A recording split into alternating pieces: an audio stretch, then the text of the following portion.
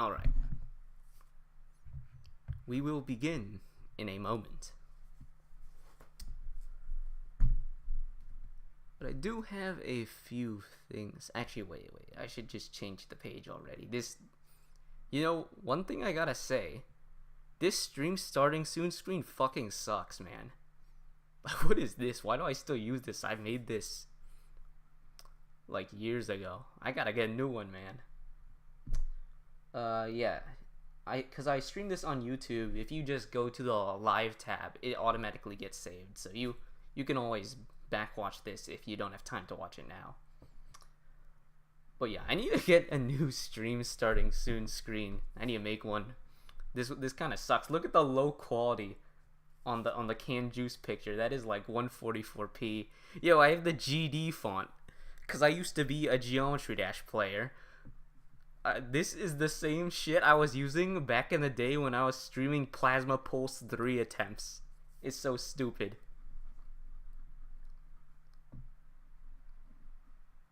But yeah.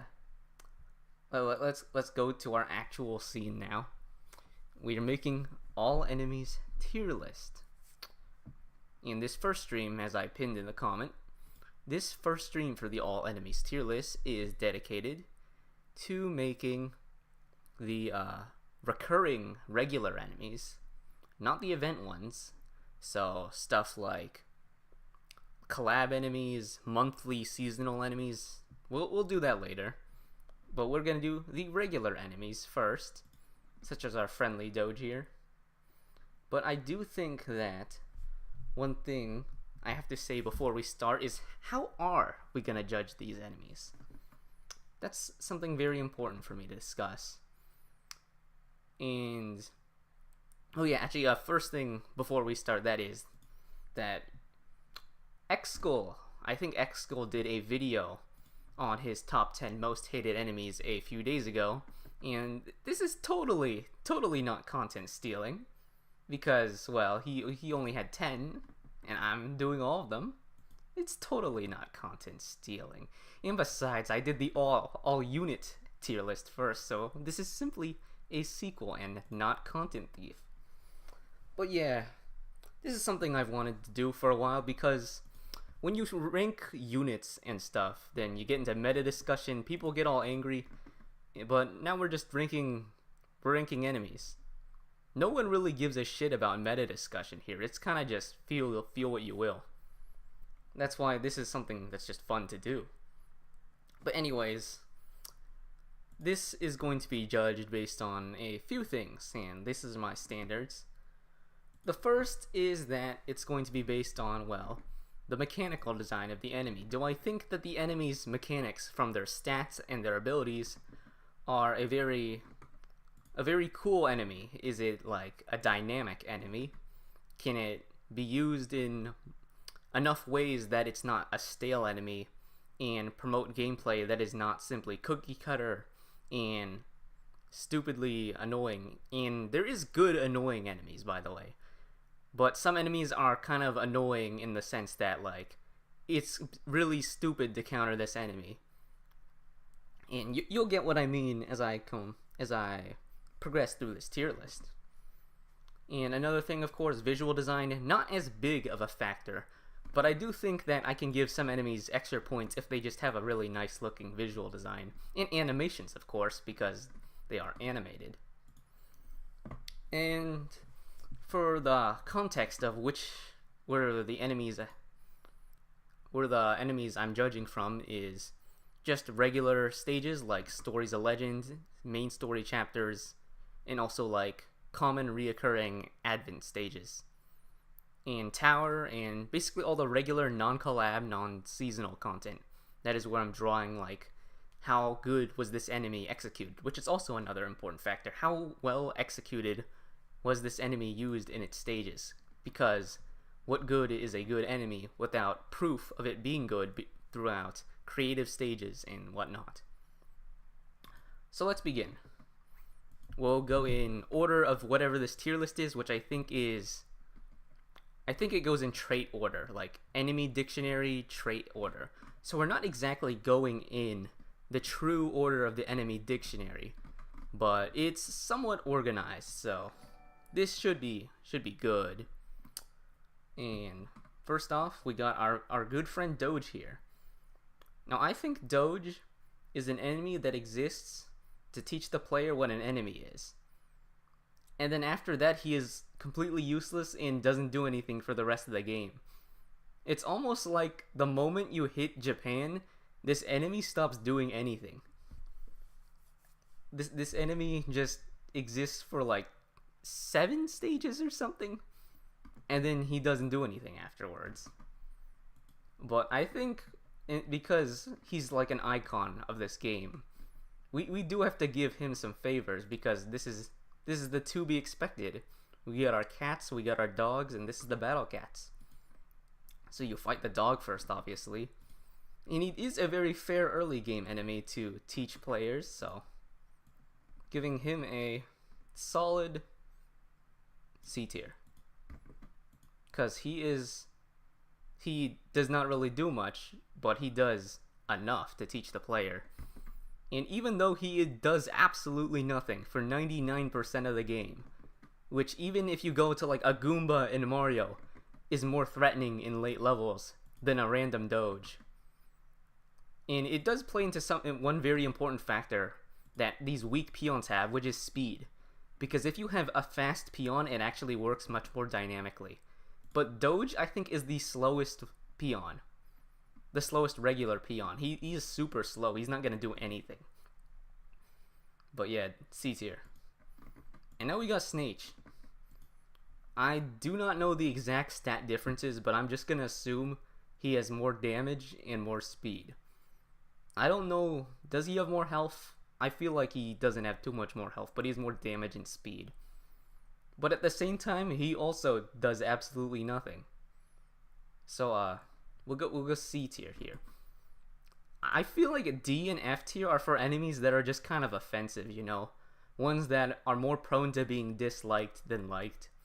While a C tier is for something that's like, it's a neutral enemy. It's not really a good enemy, not a bad enemy. It's an inoffensive enemy that just doesn't do much, or it's a mix of both and such. And now we got those guys. Now those guys is actually a good peon. You see those guys in later stages, and they actually do something, and they also give you money. That's a very important thing, because this is a medium slowish peon that has no stats and gives you money, which sounds like it shouldn't do anything. But at the same time, if we look at all the peons in the game that still get used in later stages, most of these guys are pretty fast, and they also have stats. This is an enemy that intentionally has low stats, also has 1 knockback, but it has low stats and it gives you money. And I think that if you use those guys in like a lot of stages, and he still is in later stages, you do often account for those guys not for as a peon that's adding danger to a stage, but you account for these guys in the fact that you're getting a free like 200 or so bucks from them. I don't know exactly how much they drop, but they do drop an amount that is notable. So he is going above these guys. I'm not dropping you here yet, buddy. He is gonna go above the dog and the snake. Could go, I feel like he is a good peon. We'll go for this A tier for now, because he is used still in late stages, and you acknowledge when he's there. I don't really think people give a shit on whether Doge or Snake is in the stage, but you see those guys, there's money in that stage, you know. And money, everyone likes money. That's why Can is one of everyone's favorite units, because you get doubled money. Moving on to the Hippo. The Hippo is a very important enemy for Japan. But then the game progresses and he does absolutely nothing. But he is there to introduce a first of his class, which is this more tanky mid-ranged enemy. I'm not sure if he's mid-range actually. He's more like a short-ranged enemy, but he's a non-peon. And I think introducing a non-peon is very important for this game, because if the game was only peons, it'd be easy as hell. But after Japan, he kind of doesn't do anything. Like, even in Empire Cast Chapter 1, he is just not very threatening post-Japan. He's easily the least threatening and the weakest out of all of these mid-level peons. You know, that's actually an interesting thing, because, like, I never understood what was the term for these sort of enemies that are more than a peon, but less than, like, a mini-boss. So I started to call them mid-tier enemies, which kind of makes sense because they're, like, in the middle, but it's also weird because why tier? And, you know, and I never found a good word to describe these sort of, like, medium enemies. You could call them money bags, but some of them are also, like, kind of semi-threatening. Oh yeah, and also, Win-Win, thank you for the ARS 101. I do not know what currency or how much that is. Filibuster and S, well, we'll see. We'll see. We'll see. Now we got Mr. Hippo here, and I will place you in the C tier because he's okay. Now, oh yeah, and I'm not ranking these enemies within tiers. At the most I'll do is I'll put, like, the best one from each tier at the front, but the rest is unranked in individual tiers. Now we move on to Jackie Peng. And a smart individual may realize that Piggy is supposed to go next, but this tier list organized stuff very weirdly. So it's Jackie Peng, and Piggy I have to rank after, like, Meeman and stuff like that. So we're gonna go Jackie Peng now. And Jackie Peng is like Hippo, except this guy has knockbacks, he moves faster, and I'm pretty sure he's single target. But, like, he's a decent mid-tier enemy. But later on, he also does nothing. He doesn't really do anything past Empire Cats Chapter 1.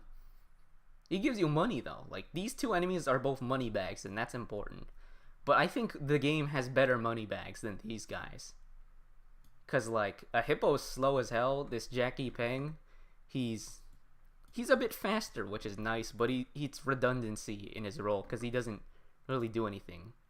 I think the best money bags in this game are enemies that are, like, money bag intended, so you see them as just free money, but you do have to actually, like, put the smallest bit of effort into killing them, so that they're not literally just a fat looking peon. Oh yeah, and these are pretty standard designs. I'll bring up when a design meets my eye. We got Gory now. I think Gory's better. Gory, you can still use him in, like, mid-game stages, and you can make him work. Like, he's in a crazed tank. He's in a little Jamira. He still worked there, and he is pretty good at, like, messing up your weak meat shields, like your Mohawk Cats and your Gatos. So just for that, I'm gonna put him a little bit higher than, like, this Jackie Peng. He's still not too ideal. He's just a little bit more flavorful. So we'll go Gory above the Peng here. Yeah, Gory variants do go hard, honestly. This is a very iconic enemy, and I think he's a nice enemy. His variants range in, like, quality, though. Like, he has some good ones, and he's some, like, terrible ones. Spoiler alert, there may not have been a good idea giving a Gory variant Omni Strike and Wave, but we're not there yet. We got Baba. You know, honestly, out of all of these guys, I'm most inclined to move Baba into D tier, because what is this? This guy has even failed to make an impact on Empire Cats. I remember playing Empire of Cats, and, like, every time they introduced a new guy, like a Hippo, or a Piggy, or a Jackie Peng, or a Gory, I was like, oh, that's a cool new enemy. He's pretty dangerous. I gotta bring out my gross cats first. Baba does nothing. I've never felt threatened by this enemy, and he doesn't even give that much money, so I get disappointed from killing him. He's really just a fat-looking peon, and he's also slow as hell, so he's not gonna be too useful. This enemy kind of just doesn't exist. You don't recognize his presence on the map. He just is a nothing burger. And that's kind of funny in a way, because his first variant is also basically a nothing burger, but with one big gimmick. But I think D tier fits this sheep for now. Now we got LeBoyne. Oh, I pressed the back button. I'm like an idiot, but we're back now. But we are definitely back now with LeBoyne, my favorite enemy so far. That's a lie. I like those guys better. But this is a pretty cool enemy because it's the first backliner you see. And this is very important for teaching players one of two ways to beat a backliner. The first being that if you have stuff with higher range, you can outrange them. But the second way, and the way that you're going to beat him in Empire Cats, is you just throw in tankers and chip units, whittle down his health, and then you get him down. So I think LeBoyne is a very good enemy at the start for introducing.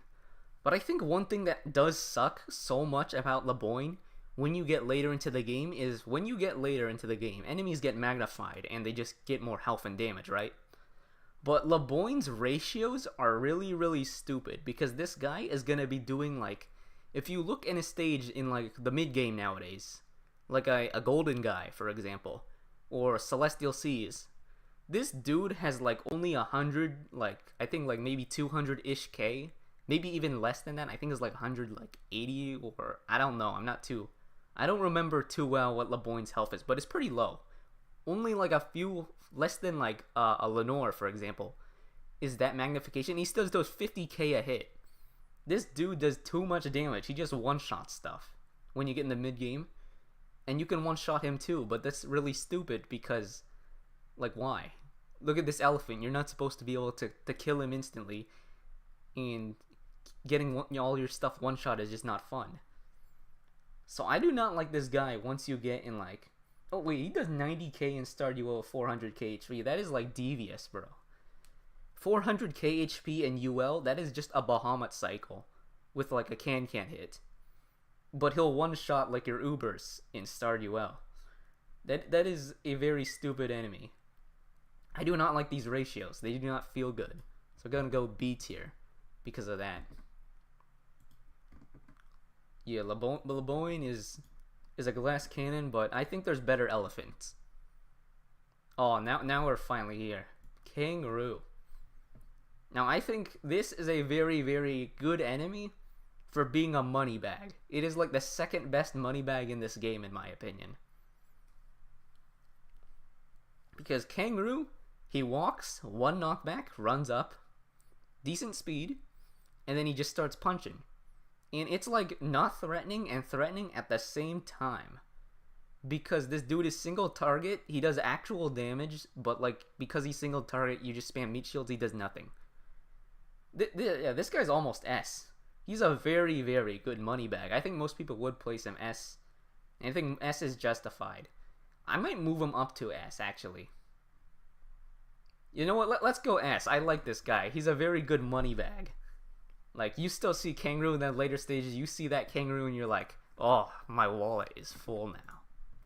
It's a fantastic thing to see. And we all love enemies that are great to see on the field. So I think this is the second best money bag in the game. And realistically, he might be the best money bag, but like I like one money bag more than him. So he'll go in S. Teacher Bear. This enemy falls off so hard, it's kind of tragic. Because I really like what Teacher Bear's archetype is. He's a high knockback backliner that does like fair damage, but a little low health like LeBoyne. EOC enemies have pretty low health. But like Teacher Bear, low health, high knockback count, and high damage. 350 range, you can counter him dynamically, but he is a bit slow. But the main problem is when you get into mid-game and later, this dude just keeps hopping back like he's Shishilan every time you throw LD at him, whether it's a wave or a courier hitting him. This guy cannot catch a break, and he's basically just a slow, ranged money bag of a backliner. And you might think money bag is good, but the problem is he doesn't need to be a money bag. He's supposed to be a backliner. So Teacher Bear literally does nothing. Like, his only time he's ever done something is when he shows up in like Panic Tower to swipe your Bahamut when you tried to cheese the stage and you failed the enemy limit. That is his one use. So because he's a failure of an enemy, I think can we go D? Nah, I feel like he's above this sheep though. I feel like he's above the sheep. We can go C. He's above the sheep, but he is definitely an enemy that falls off in terms of what he does. Also, can we just talk about the design? Why do we have an enemy that's inspired by Pedo Bear in a kid's game? Well, I guess it's not really a kid's game, but it's still like, why? Why did they keep that? But I guess we got LeBoyne's description. This is not a kid's game, bro. This is definitely a teen game and above. We had like pears, cats, tits, or whatever, but we're moving on to Croco now. This is another peon. I do think Croco he's basically just those guys if they were faster. But like, I like those guys more. But this guy's pretty cool, actually. But it also feels like a lot of stages he's just spammed for no reason. But that's also those guys. Both of these guys are spammed because they're peons. No shit. But I like Croco. I don't like him as much, but I think A tier is fine.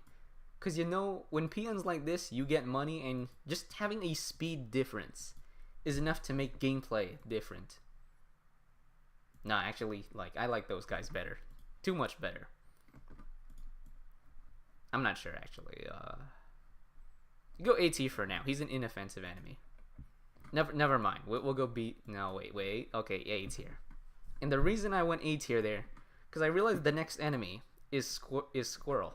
Squire Rel. This is a great peon. And funnily enough, this may just be the best enemy in all of Empire of Cats. Because what it does still holds up to this day. It is one of the fastest peons that does nothing. Except it's kind of like Ghost doing nothing, because this guy can still mess up with your meat shield lines by simply being there, and that's one thing that I like a lot about Sir Rel. I mean, not Sir Rel, Squire Rel.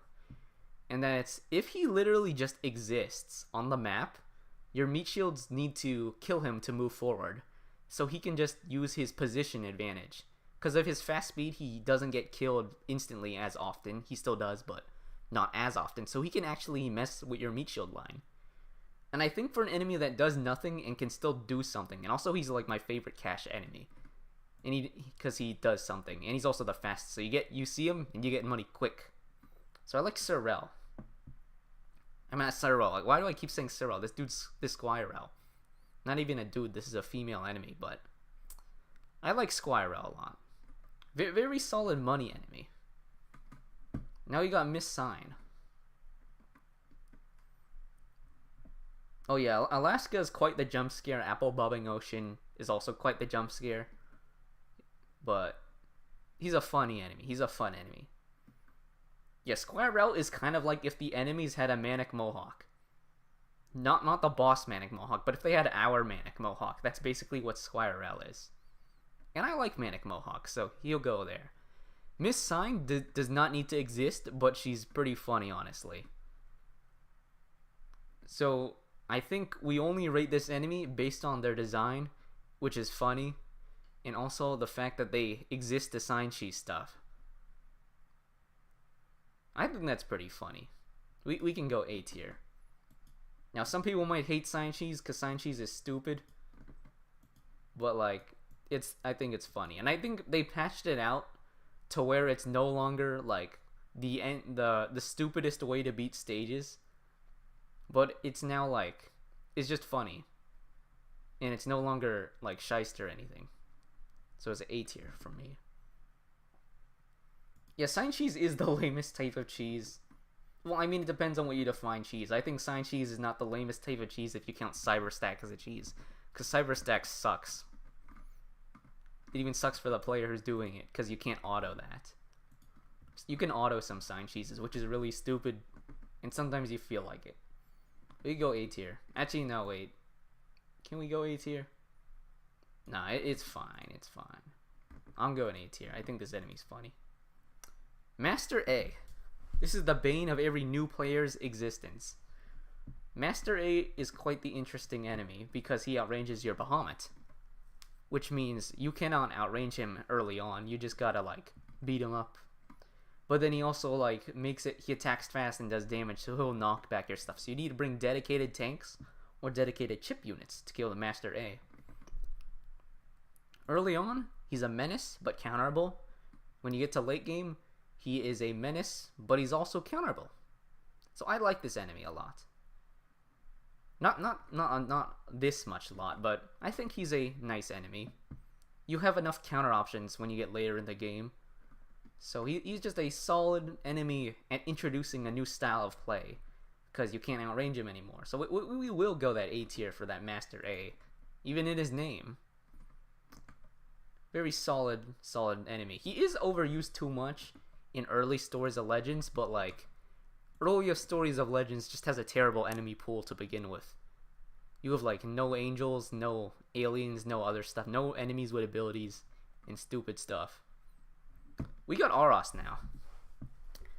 And Arost is an annoying enemy that does critical hits for no reason and just beats the shit out of the player in early game. And for that reason, he is easily the best enemy in the list so far, by like a mile. He is a fantastic enemy for teaching the player how to fight an enemy that is bullshit. Because the reason is, he is a pusher that demands one thing. You kill his ass or you die. Everything else here is like, you can just stall and chill. This is the first enemy, really, that you gotta get his ass off the field. You cannot stall. The crit seems stupid at first, but from a game design standpoint, you cannot perma-stall this guy. You're not supposed to be able to perma-stall this guy. You have to kill him. And that's what the crit's for. So you can't just stall him forever. And I think when you get to like mid-game and later, you get enough counters to where this guy, not even mid-game, you still have enough counters in early game because he's at 100%. And at 200%, you still get counters because he's only spawned like once. And then you get to mid-game, you have enough like mid-rangers, a pizza cat works on him. You can use your dragons, you can use backliners. There's a lot of ways to beat this guy. You can even Bahamut chain. Like, he's a dynamic enemy in that there's multiple ways to counter this dude. And he is a fair enemy once you get enough tools to counter him. So I like Arost quite a lot. Like, there's a lot of ways to beat this dude. And he is essential for teaching the player that sometimes you have to target priority this enemy and get his ass done, and then you win the stage. So I like Arost a lot.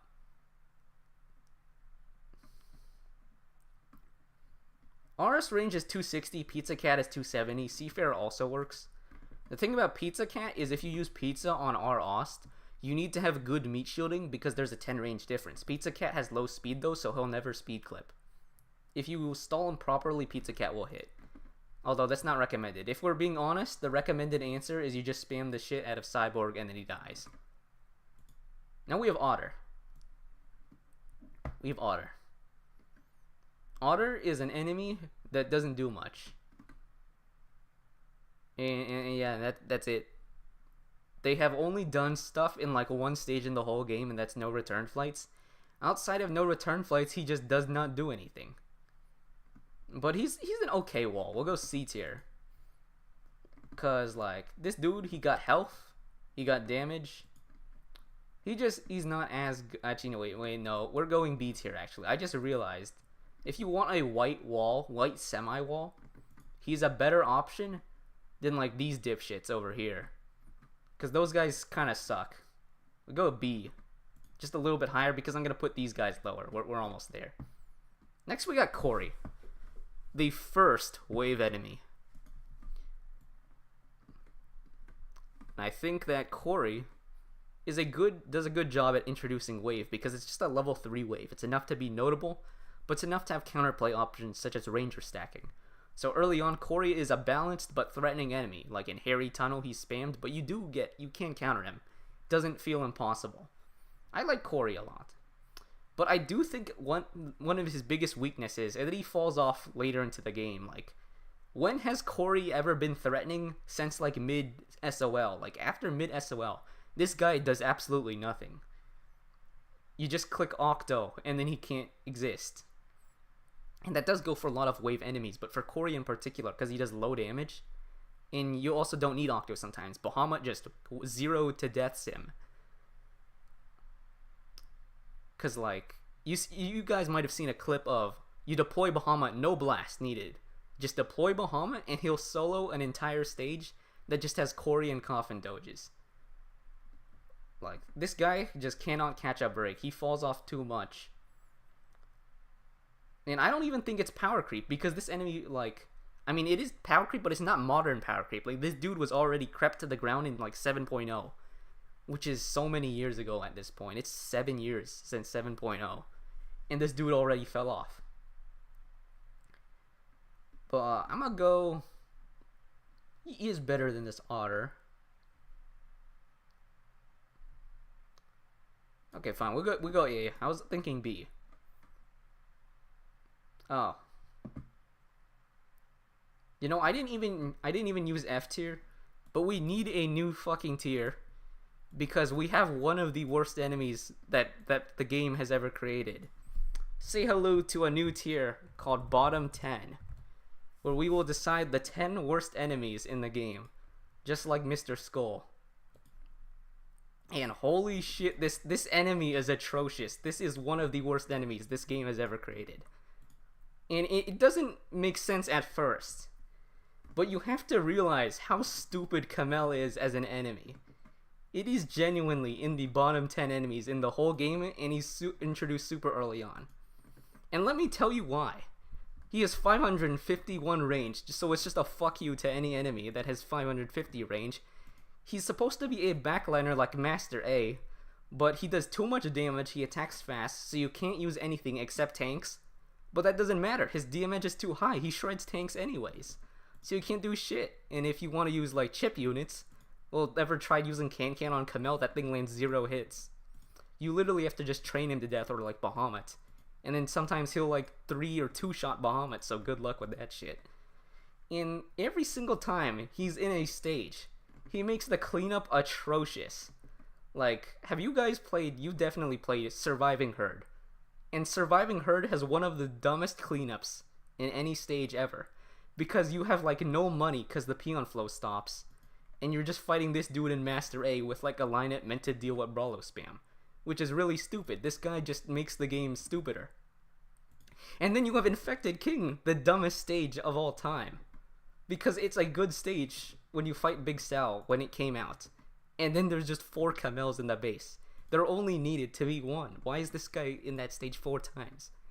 And it seems every stage Kamel is in is just a piece of shit. Like, he shows up later in Kuala Lumpur, and we all know how much people hate Kuala Lumpur.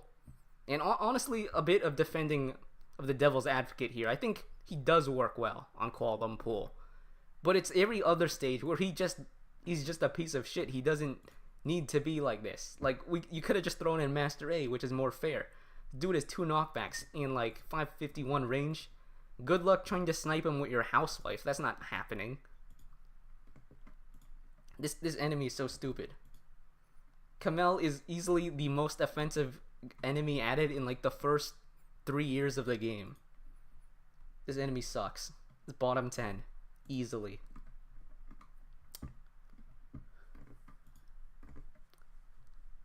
We got the duck now.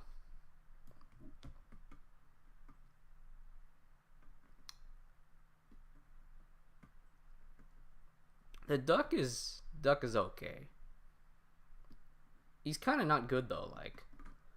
Like if he's not with steroid mags from Stardew, he kind of does nothing. But if he has steroid mags from Stardew, he's just stupid. I don't like the duck that much.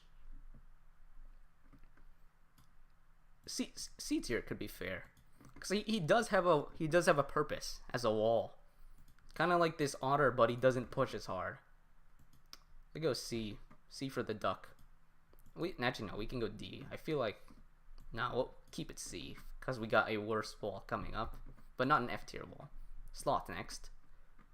Wait, what order is this in? Because like the sloth, doesn't he come first? He's in Stories of Legend 4. My sloth here, but let's talk about the sloth.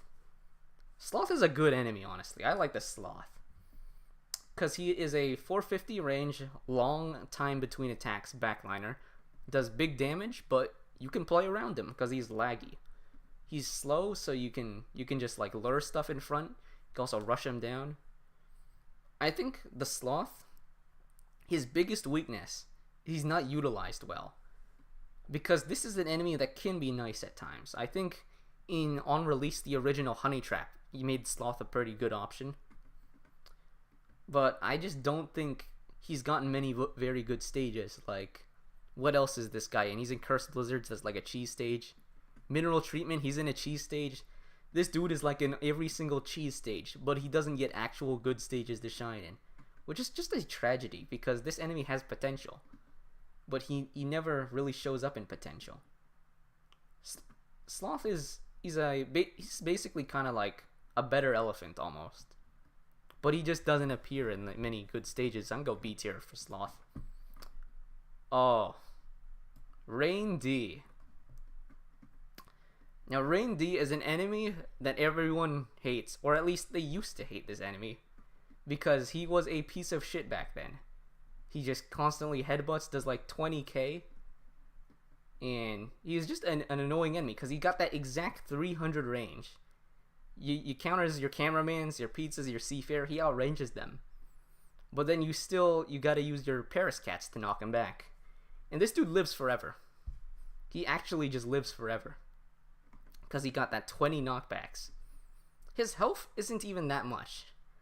But when you got 20 knockbacks, he lives forever. And this enemy was a menace back then. But we know sometimes some enemies are necessary evils. In a game like Battle Cats, what is strategy without challenge? And I think Rain D, as annoying and stupid as he is, you can beat him in a lot of ways. You can go Bahamut Chain, you can juggle him with knockbacks, you can just try to line up those big hits. I think Rain D is a very, almost a necessary evil, and also a annoying but a fair enemy at the same time. It's just that a lot of things make people not like him, but I think that in today's meta, this enemy is good. Not just good, he's a great enemy, actually. I like Rain D a lot. Also, we are ranking S tier. We'll go Rain D like here. I think Arost is better. Rain D is a fantastic enemy. Some of the best enemies in this game, in my opinion, are enemies that make you do something. But they make you do something and you have different answers to doing something. And that's what Rain D does. Rain D is an enemy you can beat in a ton of ways, but he makes sure that you beat him. And you don't have to beat him, like an Arost, for example. You can leave Rain D there and just meat shield, and he's not that threatening. Like, yeah, this is an enemy that... I like enemies that are dynamic. You can beat them in multiple ways, but they make it so that their presence is known. Yeah, but... Dachshund? This enemy is, like... These two are the same enemy, let's be honest. These enemies are like the same thing. But this dude attacks with big damage in one hit, and this dude spam attacks you. But let's be honest. This dude is like this guy, but he's stupider. And the reason why is because if you've used Bahamut on this guy, Bahamut just clips in and gets one shot. And who decided that was a good idea? Who decided that was a good idea? For poor Bahamut, you pay 4,500 money. He runs in and gets slapped in the face by a dog and dies instantly. Who thought that was a good idea? And besides that, he does literally nothing. He's just a duck. He's a duck, but he says fuck you. The duck that fucks. That's what this dog is. So we'll go with a D tier here. He can be used well, but he's almost never used well. That's the problem. Like, even if we look at Papu's stage, like, why does he, like, so weak in that stage for no reason? He does nothing. He either does nothing, or he kills Bahamut in one hit. So I don't like this dude. Now Celebudo's a nice enemy. We'll go A tier, because Celebudo is another money bag, But it's a well-designed money bag because its threat is from high damage, but it's single target. So it's like not really threatening, but it's a good money giver. You can throw in a Salaboodle in a stage, and it can like add slight bit of pressure, but it's a money bag, certified money bag. And I like Salaboodle because of that reason. Okay, this guy, you know, I was promoting these guys for being good annoying enemies. But not all annoying enemies are good enemies. And Echna is kind of like, he's kind of like that cousin that nobody really likes. Because this dude is an annoying enemy, and you can counter him, but he's kind of like a piece of shit anyways. Like, he has knockbacks, so he messes with your meat shield line. For some reason, Echna is always spammed in packs, which I guess it fits the enemy because it's a hyena. But it does not feel good to go against an army of like rampaging hyenas where your meat shields just get pushed. Any melee attacker just gets hit in the face, knocked back, and then he'll just one-shot your Paris cats and your ranged stuff. This dude is like, this dude's kind of gross, honestly. But I do think he can be used well. But like, yeah, we'll go C tier. I think. Because you can counter him with Bahamut chains and stuff. You can counter him with backliners. He's a gross enemy. He's kind of like...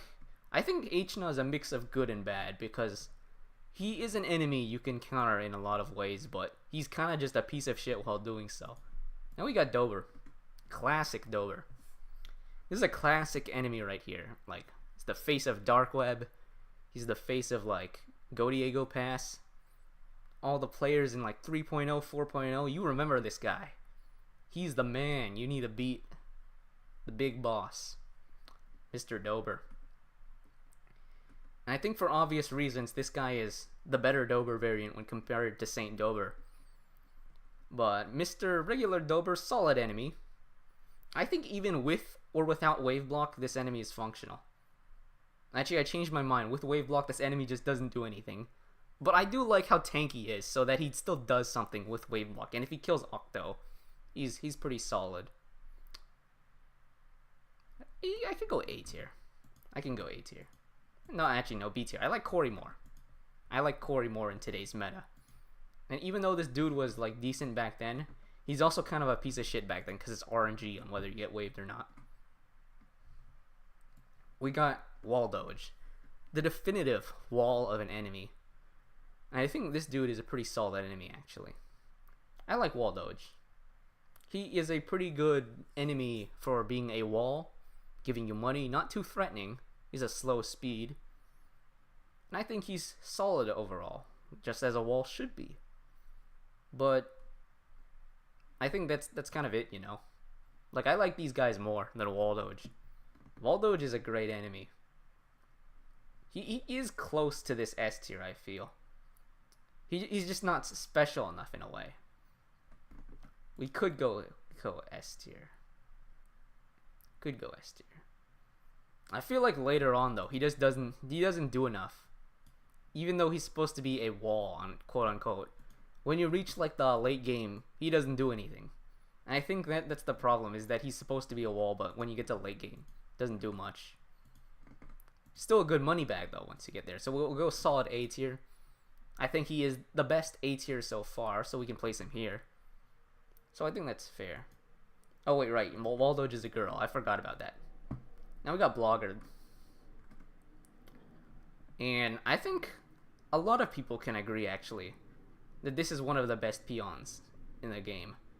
One of the best, like, simple peons. Low damage, low health, but that knockback. So you gotta deal with this dude. But it's always easy to deal with this dude. And he gives you a good amount of money when you kill him. Like, Blogger is a good enemy because he made RNG good. Like, this dude is a fantastic enemy because he's there. And he does a little bit, but he does what it needs to be impactful. It's not just 430 though. Like, Blogger is an enemy that, like, any stage you throw in a Blogger, it's like, oh, we gotta take care of him.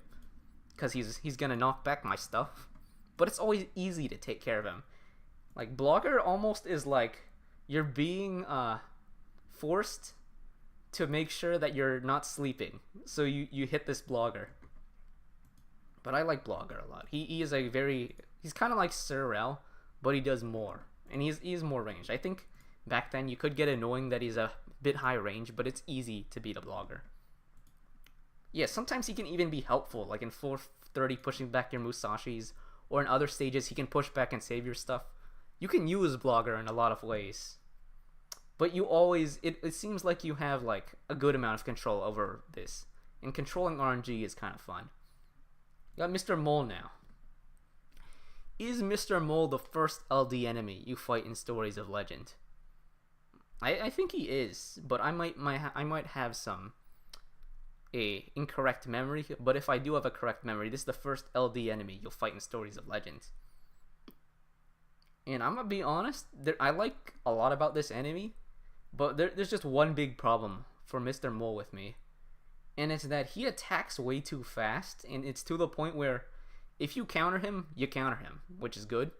If you don't counter him, he'll just keep knocking back all your stuff at like so fast that he's almost like juggling your stuff. So he's really dumb in that sense that you beat him and then you're good. If you don't beat him, then like you just get fucked with, and it's really bad because there's really no in between for a Mr. Mole. He's either like an obnoxious enemy or he's just a free enemy. So this enemy, I think he can work sometimes if you design the stage like where he is the main threat, because then you can expend resources to kill the mole. But if he's just thrown in for no reason, then he'll just like mess with you and it makes the stage annoying. I think a good Mr. Mole stage is like a false resurrection, where Mr. Mole takes such a he's a type of threat in that stage where you get to expend resources and lineup slots to deal with this mole. But in a stage like, I think, what's it called? Patience Prevails, he's just kind of annoying there. I think he's in Patience Prevails, and he just messes with you. So that's kind of annoying. So I feel like it's similar to H9 in a way. These guys just knockback stuff. Knockback is kind of an annoying ability for enemies to get. Knockback is not a fun one, especially when it happens so much. Like if knockback had like a long time between attacks, didn't happen so much, it'd be like, alright, enemies like trying to mess with me, I can counter this by like timing my stuff. But these guys attack so fast and you get knocked so much that it just feels like you're being pushed back and you can't really do much. That just gets unfun. So like, yeah, Mole's pretty problematic. Now we got Henry. I think Henry is a very interesting enemy when like compared to Mole, because I'm not dropping you an F tier, at least not yet, but Henry is an enemy that warps the game around him. If there's Henry in a stage, it is automatically a Henry stage, because this enemy is so influential to the design of the stage that it's in that you have to account for him. You cannot forget that Henry is in the stage, because he makes it so that you have to do one of two things. You either time your stuff or you lure. And I think Henry, as being the enemy that forces you to lure, he's good at doing that. But I think that while he is a good enemy to make the player lure, Ponos doesn't always execute a good Henry stage. Some Henry stages, very good. I think a False Resurrection is a very good Henry stage. I think Adventurer's Journal is actually a good Henry stage. It might be pretty annoying to some of you guys, but I think Adventurer's Journal is a well-executed stage with a Henry. And Henry is an enemy you're not going to stick in any stage. You have to go Henry first and then like think of what you want the stage to be. But the thing about Henry is like there's good and bad stuff. But I do think Henry's inclusion into this game is a more positive thing than a negative thing, because it impacts and allows for new stage archetypes. It's kind of like this Master A. Could go Henry A. Feeling like an A or a B here, but I do think Henry goes above these guys. Yeah, like if you make a stage and you fail with Henry, then like that stage is horrid. It is a terrible, terrible stage if you make a bad Henry stage. If you make a good Henry stage though, now that stage cooks. That's a good stage right there. And Ponos doesn't. They are capable of making the good Henry stage. but sometimes not. Dolphina, this is a tragic enemy. Because this is the first enemy where I will just acknowledge and say that this is a good, really, really good enemy that Ponos dropped the ball with. Ponos sucks at using Dolphina. It's a great enemy, but then like for the first few years of his existence, he was only in meme stages, like random joke, troll, gimmick stages, and a no return fights. So this enemy that is conceptually very good, gets shafted by joke stages and meme stages and like the Sauna crew where you spam rushers and like a demon COO, which is just squids and dolphins. Like this guy should not be down here. But if Ponos is the one making the stages, he kind of is down here. But I do think that when this guy pops off, he does pop off. Like a no return flight's iconic hard stage. A Cursing the Cursor, not as hard, but still a well-designed stage. He has his moments. Dolphina has his moments. And I'm not putting him here in like no, we're going above Mole. We're going above Mole. This is not right. We're not putting him in the same tier as Mole. We're putting him in B tier. Because he is a conceptually good enemy with a very few good stages and is often misused by Ponos. And I will say, I'm calling out Ponos here, but I think it's underestimated how good Ponos is at making stages. Because, like, we get these meme stages now and then, we get these joke stages now and then, but Ponos is pretty damn good at making good stages, I'd say. Like, a lot of stages in this game are like, they got an idea, they execute on that idea, and they do it, like, somewhat well or better. So I think Ponos' stage creation ability, underrated by a lot of people. And a lot of people, and I think a big proof of that is also when BCU came out and everyone tried to make custom stages in BCU, people sucked at making stages in BCU. Like, it became Mario Maker, you know, where it's like saying Nintendo makes their stages and they're like cool sometimes, they fail sometimes, and then you go to Mario Maker and then it's like, what the hell are we looking at? I think that's kind of how it is when BCU came out, and like how Ponos should not be said as they making terrible stages. The Ponos can cook. They can fail sometimes, but they can cook a lot of the time. So yeah, we will go here with Dolphina. We got Croak, Mr. Croakley, one of the hardest leakers in the game. I think X-School put this guy bottom 10, right?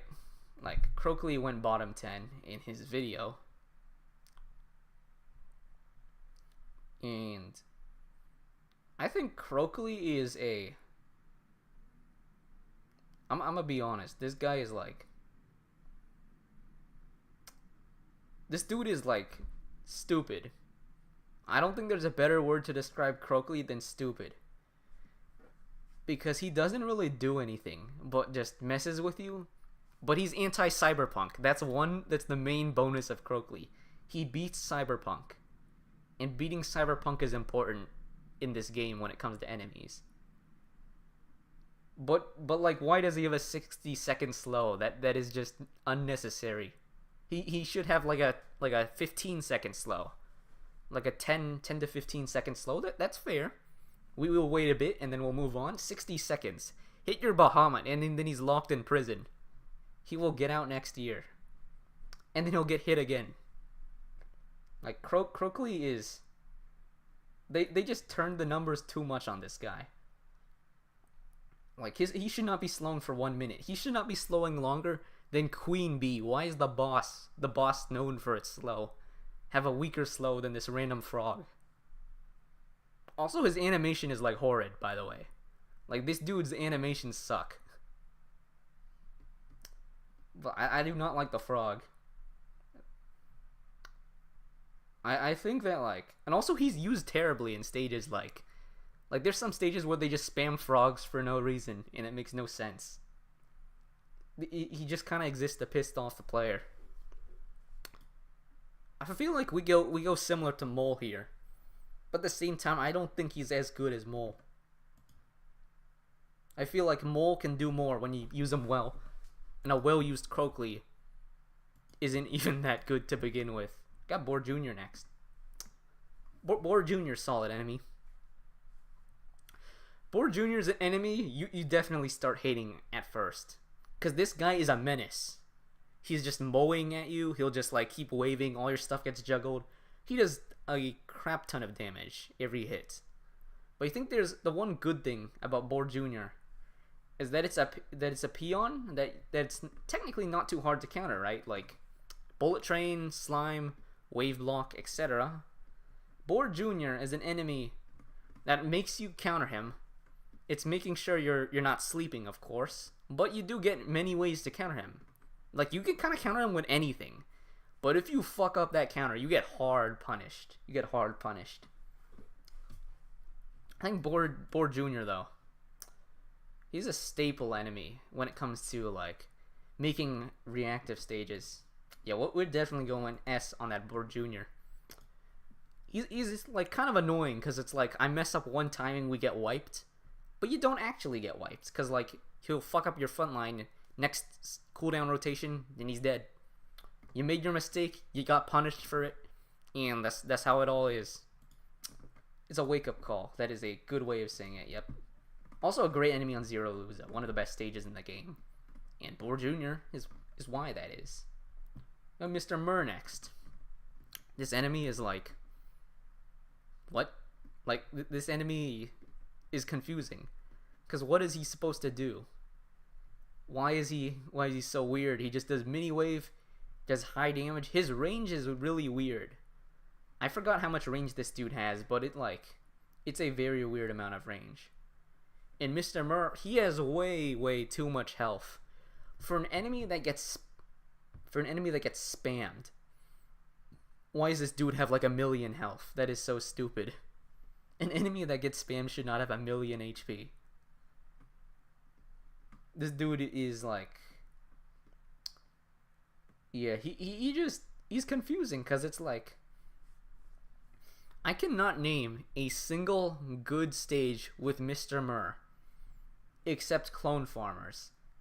But like, he didn't need to be spammed in Clone Farmers anyways. You could have like 2 Mr. Murs and Clone Farmers would still be a competent stage.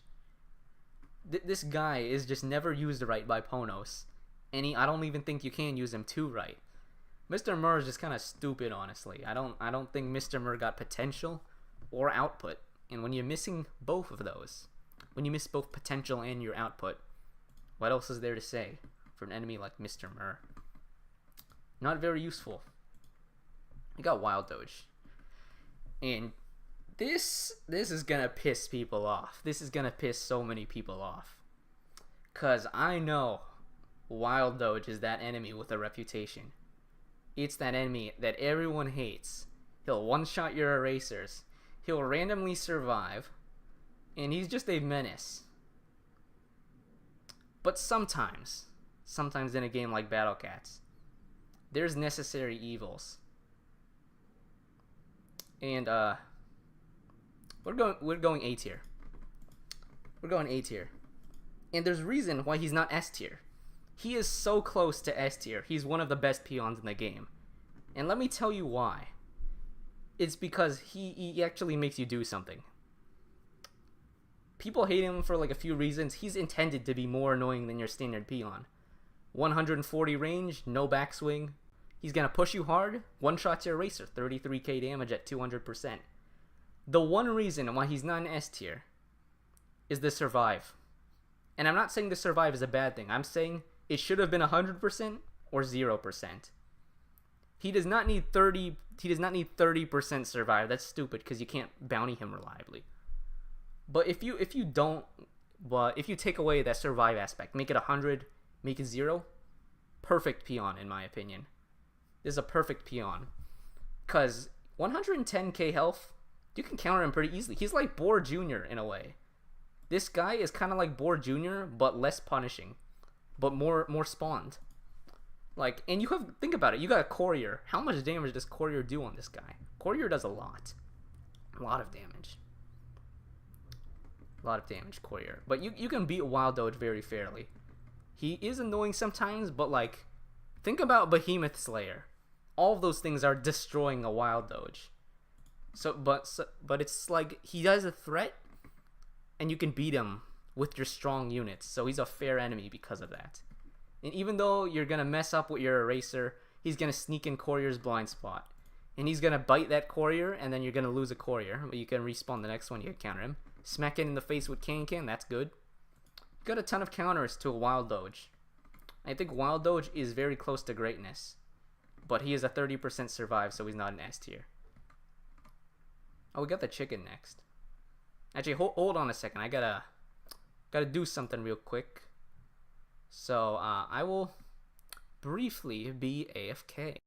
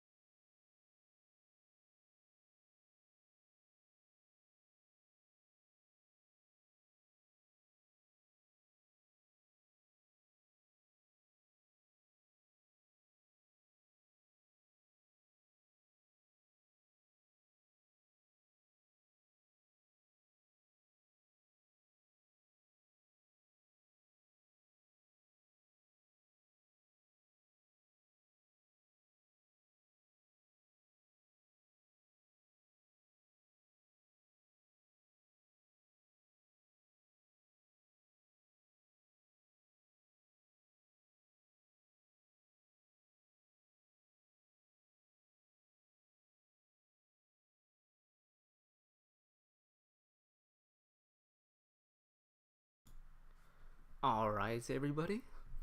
Welcome back. And now we are here to continue our list. Almost finishing most of the regular traitless enemies. We got the chicken. The winged chicken. You heard of winged piggy? What about the winged chicken? Cumulus Gallus. And I do not know all the behemoth enemy names because I am not a nerd. Well, I am, but I'm not that big of a nerd. We have Cumulus Gallus here. The behemoth chicken. I feel like Gallus is that enemy where it doesn't do that much, but it sits there menacingly. It's a menacing enemy. The winged chicken, the Cumulus Gallus, is an enemy that you can kind of just throw stuff at, and you'll beat him eventually. But he has a lot of health, a lot of phases. He got that strength in. An important strength in, because now he starts to one-shot your manic erasers, doing a 40k instead of a 20k. But at the same time, this guy kind of doesn't do much. Like, I cannot name a single stage where he does anything outside of a whole new world. He kind of just stands there menacingly, you know? I think we have better behemoths in the game. But I do think he's not that bad of a behemoth enemy. You know? I'm gonna go C tier. We have better and worse behemoth enemies. He's like a mid-behemoth enemies.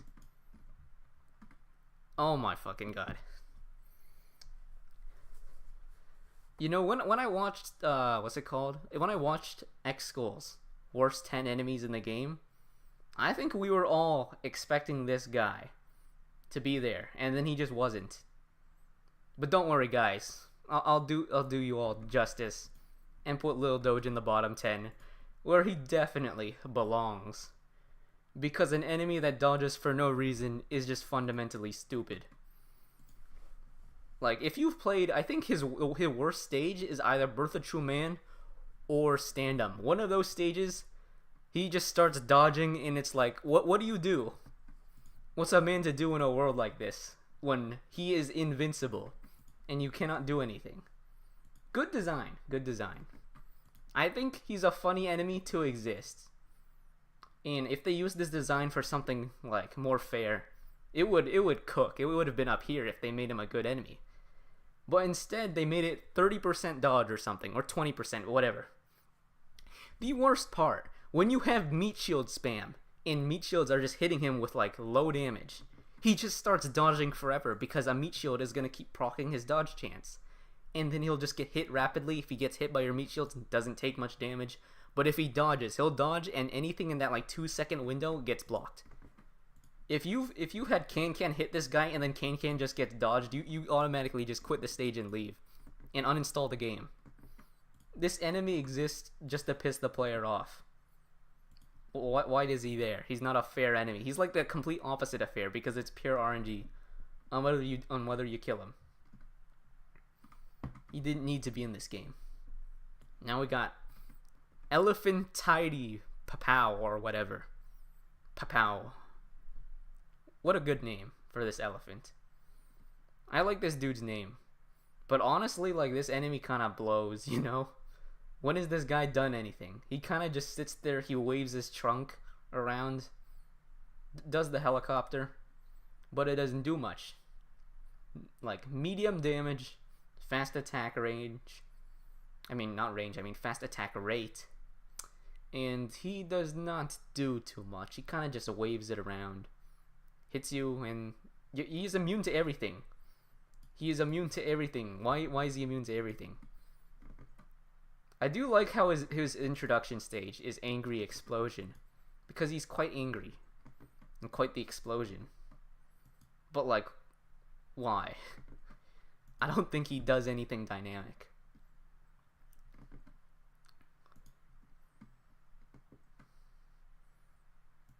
Oh yeah, and we got Advent bosses now.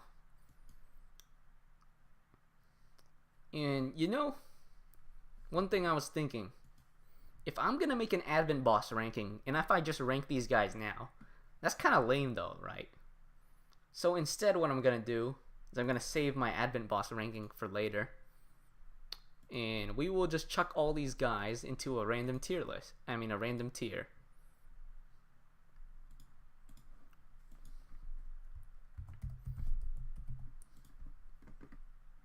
Actually, no. You know what? Screw that. We're ranking them. I ain't copping out. I said every enemy. We're doing every enemy. I almost failed, you guys. I'm sorry about that. We're doing Cappy Jr. here. But I will say something. As horrible as these enemies are, I'm excluding them from bottom 10 and from, like, by the way, we are doing a bottom 10 and a top 10, but both of these are going to exclude bosses, okay? Just because I made top 10, I'm not throwing this dude in top 10, by the way. He's not top 10. But he's definitely yes. I think this is... Okay, you know what? I don't care if it's spoilers anymore. People are going to watch my video anyways. This dude is easily the best Advent boss in the game. I think so. Dynamic to fight. You can go Surge Immunes. You can go Meat Shield Spam. All 3 stages bangers. I like this guy. Very good enemy. Very, very good ways to counter him. Not much else to say though. He's only in his own stages. But I like this guy. He's a good introduction to Surge. Also, yeah, that's right. Isn't he the first Surge enemy, if I remember correctly? He's a good Surge enemy. No explanation needed on this one, right, guys? We really don't need to explain here. If anything, my only explanation is why he's not in bottom 10, and it's because I exclude bosses from bottom 10. Like, I don't need to explain why he's in F. I need to explain why he's not in bottom 10. And it's because I don't have bosses in bottom 10. But he'll go in F. One of the lowest F tier spots in that we go. Because what is this? He doesn't do anything. Actually, he either does everything or he does nothing. And that is not a good design. And then we got Kawano. Big Daddy Cappy.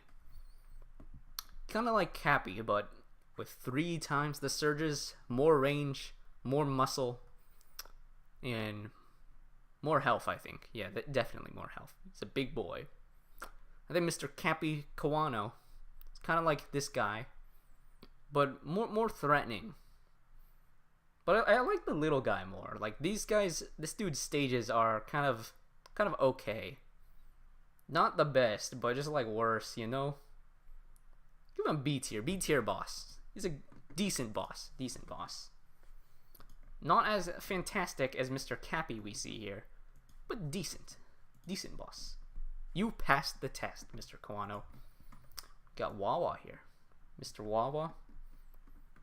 Oh, this dude's terrible. Terrible dude. Actually, no, he's not F tier. I just remembered he has other stages. But can I just say, N1 Grand Prix is one of the dumbest stages Ponos has ever created. N1 Grand Prix is an awful stage. But besides that, his other stage is pretty good actually. Wrath of the Doge Lord, good stage, I think. 446, good Wawa stage. And you know, he would have been here if N1 was his only stage. But he's a good enemy outside of that one stage. So we'll go C. C is fair. He is like one of the worst stages in the game, but he also has a lot of good stages. Could go B actually. This does not feel right to me. One of this dude is like the worst and the best, and this other dude is just mega mid. Nah, we're going C tier actually. Yeah, he's there. Because at the same time, 46 and Wrath of Doge Lord are not amazing stages. They're just good stages, little good. Going into C tier here. Mr. Colossal Baba. What's his name? I think it's Mega Baba. Got that Colossus trait. He got that counter surge. You're not gonna be able to surge this man, or else he's gonna surge right back. It's like Kirby right back at you. But I think this guy is okay. He's okay. Okay, enemy. You beat him up, 1 knockback, dies. He hits the front line, but he's not that threatening. He's like a good mid tier. He's kind of like if you had a Gory. Like, you know, Gory's presence in Empire of Cats. Where it's like, you gotta deal with this guy. He's not too threatening, but you still gotta deal with him. I think that's what Mega Baba does. This is a solid enemy. Solid enemy because of that. I mean, you call him forgettable, but like he's just not in too much because he's a ZL enemy. You know, not many stages. Give him some time. I think this sheep will grow on you. He grows wool after all, or maybe not. That's pretty hard. Not very wool. You know, we have no explanation needed for Hermit and S, right? I feel like even if I were to explain why Hermit is an S, there's already someone who's better at explaining why Hermit is S. Not just someone. There's like multiple people that on why Hermit is S. Lucas could tell you why Hermit is an S tier enemy. Suga could tell you why Hermit is an S tier enemy. Warren S can tell you why Hermit is an S tier enemy. You got so many people. And this dude is in one of the best stages in the game. I said it was the best stage in the game, and I think there's stages that are contenders now. Like a Revival of Origin, I think is a fair fight against the floor 30. You could say Revival Origin better. But he go S. Go S.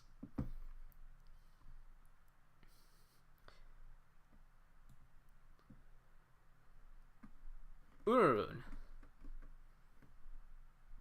Urarune is a weird enemy because its debut stage, fantastic. Every stage since then is like ass. You got floor 34, terrible stage, because it's just a Cyclone and Urarune. You got like... Actually, no, wait, but in the new ZL, solid stages in new ZL. Solid stages there. Sacrifice Apprenticeship, fantastic stage. Fantastic stage, man. So I think her worst is a floor 34, but her best is pretty good. Not Hermit tier, but a good enemy. It's a good enemy. I like her when she was in ZL Uruvu Journals. And speaking of Uruvu Journals, why did Ponos like forget about Lil Nyandam and forget about Mina and everyone else? There's a subchapter dedicated to Urarune, but there's not a subchapter dedicated to the other legend. She's just special for some reason. I feel like they just did this just as an excuse to get the father-daughter combo. That was the only reason why they made the Urarune chapter. Mina.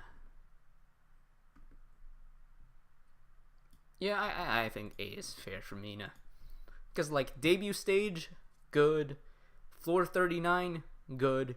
Infernal 39, also good. Mina has good stages.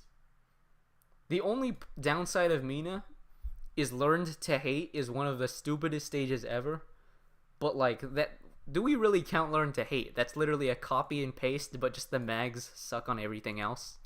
It's not her fault. She made a good stage. Ponos just made a space-time distortion because they were running out of ideas. So I like Mina going to A tier. Not S because the enemy's too polarizing. I guess a lot of bosses are, but I think this one's gimmick kind of wears off. You know, I put this guy number 5 boss in my original story boss ranking. This dude should not be number 5, bro. This dude should not be number 5. That was too high, you know? I like this guy a bit too much. Because his stage is kind of like... The more I think about it, it's not as well designed as I thought. It's more conceptually well designed, but the execution, not too good. He only has one stage, right? It's floor 50. But he also has, what's it called? He's Golden Tower. I go A tier. His stage is good, but it's not Hermit good, you know? So I think A is a fair compromise on this guy. If he appears anywhere else, I'm pretty sure that stage is going to suck, by the way. Alright, Hermit fans, you can fight me on this. Yulala, better than Hermit. Yulala's better than Hermit. That is what I think now.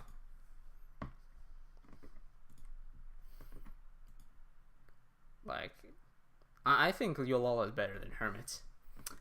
And I think floor 40. I think floor 40 is better than floor 30. And people are gonna kill me, but like low key, that's true though. Like this guy's just more fun. He's more funny. He gets more spotlights. He's in Sacrifice Apprenticeship. That's a good ass stage. Hermit, where's Hermit? Hermit's missing. He's like Waldo, bruh. Where is Hermit? He's in floor 30, nowhere else. Yalala, he pops off. He makes floor like 49 a thing. I get actually no, 49 doesn't really count because that stage is free. Floor 40 solid. Sacrifice Apprenticeship solid. Above Hermit, we're going Yalala above Hermit finally. Someone got to say it, it's me. Yalala above him.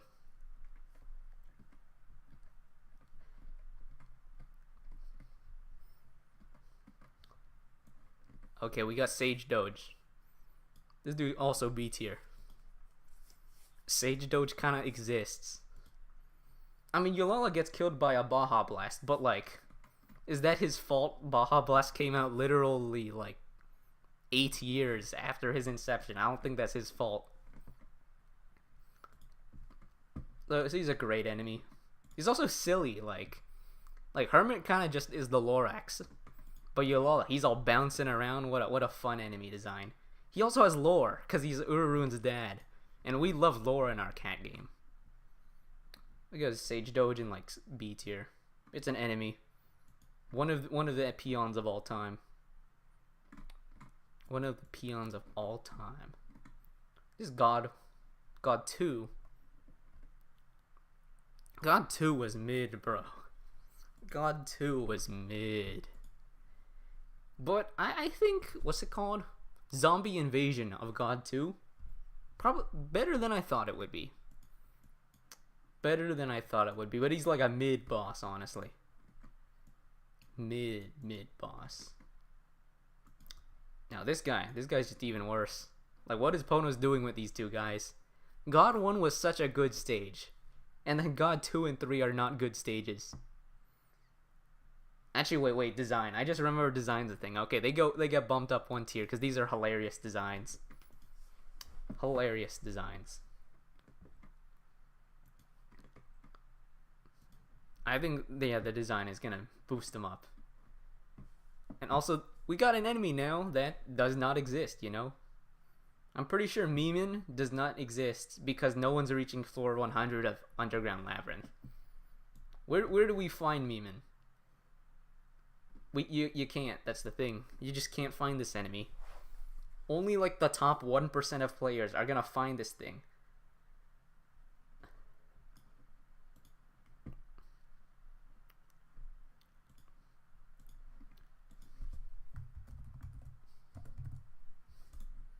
And there we go.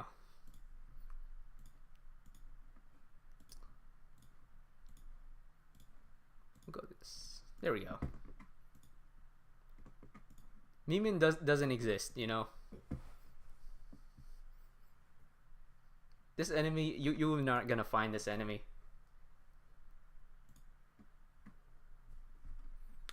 Oh, but we finally have finished Tierlist.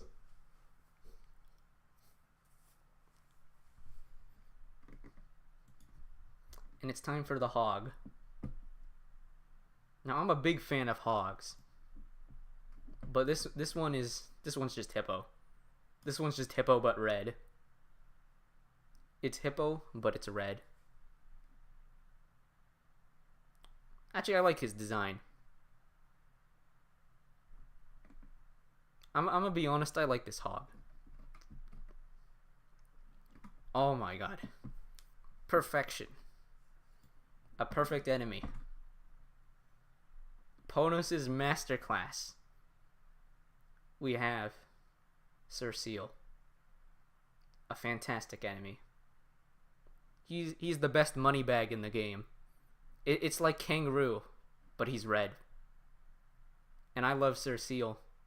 He's a fantastic design. He just waddles around and then boom, he's a monster with those jaws.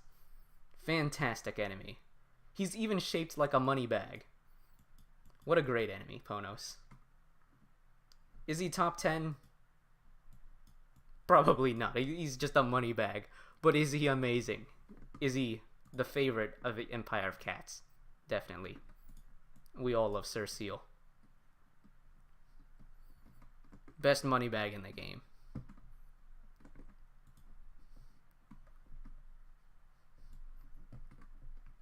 One horn. Menace of an enemy early on. then it's just a CC check later on. But not exactly a CC check. You can beat him with DPS. I think a one horn is a fair enemy. Like a B. He's just a big wall. No, we can go A. We can go A. We can go A, I think. It's like a wall. The first big wall in the game. Menace in EOC. Actually, wait. I just remembered Boar exists. Yeah, this dude is B tier. Sorry about that, guys. We have better one horns in the game. Got the rabbit. Got a rabbit. But does he know about Rabbit 2? And the answer to that is I like the original Rabbit. It's a fast peon like Squirrel, but a bit slower. And he's red. But because he's red, he's special. You know? He's special.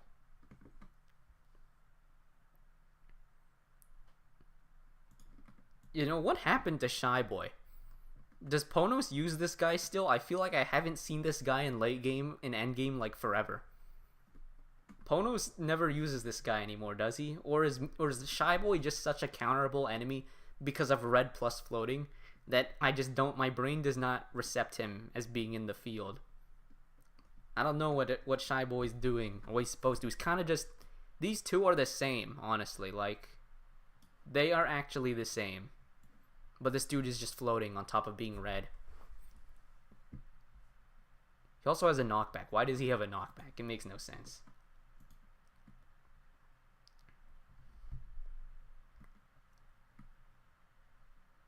But Shy Boy's okay. Oh, we got Big Boy Nyandem. Good boss. You know, the interesting part about Nyandem, Face, and Bun Bun, we have to judge them as both a boss and as a recurring enemy. And I think Nyandem as a recurring enemy is like okay. He's like okay, B tier. And the main reason why he's not higher, even though he's a good backliner, good red trait usage, but like this dude has too much health. When you scale him up, he has like millions of health on a super backliner that you're not going to hit reliably anyways. So then he has just stupid cleanup and he's too much health, but outside of that, solid enemy. I'm gonna get a good B tier because I think they're better backliners. He's a solid one though, solid backliner. I'm going with that B tier on Nyandem. Got our boy Boar. Oh my god, I need to stop clicking that button. Why does my mouse have a, like, I need to unmap that shit. It's too easy to click, but I almost did that again. I need to remove my thumb, but we got our boy Boar here. Boar is just, I think the original Boar is done well. Original Boar. The original Boar is like a one horn, but he's more aggressive, you know? I think Boar, when he came out, you had the proper options. You can go DPS, go Whales, go CC. Fair, balanced stats on this first Red Boar. Little did Red Boar know that his family tree would be cursed so that everyone else is like a terrible person. This Boar is a start of like a massacre. Terrible, terrible enemies. But this first Boar is kind of good. I like Boar 1. Boar, regular Boar, good enemy. We got Piggy. Queen Piggy. Elizabeth. And we're going to put these hogs right next to each other. Because they're kind of chill, you know? Are they just the same but one has a crown? I think they are. Like, I don't even notice any size differences. They just upscaled the model and added a crown. But yeah, Saint Piggy, just bigger, fatter, more attacks, more damage, mediocre enemy. Actually, no, we're going a bit lower. I don't think this pig has as much potential. You may be royalty, but in my eyes, you're more of a, what was that word? Whatever. You're poor. You're a brokey. That's close enough. You just don't do that much, you know? It's kind of like a duck. Doesn't do anything. Got JK Bun Bun next. JK Bun Bun, you get the award of being okay. You're like an okay Bun Bun. I think Bun Buns as enemy archetypes are interesting because a lot of enemies here are like, you can use them multiple roles. But Bun Bun is always a boss. He is always the main boss of whatever stage he is. So we're going B tier for this boss. No, we're going C tier. We're going C tier. Do we go C tier? No. I'll go B tier for now. I'm going to see where I place the other Bun Buns, but I don't think he's the best variant. There are better variants.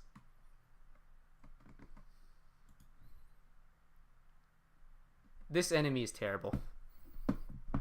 And it's a tragedy. Because this enemy, he could have been good. He could have been good. And he can be used good. But he's a piece of shit. Like, this is an enemy where I could make the bullshit argument, place him high. But fuck this guy, honestly. Like, this dude is not escaping D tier. Why does he randomly slow you? Cause he hates you. Why does he have 501 range? Because he hates you. This enemy hates you. And the regular Master Ray is a better Master Ray. This guy may be red, but he's just stupid. We're not going lower though, because you can make a good Professor A stage. You cannot make a good Dormy stage. So he'll go in D tier. Lowest regular enemy that's not a bottom 10. Because you can cook with this guy, but it's hard to make him good. Hard to make this guy good. So we'll go with D tier. Oh, poor Cappy. Poor Cappy. You used to be up here. Used to be here. You used to be Woofa's favorite. Maybe you still are. I think you still are Woofa's favorite. And you used to be a lot of people's favorite. But the game, it was not nice to you. The game was not nice to you, Cappy. And you got power crept too much. And now you do nothing. But it's okay, Cappy. Because I will still remember your excellence. Put you in S tier. Where you should have belonged back in those days. But not top 10 anymore. Great enemy. Great enemy. Fantastic animal. Everyone loves capybaras. But it's single target. High damage. You can counter it very easily. But you gotta know he's there. And he's gonna waddle over, take a big bite. What a fantastic enemy. We're going S tier, not top 10. If this was like 7.0, he's definitely top 10. But not anymore. Because this guy has never done anything in a stage past like UL, like mid UL. Berserkori is a menace, bro. This enemy is actually a menace, because if you do not wave block, his wave is gigantic. He is a villain. He made Ogre Island what Ogre Island was. He made Dark Web what Dark Web was. He made Apocalypse Temple and Boiling Spring what they were. We can always Octo him now. But we still will remember his impact as a menace. So for that reason, I don't like him. I don't like him that much. I think he's worse than Dober. Dober better wave enemy. This dude is just trauma-inducing. And it's hard to make him work, because in a lot of stages, he kind of doesn't even work. You just kind of gaslight yourself into thinking that you're having fun. But he's too restrictive with that level 10 wave. Like, if this dude had a level like 3 wave like his brother Corey, I think that'd be a lot more fair. But he's one knockback giant wave, so it's kind of annoying. Hard to make a good stage, and nowadays it's just CC or Octo or you die. Oh, finally. Finally. We reached Toucan.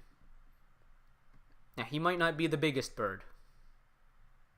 And he might not be the strongest bird. But he's the best bird. And is easily in the top 10. One of Ponus's greatest enemies is this bird. Single target. Wave attack. So you can always counter this guy because you can always just stall him because of the single target, but he's waved, and that wave is dangerous. Low health, but not too low. High damage, but not too high. Balanced enemy. Support or main threat. Throw it in just because, why not? You make your stage better. Spawn multiple, why not? More toucans, more fun. Dynamic enemy. Counter him with literally anything. And he can also add pressure on any stage. Fantastic enemy. Fantastic enemy. Even, and I think one thing that has to be mentioned with Toucan, he survives creep. We have a game with Pizza and Bombercat and Courier, and he still does something. Like, Cappy doesn't do anything anymore, because you kind of just rock, and you, not even just rock, but any, like, a Courier, rock, whatever, does nothing. Even if you bring a Courier, you bring a Boxcat, a Pizza, this dude is going to do something. He's going to make a few waves, going to cause some pressure. Even if you have an Octo, got to make sure that, like, your Octo doesn't get hit and die. I like this Toucan. Toucan's a great enemy. Very, very nuanced enemy with a lot of things about him.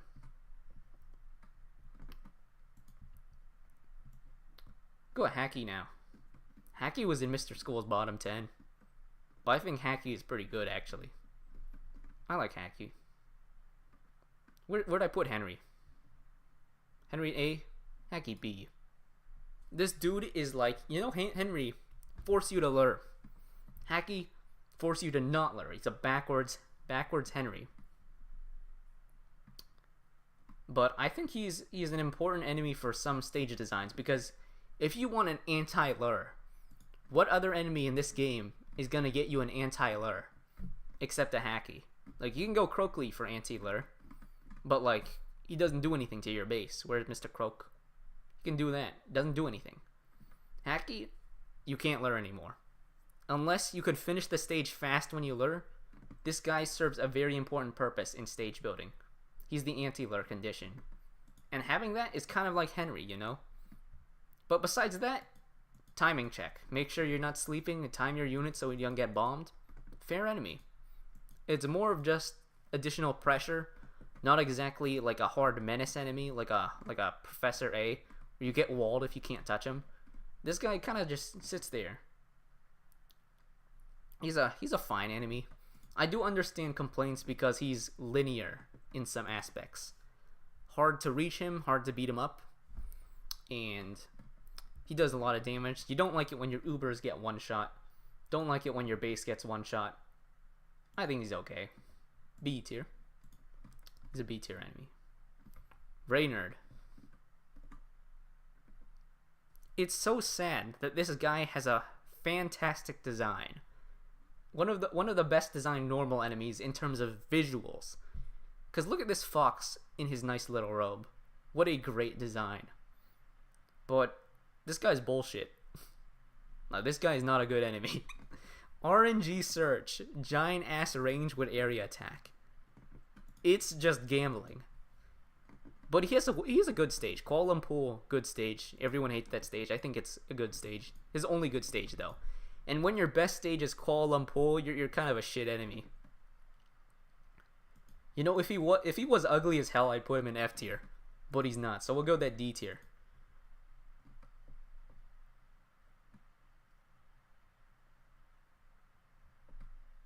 Oh, we got energy. This enemy, we are so lucky sometimes that we got Courier. Because if Courier did not exist, this guy is the most unfair enemy ever created without Courier. But because Courier came out a few updates after he did, we got saved. Courier may have started the behemoth apocalypse and cursed us with enemies that are 10 times worse than energy. But he saved us from energy being a piece of shit. So like D tier. Energy, you can cook with him. Like a Professor A or a Reynard. You can make energy work. But in so many stages, he is just a stupid menace that is kind of a unit check. Anti-surge or like a red tank with knockback immune. Those are your two answers. Or like a super backliner. even stuff like an Urz with 460 range, I think, gets hit, you can't do anything. Stupid enemy. You can cook with him, but he's like stupid. F tier is for stuff that should not be in the game, I think.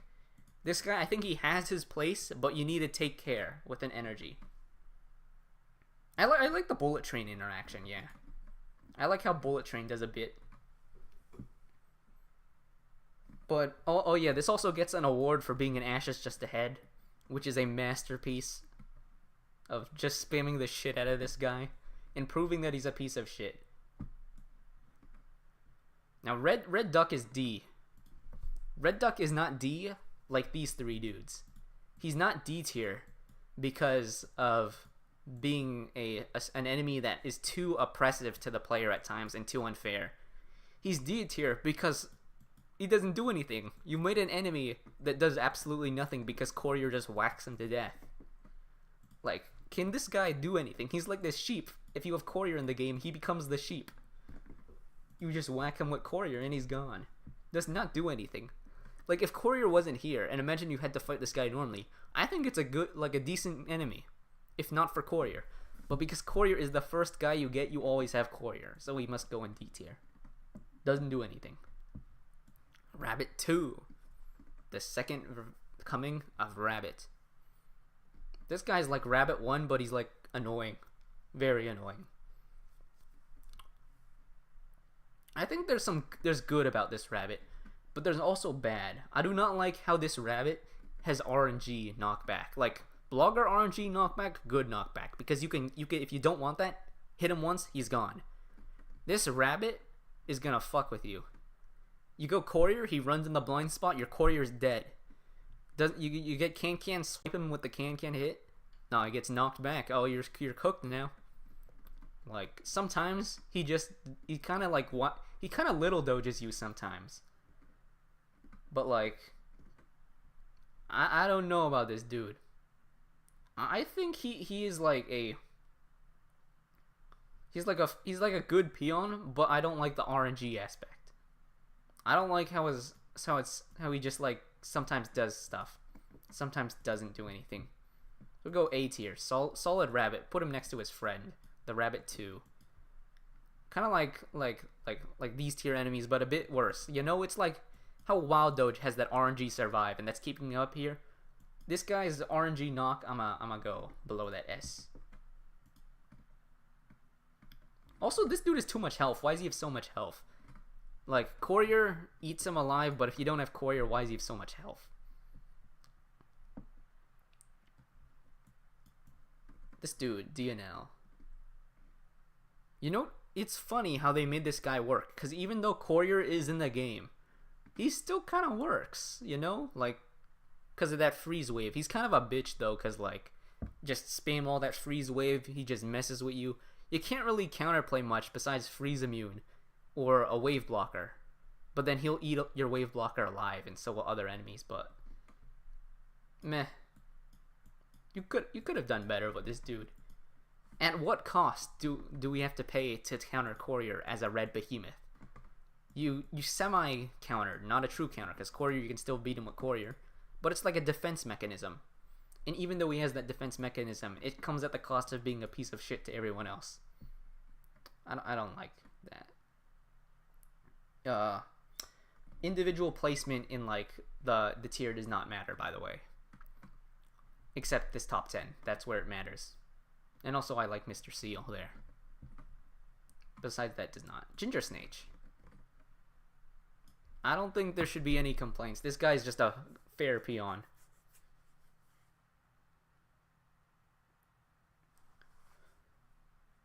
Like, you know, sometimes we see dog variants. A Doge Dark, a Wild Doge, a Gabriel. Slow attack rate, big damage hits. Let's mix it up. Let's do medium or small damage hits, but a bit faster.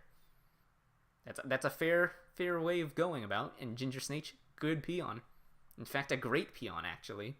I think Ginger Snake you might even call him the perfect peon, in a sense, because he's a completely fair enemy and still adds pressure. So I like Ginger Snake. She's solid S tier. Is he top 10? I'm gonna say no, because I think there's a better peon for top 10. Oh my god. Yeah. Cyclones suck. I don't think I need to explain anything else. Cyclones just suck. Like, why? Especially this dude. This dude, like, one-shots everything. That's stupid. Hanya. Hanya's a good boss. I think Hanya's a good boss. I like Realm of Carnage. It's probably one of the best Tier 1 Advent stages, because there's so many ways of going about beating Realm of Carnage. Revenge stage is mid, Wrath stage is okay. Floor 44, pretty good. I-44, also pretty good. A tier, solid. Okame. Okame's a menace, man. Like, this guy is oppressive. But I don't like how there's like one unit that just hard counters this dude, and if you don't bring that one unit, he just bullies the hell out of you. Like, Boxcat kind of just solos this dude. But I think his regular stage is not that good. Tea House is decent. And then, what's that stage called? 12-3, great stage. I'll go B tier. B tier on this one. I don't like how oppressive he is, but Ponos can cook with him. They could have fucked up with Okame, but they did well with Okame, so I'm gonna go B tier. They did well designing those boss stages. I think this also needs no explanation. These two are the same, but this dude has range and everyone hates him. That needs no explanation. Lil Nyandam. What'd I put Urun in? Mina? You know, I could put him here and activate the combo Yesterday's Enemy. But let's be honest, he is not as good as these guys. We'll give him B tier. First stage, okay. Heavenly Tower stage, okay. He's an okay enemy. Decent enemy. Nothing special. Your average Joe of a boss. B tier. We will not be activating the Yesterday's Enemy combo. So we do not need cannon recharge. B tier boss. Johnny. Johnny is such a funny enemy. They really just decided to make a random enemy miss all of its attacks and then have 4.5 million health. Like, he is just the wallest of walls, and he's a good job of being a wall. But I think the problem is when you get a wall like Johnny, he is just a condition where you see him and you either... No, it's not you either. You always just spam LD and wave off of him and kill everything behind him. He is just Ultra Baba, but he's literally Ultra Baba. But like without a barrier. Because you just stack shit, and that is the entire purpose of this guy. But he's funny though. He's kind of funny. I kind of like this dude. Even though so many stages are like cheesy, he's kind of funny, you know. Also, he's in what's it called? Omens. In Omens, you can't LD stack because there's a boss called Omens. No shit, but yeah, good enemy there. I think he's A. Could be B, but I like him more than some of the guys here. Yeah, you got that red zombie alien. That's also cool. He's the first triple trader. Dr. KO. You know, I remember when people slandered Dr. KO for being too boring, but like, I think he's chill though. Like, he's a functional enemy. We didn't get a red SBK, so we finally got one. He's fine. Fine enemy. Kind of like this sheep. Do stuff. Doesn't need to be a menace. It's just that red kangaroo variant that we were missing for so long. Face. I think Face is pretty good. I like Face, honestly. Might even go A tier. I think Moon 1 is an okay stage, but I like Face as a regular enemy because he's 1 speed, which means you can plan on where you want to face him on the field, which is a luxury compared to a lot of other enemies. Not many enemies you get to choose which part of the field you want to fight him. You can lure, you can play mid stage, you can play at their base because he's 1 speed. Also at a range number where you can outrange him, you can also go rusher mode. I think Face, very, very fair, like mid boss enemy. He's a bit too tanky, but I think that's warranted. I think that's very, very warranted. Move. You know, I put Seal here, and I put Kangaroo here, and he is a money bag, but this dude is like the evilest money bag in the game. Why the hell is he just like spammed with extreme steroid mags and then he's harder than the actual boss in a stage? Like in Draconian, you just get swarmed with moves, you die. In like what's it called? Cowman Guys, 3 roided moves, good luck. Even Bahamut Blast stage, you get 3 moves. You don't have Fishman, you kind of just have to Baha them to kill them, or else they stack with the boss. Like, this is a money bag, but he's the menace money bag. But I think it's important to have a menace money bag sometimes. You know? Oh, and Primitive Souls. Primitive Souls alone might be a reason to go A tier instead of S. But, you know, I feel like we could justify an S because he's a strong money bag. The killer money bag, in fact. Can we go S? We can go S. It's okay to do damage sometimes.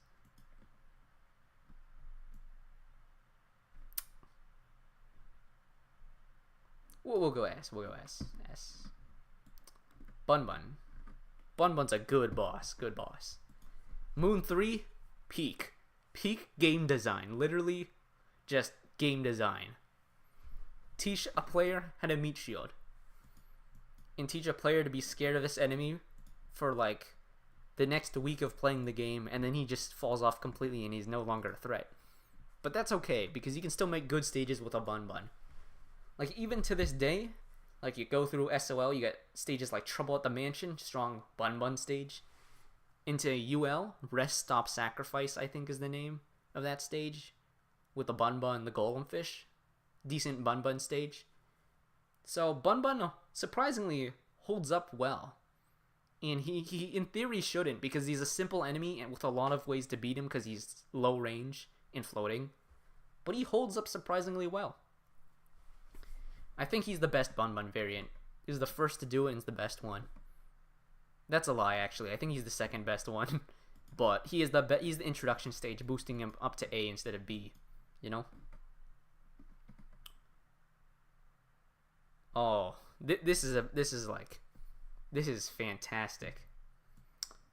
So, this guy, he's like Moof, but he's a better Moof. I love Albro. This enemy is like, he's so easy to fight against because he's laggy as hell, but he's always there. You gotta fight the owl, you kill him, infinite money back. But not this much amount. This is like full wallet. This is a good chunk. I think Albro, such a good enemy. You want him to play backline, he can play backline. You want him to play mid-range, he can play the mid-range. Big damage, but what is that hitting?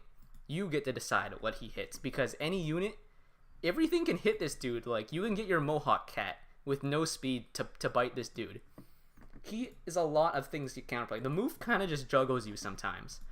Albro, anything gets in. You can always beat an Albro. He's a balanced money bag, and he has balanced pressure. You can add him to stages, more pressure. Good enemy. Great enemy. Fantastic enemy. Top 10 enemies in the game enemy. We love Albro. Pigeon. Pigeon is good. Not this level of good, but he's good. S maybe? I think for now we'll go S, because mainly, well, I would go A kind of because he has some misses in stages, but he's some really good ones. He has a Houses of the Holy, fantastic stage. He's got a, my memory is kind of out.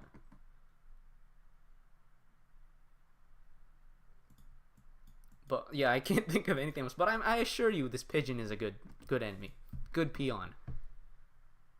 I like Pigeon. He's a good peon, unique peon, because he does that level 1 wave. And sometimes you need that. You can always block it though. And almost a back-to-back. We have the definitive best peon in the game.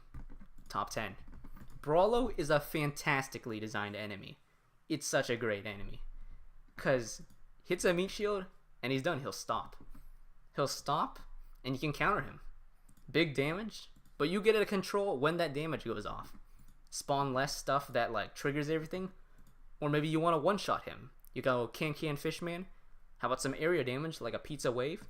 Want to block it? You can send in an octo. You can send in a rock cat. A green shell perhaps. Lots of ways of going about Brawlo. You can have many Brawlos. You can have just one Brawlo. And he'll add to a stage like that. Brawlo is a fantastic enemy. Because he can do literally anything. He can do anything. That's the thing about these top 10 enemies. They do everything. And they do everything well. Like, Brawlo is just that guy. Where you see him and it's like, what is he doing this time? Is he my money enemy? Is he the main threat? Is he like just a peon? Is he a major peon? You get to choose. And you don't get to choose just what Brawlo's role is. You get to choose how you beat the Brawlo. So I like Brawlo a lot. And especially given the time it was released, super unique enemy when it was released. Like, this enemy. Also, yeah, there were 3 birds in the top 10. This is really a bird up. Don't worry, there will be non-birds in the top 10. Wait, I just realized another enemy I'm gonna add to top 10 is literally a bird. Which is spoilers for now, but we'll get there. Now this bird fucking sucks, bro. You know, it's close. It's very close. I think he might be, but like, we'll go F for now, you know? We'll go F for now. He is almost bottom 10, but I think I have 10 enemies in my mind that can be worse than the owl. But he fucking sucks, bro. This is an evil bird. This is one of the best birds in the game. This is an evil bird. He just hates you. He just nukes you. He should not be doing like 33k. And he should not have a random surge chance. He should not have giant ass range. This bird is like evil. Screw this bird. Almost bottom 10. Almost bottom 10. But I'm not sure. If I run out of enemies to go bottom 10, this bird swoops down to go where he belongs. But other than that, he's like F tier for sure. Potential bottom 10. This enemy sucks. A lot of behemoth enemies are terrible, by the way. That's kind of obvious, but you guys might think, because some of you don't understand why these annoying enemies are near the top. But behemoth enemies are kind of stupid because they require you to bring certain stuff to counter them. Well, these annoying enemies, you can go like anything to counter them, so that's why they're so high. You got Mini White right here. I don't like Mini White.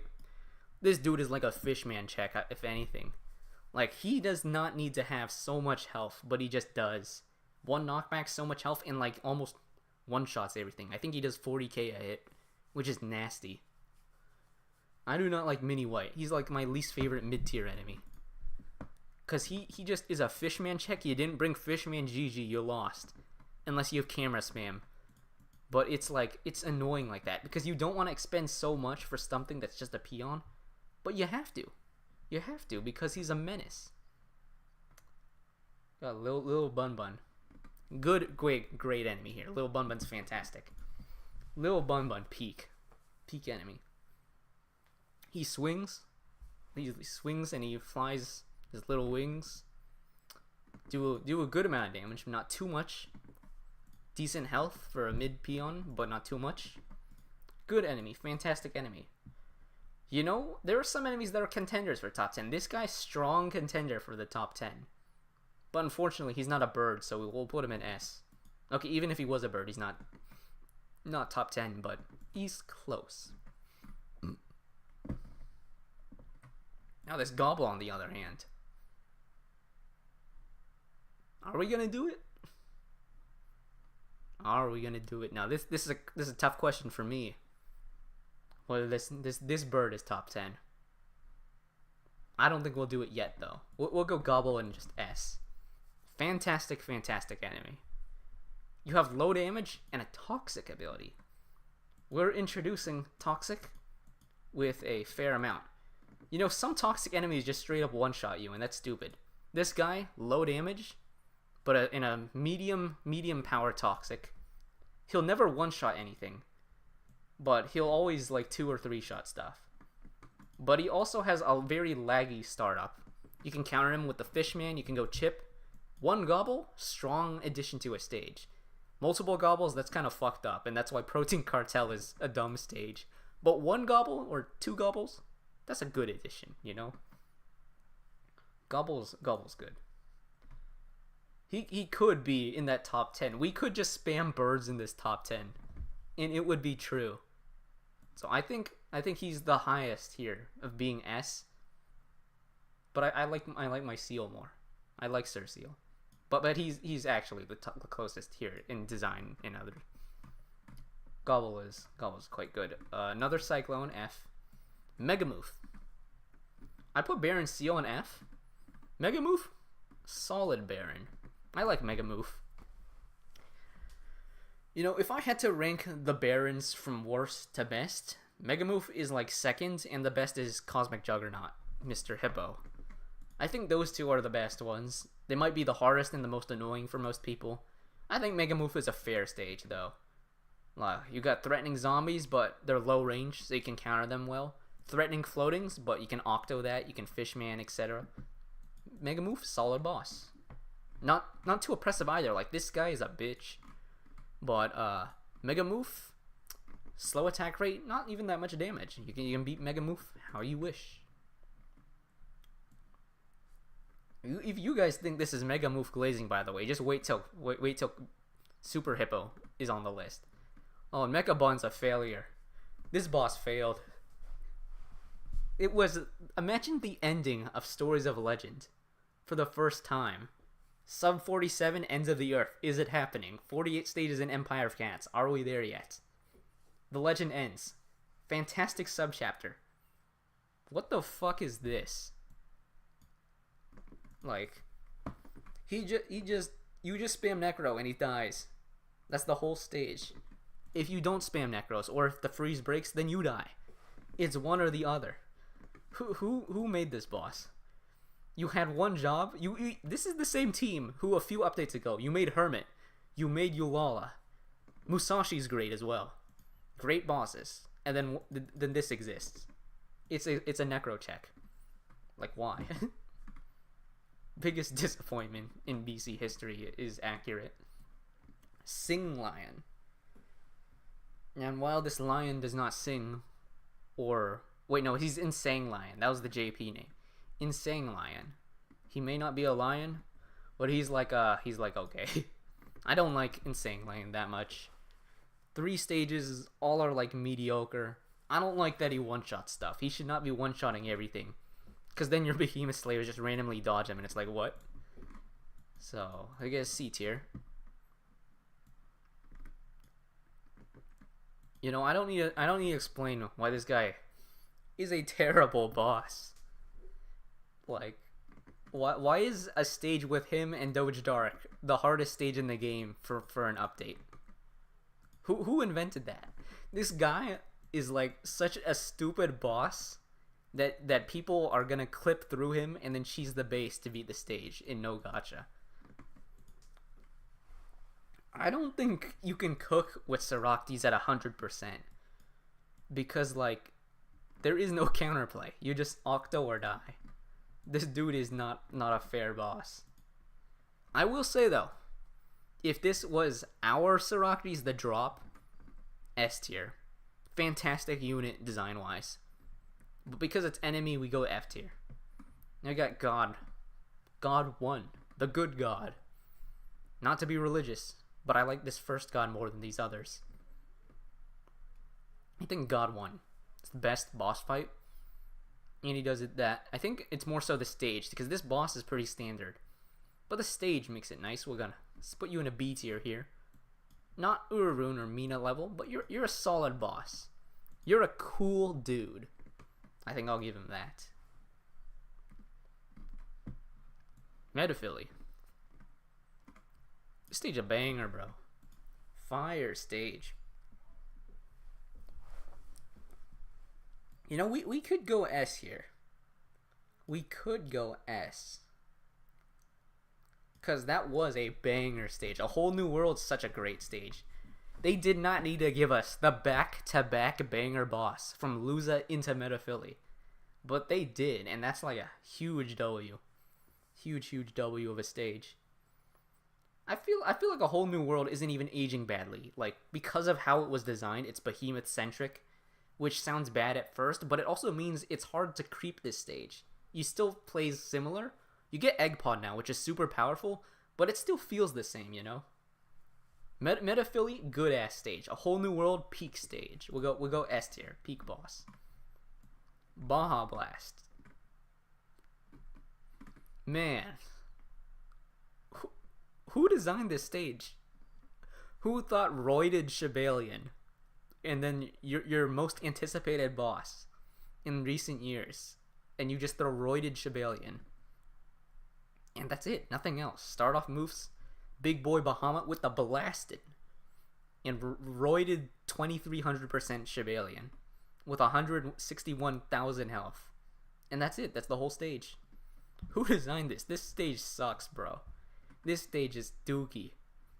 Enemy kind of good. I feel like if you actually got a real stage designer, you make a good stage with this, because he has good mechanics balanced. Because he doesn't attack constantly. He has delay. This is a good enemy in a bad stage. He's a good kid in a mad city. I did not need to say that. But, yeah, we're going D tier. That stage sucked. Above here because he got potential. Actually, no, the stage. Some people like the stage. I think we'll go C. Cause it's kind of therapeutic in a way.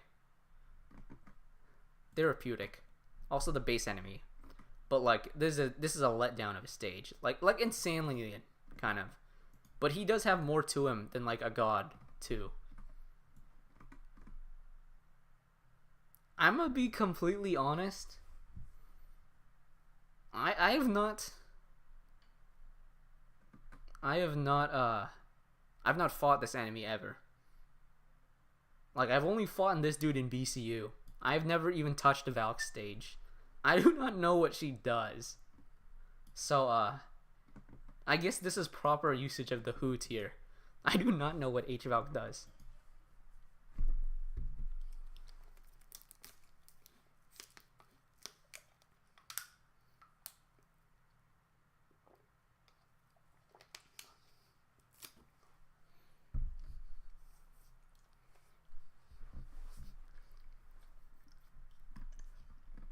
Okay, Perfect Cyclone. You know, this guy has more merit than these Cyclones. I feel like you can cook with this dude. Like, that ZL stage with Perfect Cyclone, pretty good stage. Not the best stage, but you cooked with him. You made a good stage. Perfect Cyclone, I think you can use him and make something creative. Ponos doesn't have the best Perfect Cyclone stages, because before that one, they all sucked. But you can use him. I think he has potential, C tier. Underwhelming, because Ponos did not cook with him, but you can make him work. You can make him work. D-Cyclone is useless. This guy, he has a place. Also, yeah, this is Lord Markaquad. And right now, it's kind of funny, we did Lord Markaquad enemy, now we're doing Chohola. You know, we can make them friends, I think. That's fair. They will be friends. Both in C tier. Chohola and Lord Markaquad.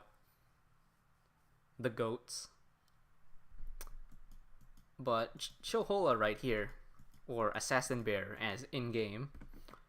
Enemy, you can cook with him sometimes. He has some good stages. He's mostly just the you lose if you took too long, which is kind of disappointing. But you can make good stages like, what's that one called? Twilight Poachers. That's a fun stage. Like, Twilight Poachers is such a fun stage. With that Dober and then the Assassin Bears, you gotta counter him creatively. Like, you can make a good Assassin Bear stage. And then there's also, what's it called? I think Sea Cave Habitat from ZL is a solid Assassin Bear stage. Like, I think the thing is, he doesn't even force the cat cannon, because if you fight him creatively, you can take him out without the cat cannon, and that's where it shines. When you have a low percent assassin bear that you need to take out creatively. Within, what's it called? I just said it, god damn it. Twilight Poachers, like stages like that. That's where you have potential. But because those stages are so rare, we're gonna go in C tier, right next to the other YouTuber. If someone's a Bahamut YouTuber, that's like 3 in a row. Oh, we're done with floating. Done with floating. Welcome to Black. The best regular trait in the game. And by regular, that doesn't even fucking make sense. I don't know what I said. But the best trait in the game before that, the best trait that is not traitless. And also not Relic. Fire trait. Dark Doge. Do we do it? He is the GOAT. Do we do it though? You know what? Let's just do it. Let's just do it. Everyone loves this enemy. Fantastic enemy. You get money, but he has a purpose. He has pressure. He has damage. I think Dark Doge is a fantastic peon. You can go back and forth on which one of these is the best peon in the game. But Dark Doge, fantastic, fantastic peon. Floor 30, he cooks. Everywhere else, money. But if not money, well, always money, because even if you don't double bounty him, good money. But also add pressure with that strong hit, but easy to stall. But he does what a peon does. And all these birds are gonna eat the dog alive, but so be it. That's his role after all, to be eaten alive. Bun Bun of the black variety. I think Bun Bun Black is like, I think he's the best Bun Bun variant, but Teacher Bun Bun has that boss impact, and you can't take that away from him. So we'll put this guy in A. He's kind of like this guy. Actually, no, we're going B. I think we're going B now. I just convinced myself because I realized that this dude should be B, but he's A because of the boss fight. Solid enemy, solid enemy. He's a bit too trait crapped. This guy only is floating, so he's more easy to make stages with. This guy kind of dies. I like his stat ratios more, because regular Bun Bun does a bit too much damage, but this dude does less damage. But he's also just too easy to beat. He's a good boss that's supposed to be just meaty. Pure health stats. Burn him down, but he did his job. Gory Black. Fantastic enemy. Gory Black is a great enemy for being a mid-tier pusher, which is what I called it. Aggressive, makes you force out something, but you beat him pretty easily. But he makes sure you get something on the field. You gotta demand to counter him. And Gory Black's a good enemy because of that. So we'll go S on the Gory Black.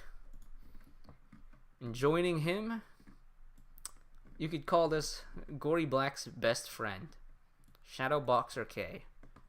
And you might be wondering, why is this guy a S and why is he not like an A? Because, you know, his attack is really annoying. Really annoying attack compared to a Gory Black. This guy is like, anything beats him. This dude is like mandatory, emergency, kill the SBK before he fucks up your meat shield and stuff. And also, like, if you use heavy assault CAT, this guy's gonna win. Actually, does Gory Black win? No, I think Gory Black loses to a CAT, but I might be wrong there. But SBK wins against a CAT. SBK, in all things considered, great enemy. Low health, high damage.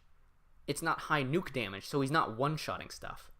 But it's high DPS, so you get pushed, but your stuff just loses a knock, but it doesn't get one shot. And I think that's a fantastic way of, like, having a hard pusher. Because it kind of sucks sometimes when RNG crits, like your Ubers, and they die. But SBK, you just take the hit, you lost your knockback, you move on with life. And now you can take care of the SBK. So SBK is like, these two are similar, and also here and great for different reasons. Because this guy being easier to counter is a good thing. This guy being harder to counter is still a good thing. So they're kind of similar in that sense. They do similar roles. If I had to choose a favorite, it'd be SBK. Not just because he's like the more threatening one, but he's also kind of just more iconic, you know. Top 10 enemies I hate the most. He's almost top 10 enemies I love the most. But he's just S for now. Because there's 10 better enemies than Mr. SBK. Kuro. I think this guy is just Nyan. Where'd I put Nyan? B. I think he is the best variant out of these guys. And the sole reason is he has lower health. And because he has lower health, you can actually kill him. And he is kind of annoying because he one-shots everything, but that's warranted. Because he's extremely slow and laggy. So I think Kuro is, if you wanted a nuke backliner, Kuro is the right choice to make. He's the right choice of a backliner. He does have high range, but that he does his role well. Like, if you get like one pizza cat kind of like eats away at half his health or something. A dark otter. A dark otter is a better otter. This guy's B. Put the dark guy in A tier. Because this guy has a knockback. And that knockback is very meaningful because it means he's kind of like two less strong walls. So I like this guy because he's a unique enemy. You see a lot of one knockback walls. You hardly see so many two knockback walls. And Dark Otter is a very unique two knockback wall. We could go S actually. But if I put him in S, then it's kind of like, I feel like I like the black trait too much. But A is fair. I think he is not as impactful as these fellows, but a solid enemy nonetheless. Lenore. This is the angriest of the elephants because he is in the angry fighting stage, where 3 Lenore spawn in a row. And Mr. Angry Elephant is a fairly... I think he's the best elephant. You might not like him because he's kind of hard to kill, but like that's the point, it's an elephant, goddamn. Balanced health, high, but not like... It's high, but it's not too high. Even though it might seem too high, but he's supposed to be bulky. High damage, but not exactly like one-shotting stuff. Maybe a 2-shot. But it's like, this is a balanced elephant. No bullshit involved, no Aku shield or no barrier. Just elephant. If you want an elephant in your stage, you go with the Lenore, because he got the good stats.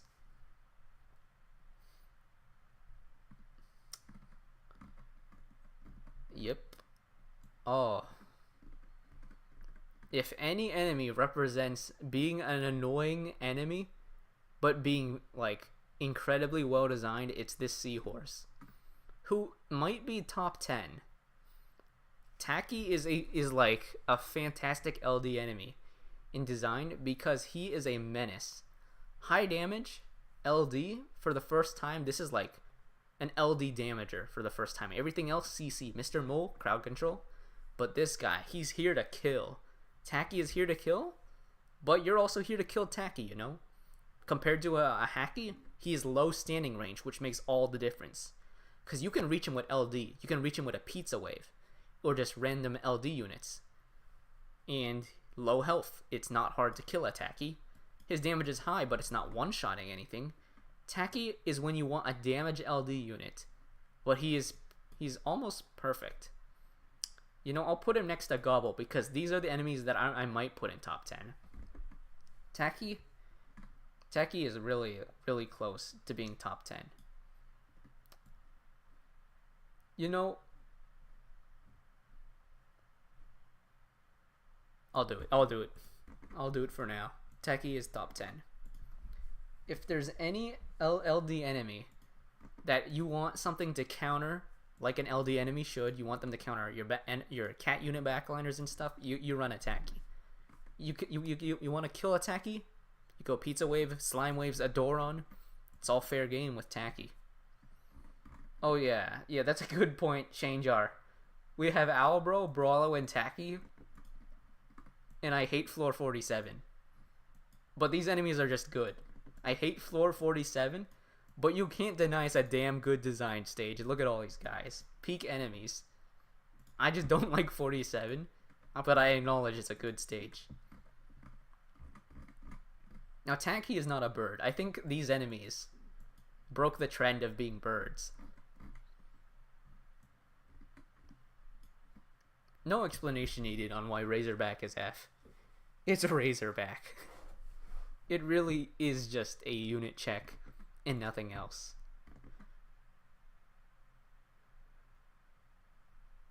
I don't think he might be no, he's not bottom 10. I think bottom 10, like, Razorback is a unit check. But, like, bottom 10 is when you get both a unit check and something that is still stupid with the unit you have. He could be, though. He could be. He's close. Close to that bottom 10, like this owl. They're all very close. We'll put them together. These are contenders for the bottom 10. These two are definitive bottom 10. Raging Gory. Raging Gory, great enemy.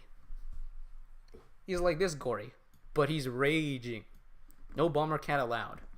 Fortunately for John Ponos, they forgot about that. Nobody uses Bomber Cat anymore, unless there's a Razor. So, he gets smacked in the face with Pizza. He gets smacked in the face with Courier, but that's design. It's intentional. Okay, the Courier part's not intentional, because this guy came out before Behemoth trait did. But it's intentional that this guy gets smacked in the face with Pizza, and he keeps on going. He's just a pusher that does his job well. You can counter him, but he's pressure, but he's never unfair. You can always just beat a Raging Gory, you know? If Behemoth trait needs a mid-tier peon, such as a Raging Gory, I don't think they have anything else but Raging Gory, so he's there. Raging Gory good. Black Duck. Dark Joe.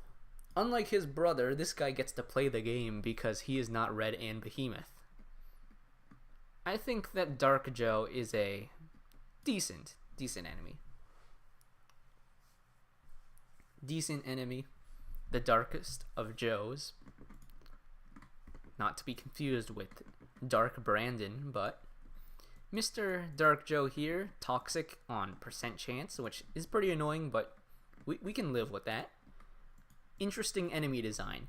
Like, I've not mentioned that Aharujo has a very, very interesting style of attacking. But nothing mattered on this dude because he gets eaten by Courier. But the Dark Joe, now this one, you could cook.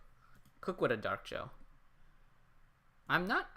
He could be A, but I don't like A because I feel like one thing I don't like about Dark Joe, too many knockbacks and too much health. Because it's like, you have 10 knockbacks, a ton of health. The problem is, like, you're going to fight this dude, and he's literally going to, like, travel backwards on the field and reach the enemy's base. Because he has too many knockbacks. Like, he's actually just going to teleport to the left side of the field if you fight this dude. And I don't really like that. I feel like, even though it's a black enemy, you should have high knockbacks. They could have just done 6 knockbacks. That would have been better. This dude is also, like, a menace sometimes. If you fight him without a proper Behemoth counter. Good enemy, though. B tier is still good, by the way. And all of these enemies, still good. Not great, not amazing, but good. B is good. You did well.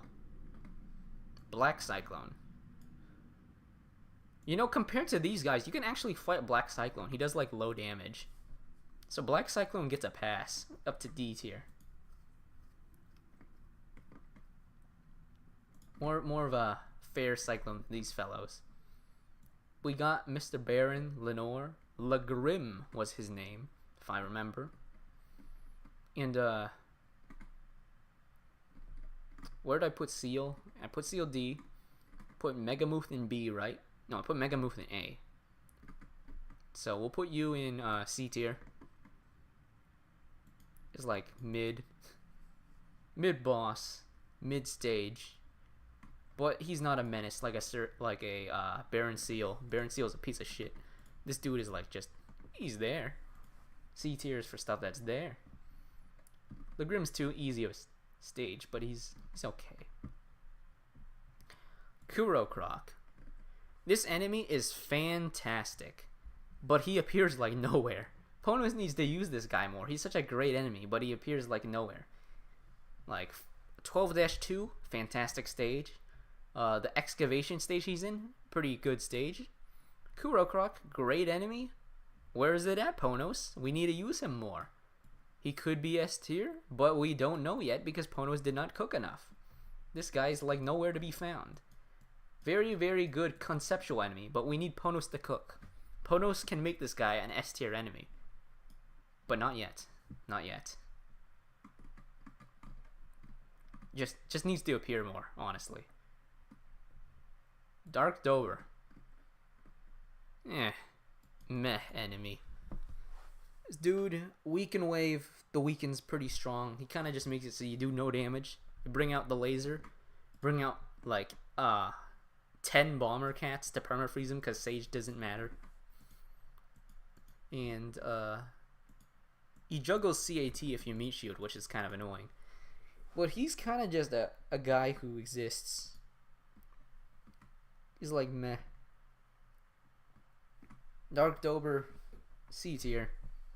Oh, this guy.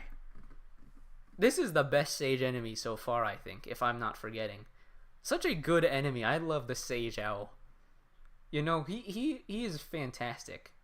Because he has everything good about regular Owl, but he's just suited for Endgame better. Because Fishman doesn't one-shot anymore, but he does two-shot. Now you need two Fishman hits, or like a Fishman CAT, need a bit more, but get more options. Black and floating, you can run CAT as a counter now. Black Owl has a little bit of Omni just to do a bit more work, but it's a good Owl variant. It's just that the OG Owl still more goated because more stages.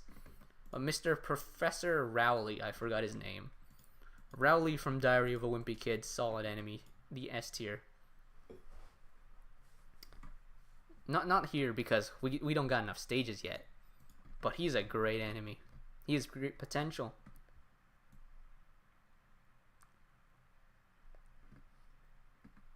Got the Baku.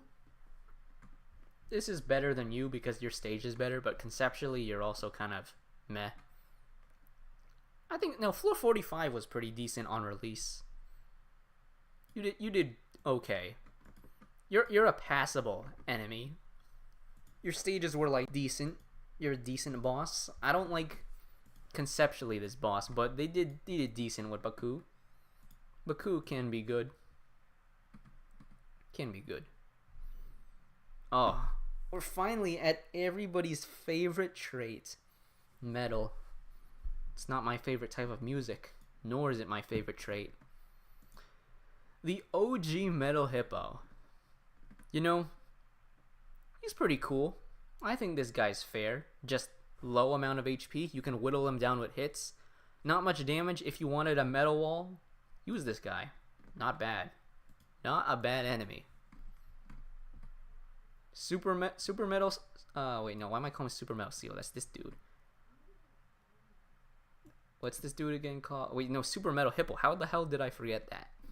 Super Metal Hippo. Honestly, out of like most of the metals, I think this dude is like not bad. You can cook with this dude, but at the same time he's metal, so it's hard to cook with him in the first place. So we'll go D tier. D tier for that Super Metal Seal. He has a purpose, not too oppressive, low damage, but a knockback. Low-ish health. You need one big crit to kill him, but then he's gone. But you're not killing this dude without crit. So D tier. Metal One Horn. Oh, this dude just sucks, honestly. I do not like Metal One Horn. Because this guy is, like, perfectly designed that if you have a metal enemy, I mean a crit unit, and no meat shield, he, like, reaches so barely, which is annoying. He reaches Crazed Monaco, it's annoying. And I do not like how this dude is just a turbo death machine that's a snail if you don't crit him. But anything crits him, but have fun hitting him with rapid hits.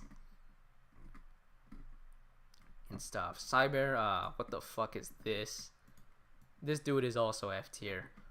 Honestly, like, what is this? This enemy shouldn't exist. These two both shouldn't exist. I count this guy more of an advent boss. This guy is potential there to be in the bottom 10. Let me just move stuff like here, cause there we go. This dude suck. This dude sucks.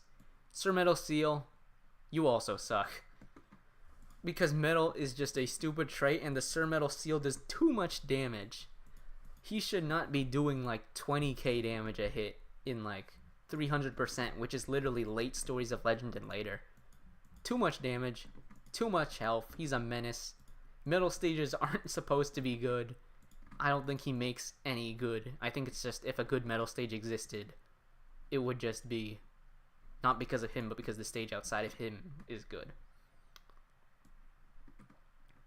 Angel fanboy. You can join your sign friend. Cause you're Angel fanboy.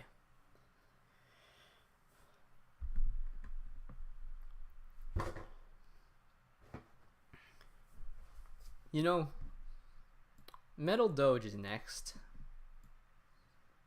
And X-Skull said he was the third worst enemy in the game. Now that's an agreement. This dude is one of the worst enemies in the game by far. Terrible, terrible, terrible enemy. This dude is so bad. 100% Metal Doge? That's okay. We can deal with that. When he reaches 300%, 60 health, Metal Peon. Stupidly high damage and pushing power. No backswing because he rapidly attacks. What do you do to this? Anything with 100% crit is single target. Are you wasting a Soba hit on him? Hell no. So how do you beat him? It's pure RNG. Catasaurus spam, RNG. He could just not be crit. Cat Tornado, it's RNG. And then you want to use camera crits, that's RNG. Every Uber with crit is RNG. The only way to beat this dude is RNG. Metal Doge is a piece of shit. He's a contender for the worst enemy in the entire game. Honestly, like, these Doges are the worst enemies in the game. Metal Doge is so bad. He's terrible. Bottom 10 for sure. But Crocinator, though. Crocinator is top 10. Crocinator, this is what we wanted from metal enemies. This enemy is a fantastic enemy. 5 health, and he's perfect. 1 knockback, 5 health, beat him any way you want. But he always is there. And you have to deal with him or else the other enemies get a free shield. Crocinator is fantastic because you can always counter him. Metal Doge early on, maybe when he's 20 health, you can always counter him. But then his mags screw him over. If you have a Crocinator at 200%, that's still just 10 health. You can still whack him to death. Crocinator is peak. He's a fantastic enemy. They made a metal enemy good with Crocinator.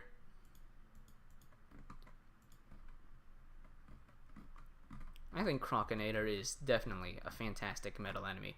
What the hell is this? Dude, these metal enemies suck so much. Coronium is literally like, he exists for no other reason but to piss you off.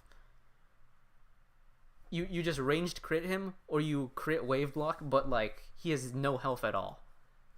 He's not strong enough to form a stage around him, because every stage with Coronium is just kind of like half-assed. But he's not weak enough to use regularly because he still has like Corey stats. So Coronium is just a waste of your time. Does not do anything.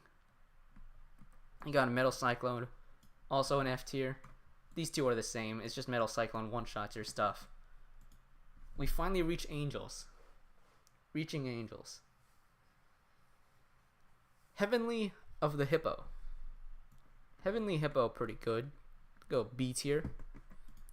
Similar vibes to like this pig, you know. He's there, does his role. No, we're going A tier. A tier. I feel like that's more fair. Heavenly Hippo, good enemy. A good mid-tier angel enemy that's not too oppressive, you know. He's not too oppressive, but you gotta counter him. Heavenly Hippo, good. Gabriel Gabriel's annoying, but you know, sometimes annoying is fine. We'll give him. He's kind of like his brother, Dark Doge, but with area attack. And the stupid part is that he bites you after like a boss wave because he clips. But outside of that, solid Doge. His damage is also not too high, so if you get bitten by Gabriel, it's not the end of the world. Solid Doge variant. This dude is a menace. This dude is like a giant menace. Giant stats, 6 knockbacks, so you can't really juggle him reliably. Quite a challenge to beat up. On star difficulty, he is actually a demon.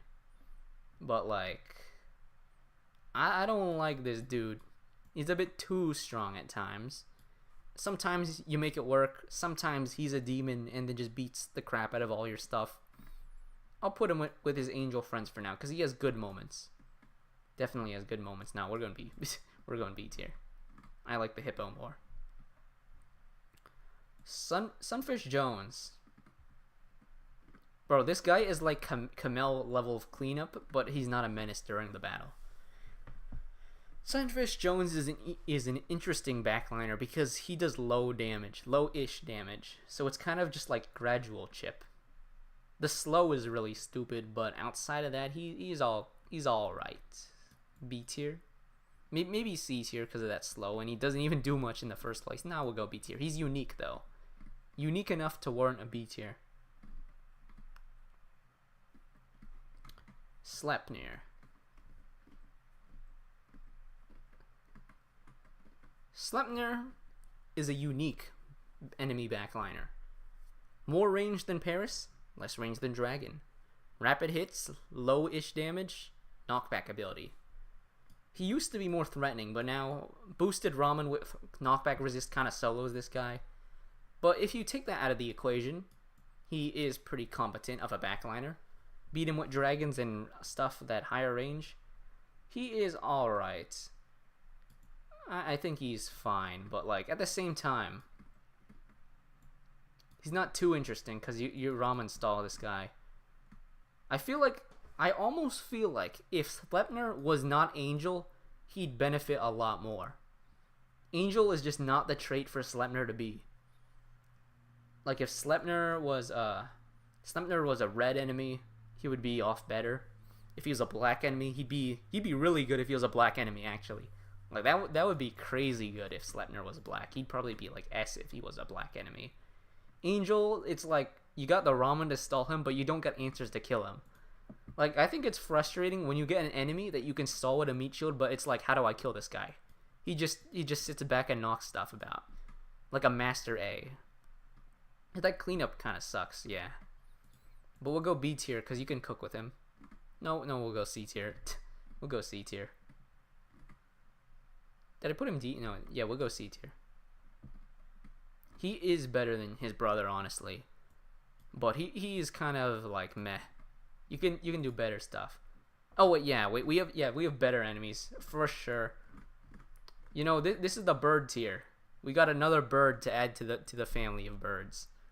This is like I remember when I kind of discussed top enemies somewhere in like the Battlecast Discord. Nobody understood why I put the chicken so high. But this chicken is fantastic. It's a fantastic enemy. I think Chick-fil-A is an enemy that does everything in the game. You can have it frontline, midline, backline.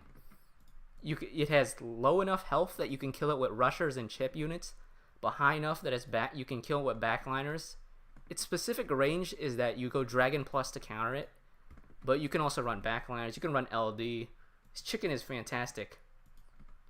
Fantastic enemy. Probably an underrated enemy, if anything, because I don't think too many people like Chick-fil-A that much. But this is a great enemy. I think like on a lot of design aspects, one of the best in the game. I think the random freeze, I guess you could call that a drawback. But if I'm being honest, the freeze like doesn't really do much because this thing one hit knockbacks almost everything. But it's at a specific magnification that like it doesn't one-shot your stuff. It just like makes sure that they take a big hit. Like it's lower than a Cappy damage, but it's notable damage. You fight him in a lot of ways.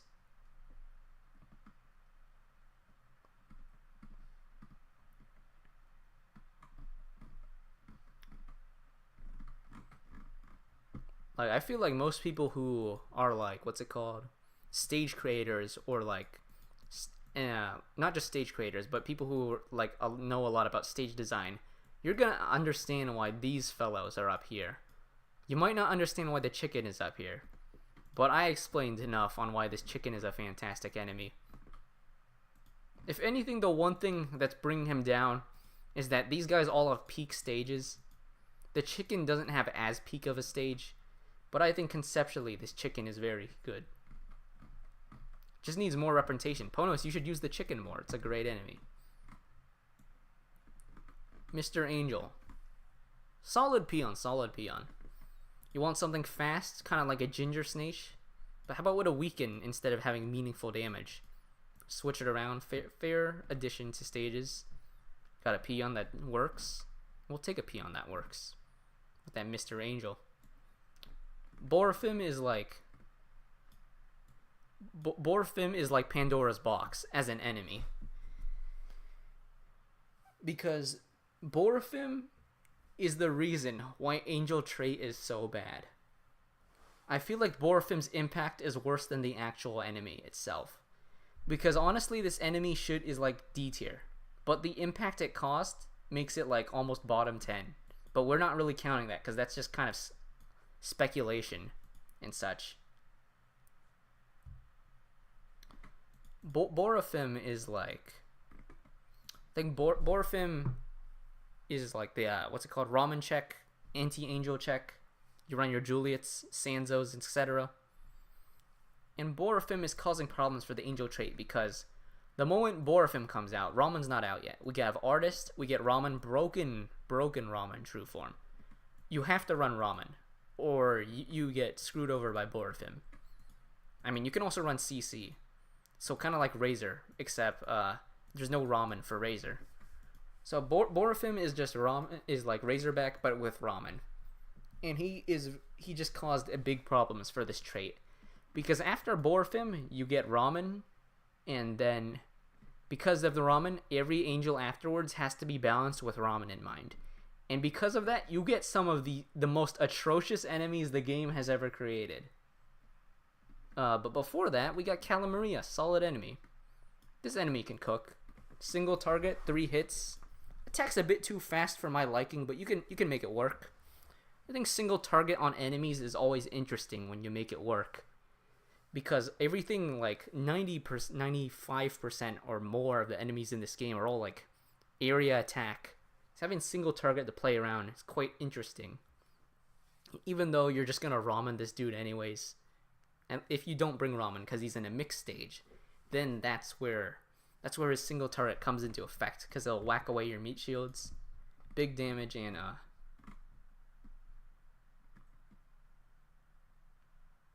if I'm being honest, the hardest question here is which one goes in bottom 10. Because we know one of these dudes goes in bottom 10. The question is which one. Because these guys are horrid, atrocious enemies. Horrid enemies. I think Winged Piggy has more potential than the rest, though. Winged Piggy is like... What the hell is this? Winged Piggy is so bad. This enemy is terrible. We're gonna put you... You're the most F out of F tier of anyone here. Oh yeah, Raja Kong is... This guy also sucks. I'll put him in D tier though. You can Baja chain this dude. Saint Dover, welcome to bottom 10, Saint Dover. Saint Dover is like terrible. The thing about Raja Kong is you can Bahamut train him. If not for that, he's like F tier as well. Saint Dover bottom 10 though, because the thing about Winged Piggy is you can at least for Winged Piggy build stages around him that are interesting. Like, Heaven's Oasis is a good stage. There are no good Saint Dober stages in the entire game. Saint Dober you cannot make a good stage with because he is conceptually like a terrible enemy. Even the intro stage for Saint Dober is like decent, but like that stage also kind of like it fell off instantly because, well, this is an enemy you go surge counters or you lose. Ramen But then what happens after the Ramen? Sure, Ramen can stall this guy, but you still lose because he's surging everything.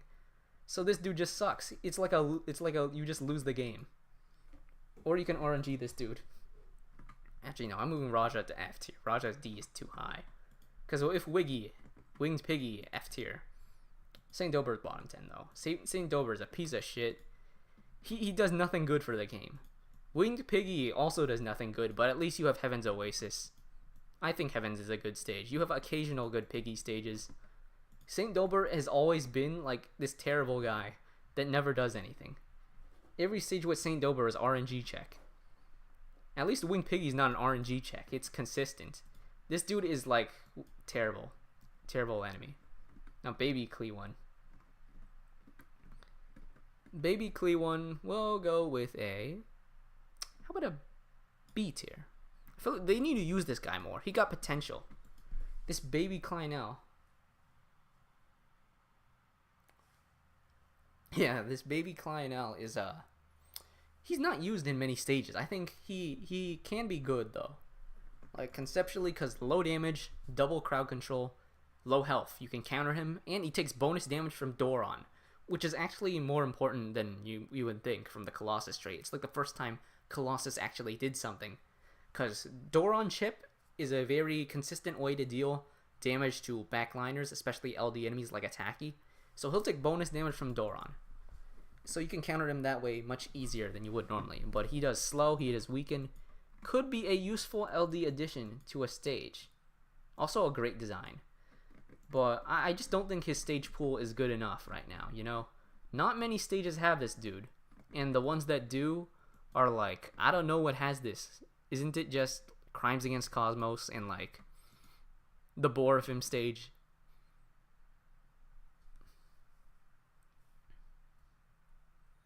I'm not too sure. This dude needs more stages. He needs more stages. He could be good. But he can also be misused though, because that slow lingers for a while. Actually, wait, we got that new Zionel Revenge stage, which is okay. It's still a St. Dober stage, but he did a good performance there, I think. Goku Rocco. You know, I think one important thing to know about Goku Rocco, he's a great enemy at like standard magnifications. But the single moment starred ZL drops, this dude is like a terrorist. The moment we get starred ZL. He is perfect at his current magnification. If he gets boosted anymore, he is unfightable. So for now, he's a great enemy. I don't know about feeling S tier though, because this guy kind of has a bit too much health sometimes. But I think countering this dude is very fair. Very, very solid Goku Raku enemy.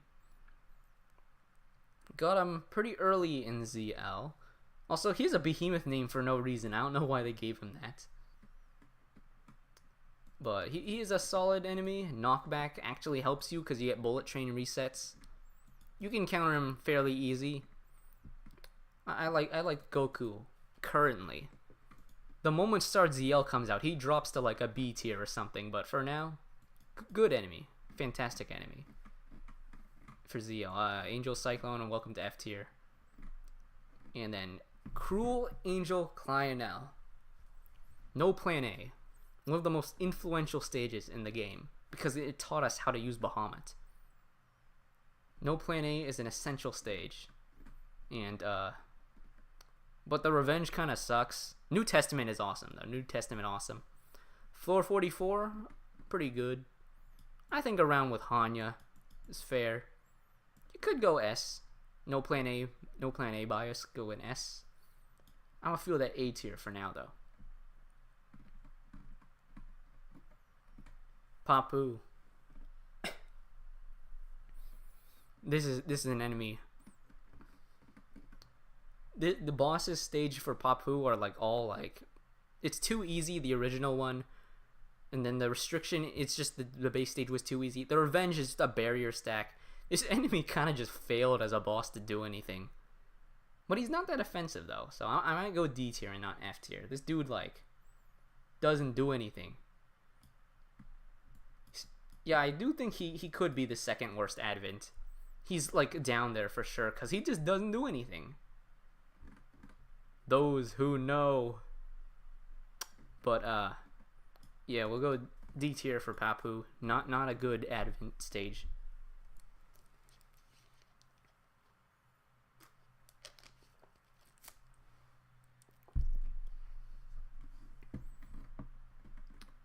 XZL.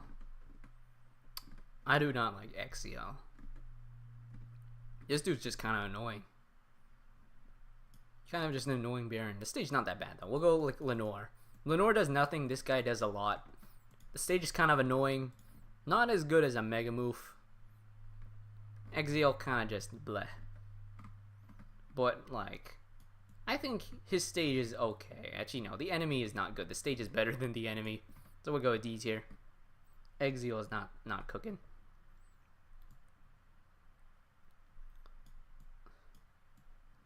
Lil Angelic Cyclone. This guy is stupid. Actually, no, he's better than his buddy. That guy's worse. I'll go with C tier. This dude just runs in, spams mini surges because he feels like it, and then it's hard to counter him reliably because I think out of all the enemies in the game, it's extremely hard to track how much health he has because he has a ton of knockbacks and he gets knocked back easily. And it's not like a Mr. Puffington, for example, which is not here yet. It's not like a Mr. Puffington where you know when he takes a big hit because even just little spam is going to knock this dude back. And he's like a mini peon. He's not supposed to be something you're supposed to use your mind to track. He's just a weird guy. So I think C tier is fair. Because he's not that good, but I think he can work. Not as offensive as the little white. Tarsirial. I don't think this enemy does anything. Like, it really doesn't do anything. Loris did something in UL, but in ZL, this guy really does not do anything. I think it's because of lack of good stages for him, because he could do something if the stages provided so. But there is not a single stage with, I forgot this dude's name, but let's just call him Sage Lemur. Mr. Sage Lemur. There's not a single stage where he does something. So, because of that, go with his C tier right there. Got a Shibalian next. We've made it to Alien. Alien, everyone's favorite trait in the game. At least a lot of people's favorite. I think Alien being a fan favorite. We got Shibalian. He's kind of like Doge, honestly. It's like Doge in a way, where he's introduced, like this is an alien enemy, but he does literally nothing after he's introduced. Even in late game, this dude does nothing. Actually, he does nothing. Croxo. Croxo is like a peon that people hate because he's annoying. Too much health, too much damage. But I guess he is a unique peon in a way. Because he's like a rapid attacker with high damage and a bit more health than these guys. I'll put him in A tier. I think he has his place in the game, but I don't like him as much as these peons.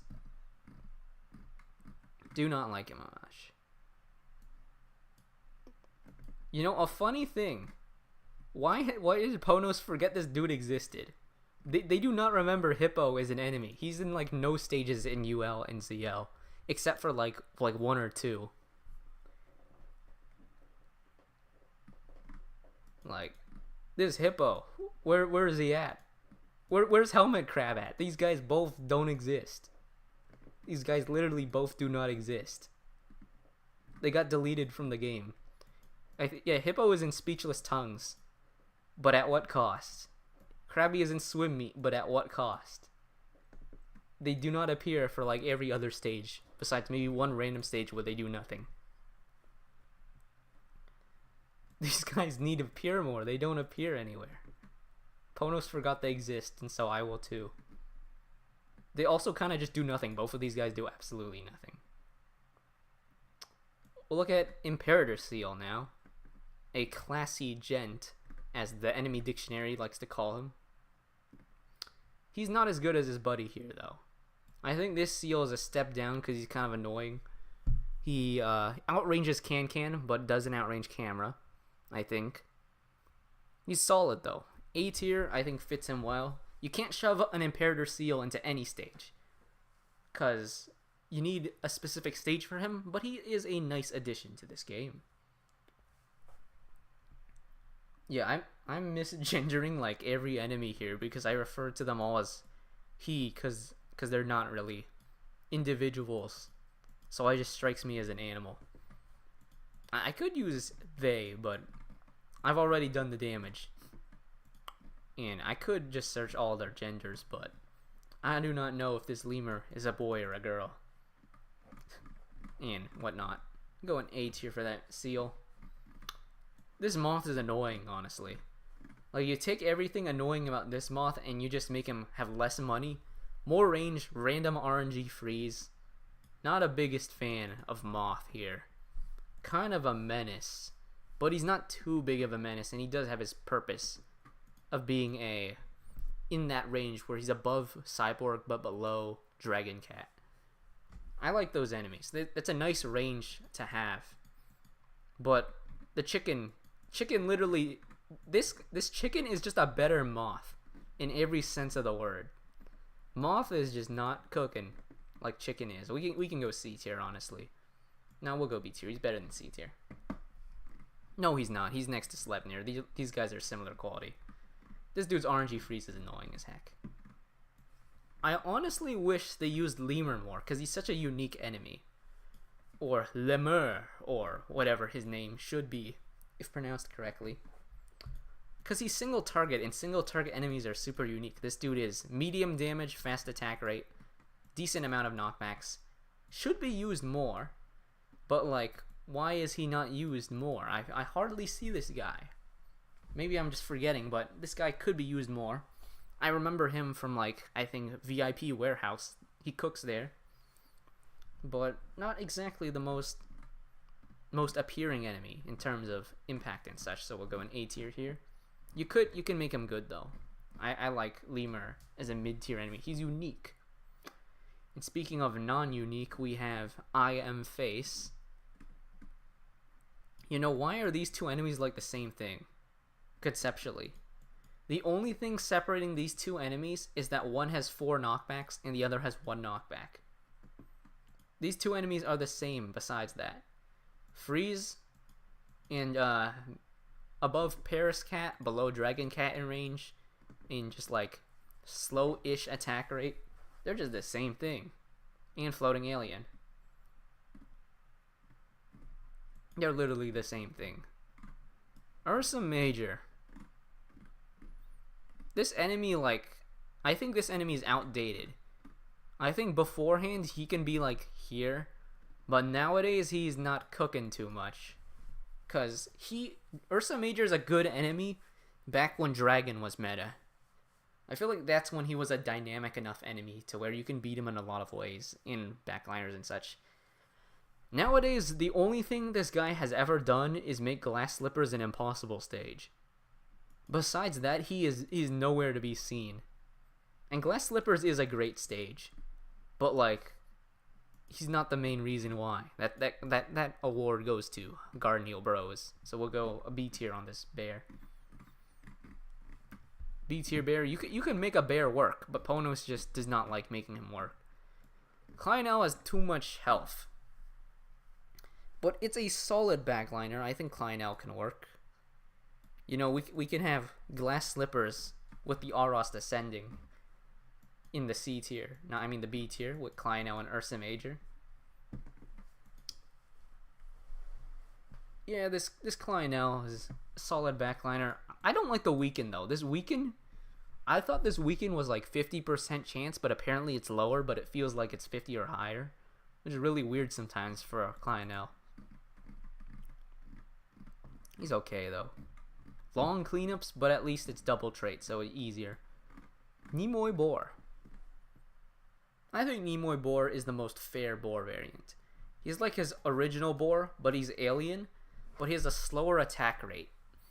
And because of that slower attack rate, he doesn't mow you as hard, but he's got that knockback ability. I think Nimoy Boar is pretty fair because you can fight him without the trade answer, and you'll still do pretty well. At high end, like boar in late game, you kind of just need the trait counter. This guy, you don't exactly need it. You can just like brute force this guy, which is pretty cool. So I like the Nimoy Boar the most out of these guys. Boar is just here because of iconicness and early game stuff. Nimoy, solid boar. Elizabeth is an enemy that is only a menace in Into the Future, and after that just does nothing for the rest of the game. Kind of an enemy. So I'll go with C tier. Now a Galactic Overseer Nyendam. Actually, hold on a second.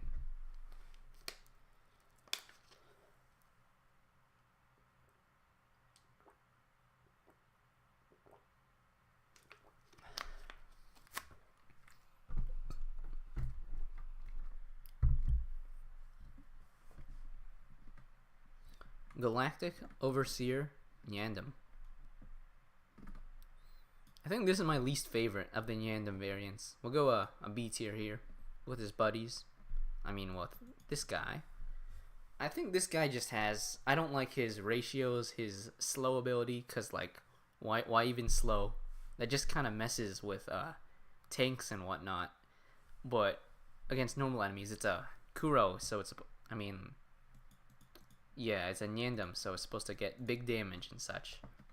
I think Galactic is just a weird in-between of these guys. So I'll go B tier. Not an offensive enemy. He still has his place in case you want an alien type trait, because sometimes you do want to change that Kuro's trait. And there he is, if you want him. Scizoroo is fantastic. Fantastic enemy. Is he top 10? Maybe. Not yet, though. Scizoroo, wait, no, he's not top 10 because we got, actually, yeah, we'll go S. Scizoroo is a great enemy as like a mid-tier pusher type enemy.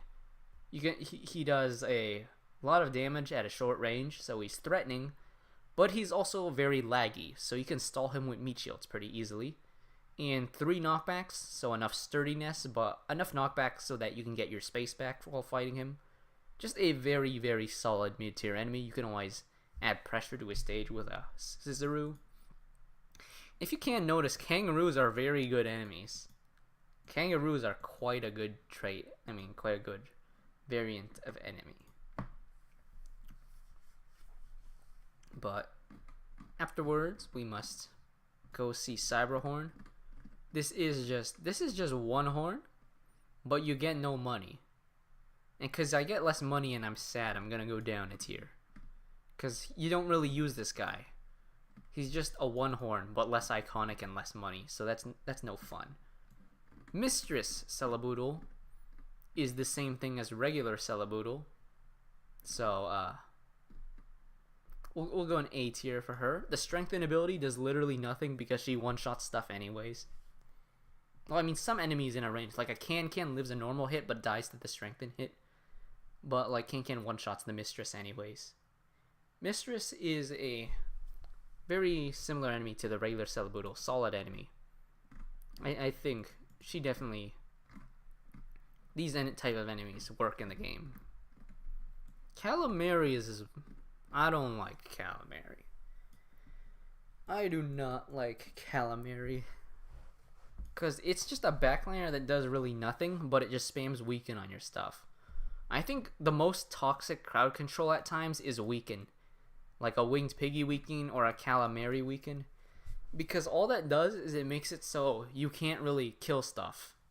And the other stuff like a freeze and a slow does that too, but like a lot of times when you get weakened, you get like insanely low numbers. So it's not a 50% weaken, you get like a 20% weaken, and then your stuff does like no damage. And that kind of sucks, especially since this is RNG weaken. Like when you have to Bahamut rush a Calamari, it's RNG on whether he kills her or not, which is really stupid. So I don't like Calamari that much. We move on to an Alpaki. This is a better Kamel. While Kamel sucks, Alpaki pretty solid, honestly. Slower attacks, you can slot stuff in and counter it. The damage output, fair. The strengthen is there, but it's kind of a meme. All you do is you click the cannon afterwards, or you just kill it with a random wave. Strengthen doesn't do anything. It's a solid camel. It's what Kamel should have been, instead of this terrible menace. And thankfully there's only one in most stages. or at least if there's multiple. Like I think in Moon 3 has two of them, very far apart. Well, Kamel's a piece of shit. We got an Elder Sloth here. I feel like Elder Sloth, kind of like this Sloth, actually a unique, very unique enemy, very solid enemy. But he is in a ton of gimmick stages in the game. Like, for example, in a Cursed Blizzards, he is in a mineral treatment. So Elder Sloth is in a lot of these joke stages early on, but he can be used in great stages, I think. Like, can't think of one off the top of my head, but there's a lot of decent stages with an Elder Sloth, for example. Unmanned Station from Uncanny Legends. We have, there were more. Now, floor 39, he's a good starter there. Solid enemy. I like an Elder Sloth. He's like Sloth, but he more proactive. You have to counter him and such. But countering does not always mean you bring a unit to counter him. You can kind of just like play around him, and I think that's a good thing. Why does this guy have a 5% wave? I do not like that. This guy is just a bun that does too much damage, like a JK bun, but there's a 5% chance that like he kills all your stuff. And it's not warranted to bring Octo for this dude because he's a DPS guy. And like you don't want to bring Octo if he's the only waver in the stage, because then it's not really a wave stage. But then it's 5% chance you just get waved, and that just sucks. I do not like RNG on my enemies when the RNG is like super impactful, and if it just screws you over like a symbiote.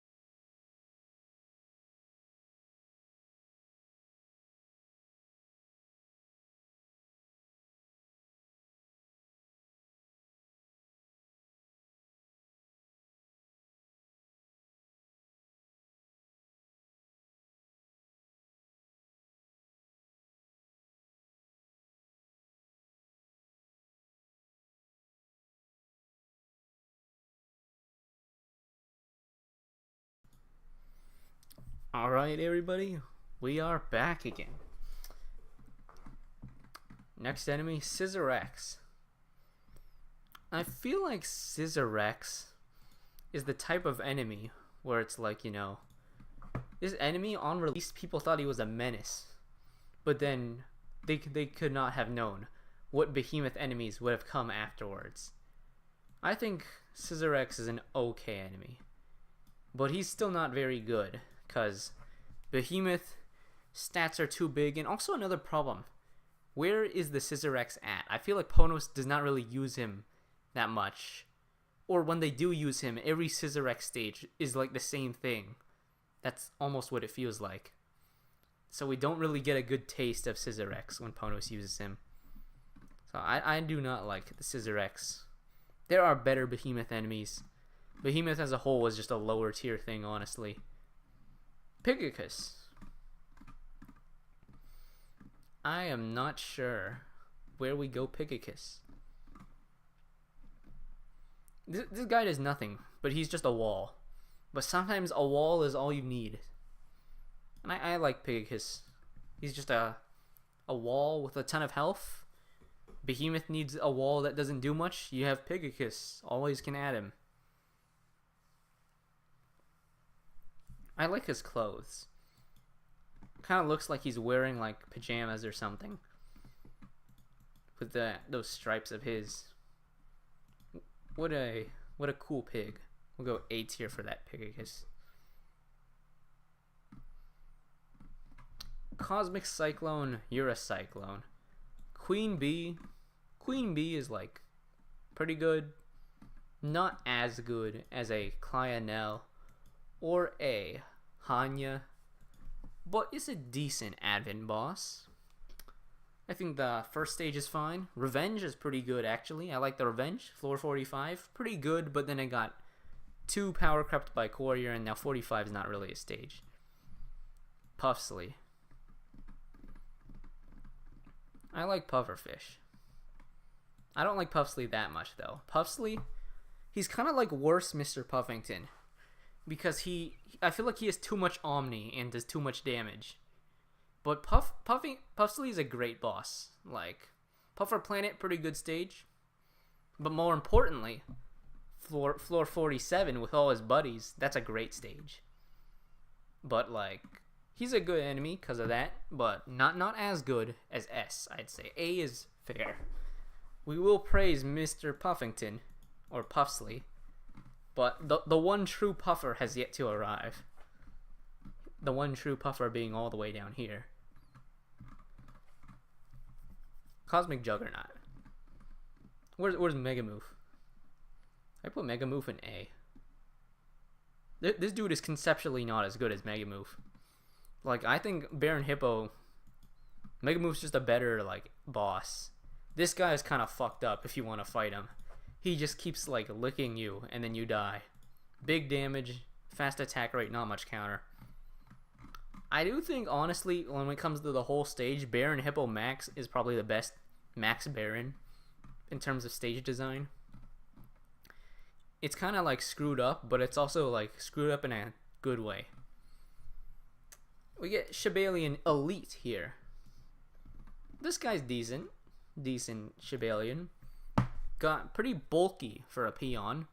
Not much pressure. So go A tier. He's there. Mostly as a meat shield. Like, kind of like a racer for the enemies. Like a Starpeng, though. You know, Starpeng is fantastic. Fantastic enemy. Single target, guaranteed warp. He's gonna warp your meat shields away, they'll come back. Warp some of your bulkier attackers, they'll come back. Low knockbacks, high knockback stuff with low durability just gets a regular knockback. Starpeng, fair enemy. You can just meat shield him and safe defense. You can go Seafarer route. You can go can and slow. I like Starpeng. Very, very good enemy. I feel like we could go top 10.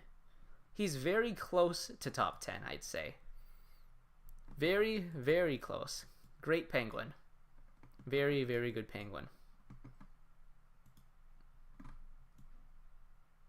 No, we're doing it. We're doing it. How many slots left do I have? 1, 2, 3, 4, 5, 6, 7, 8. Can we do it? I need to see how many enemies we have left.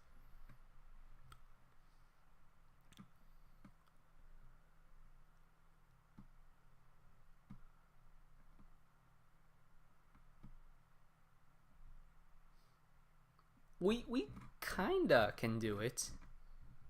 We can kind of do Peng in top 10, but I might have to switch him out, so don't celebrate yet, Star Peng. You might be the last man to be kicked out of top 10 for someone else, but for now you get to be in top 10. Star Peng, fantastic enemy. General Gregory. I think Mr. Gregory is a very fair compromise. This guy is pretty like easy to counter.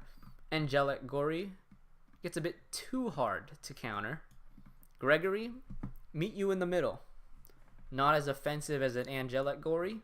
Small barrier doesn't really do anything, but he is more fair to fight than this guy because of his slower speed. Just a solid mid-tier enemy. Pretty unique in like his structure. I think Gregory got a place. Not my favorite, but great enemy. Gregory's a nice enemy. Le Solar is kind of a joke. Like, I feel like Le Solar doesn't do anything most of the time. Damage is a bit too low, which I think having low damage is fair, but the health is also low. So you have like low damage, low health for an elephant variant. Barrier is pretty easy to pop because Can kills the barrier. And then you just have this giant meat thing that kind of just sits there, you know? Not the greatest elephant. Not the angriest either. La Solar, she can stay in the B tier. Got Mr. Project A.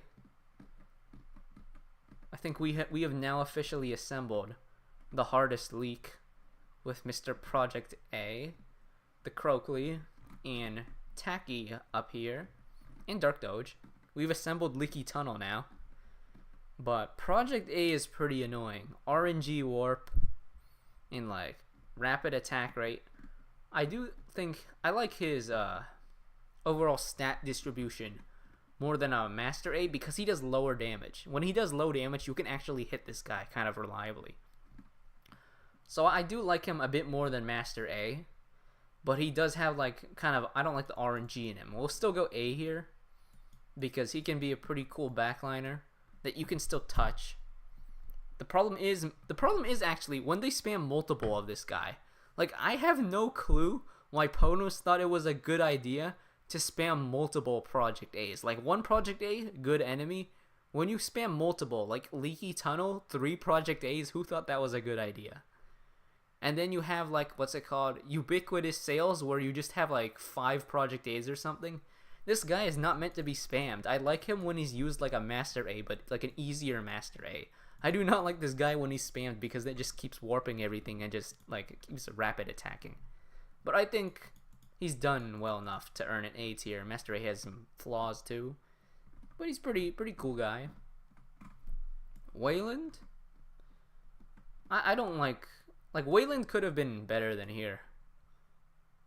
Wayland is an enemy kind of like Mr. Mole, but less offensive, because instead of knockback, it's like RNG warp. Low chance. But at the same time, it's RNG, so I don't like that. And for some reason, Wayland is a smaller mole. I don't know why, but he just is. Wayland being a smaller mole is kind of weird, but it is what it is. I think he has less knockbacks, so you can kill him easier, but the moles are kind of just meh. Moles do some good, do some bad.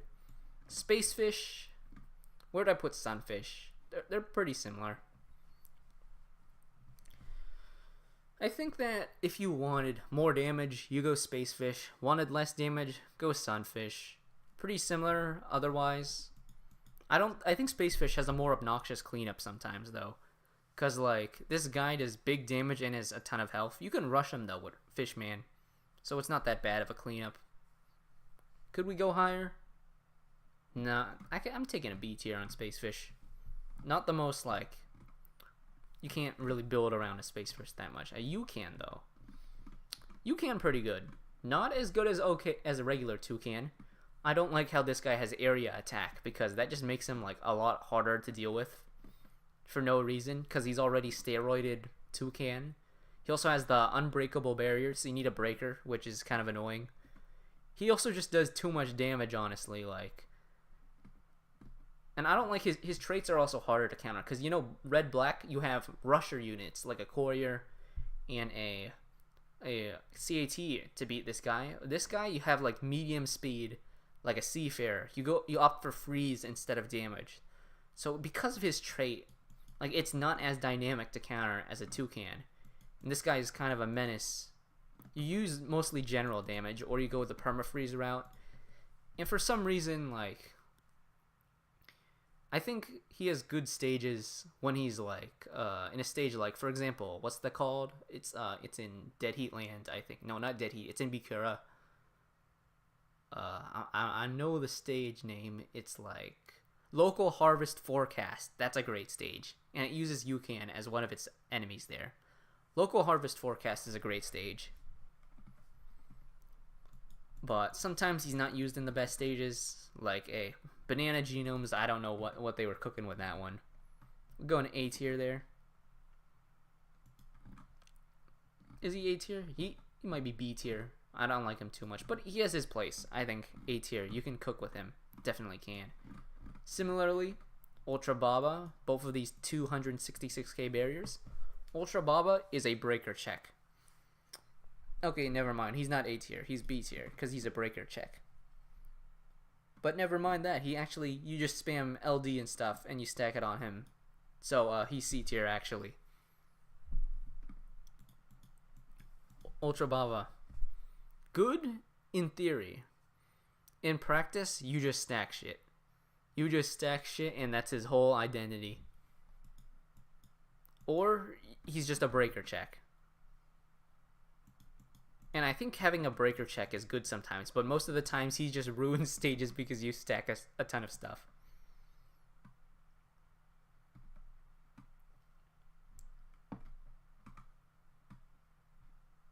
Kid Tappa.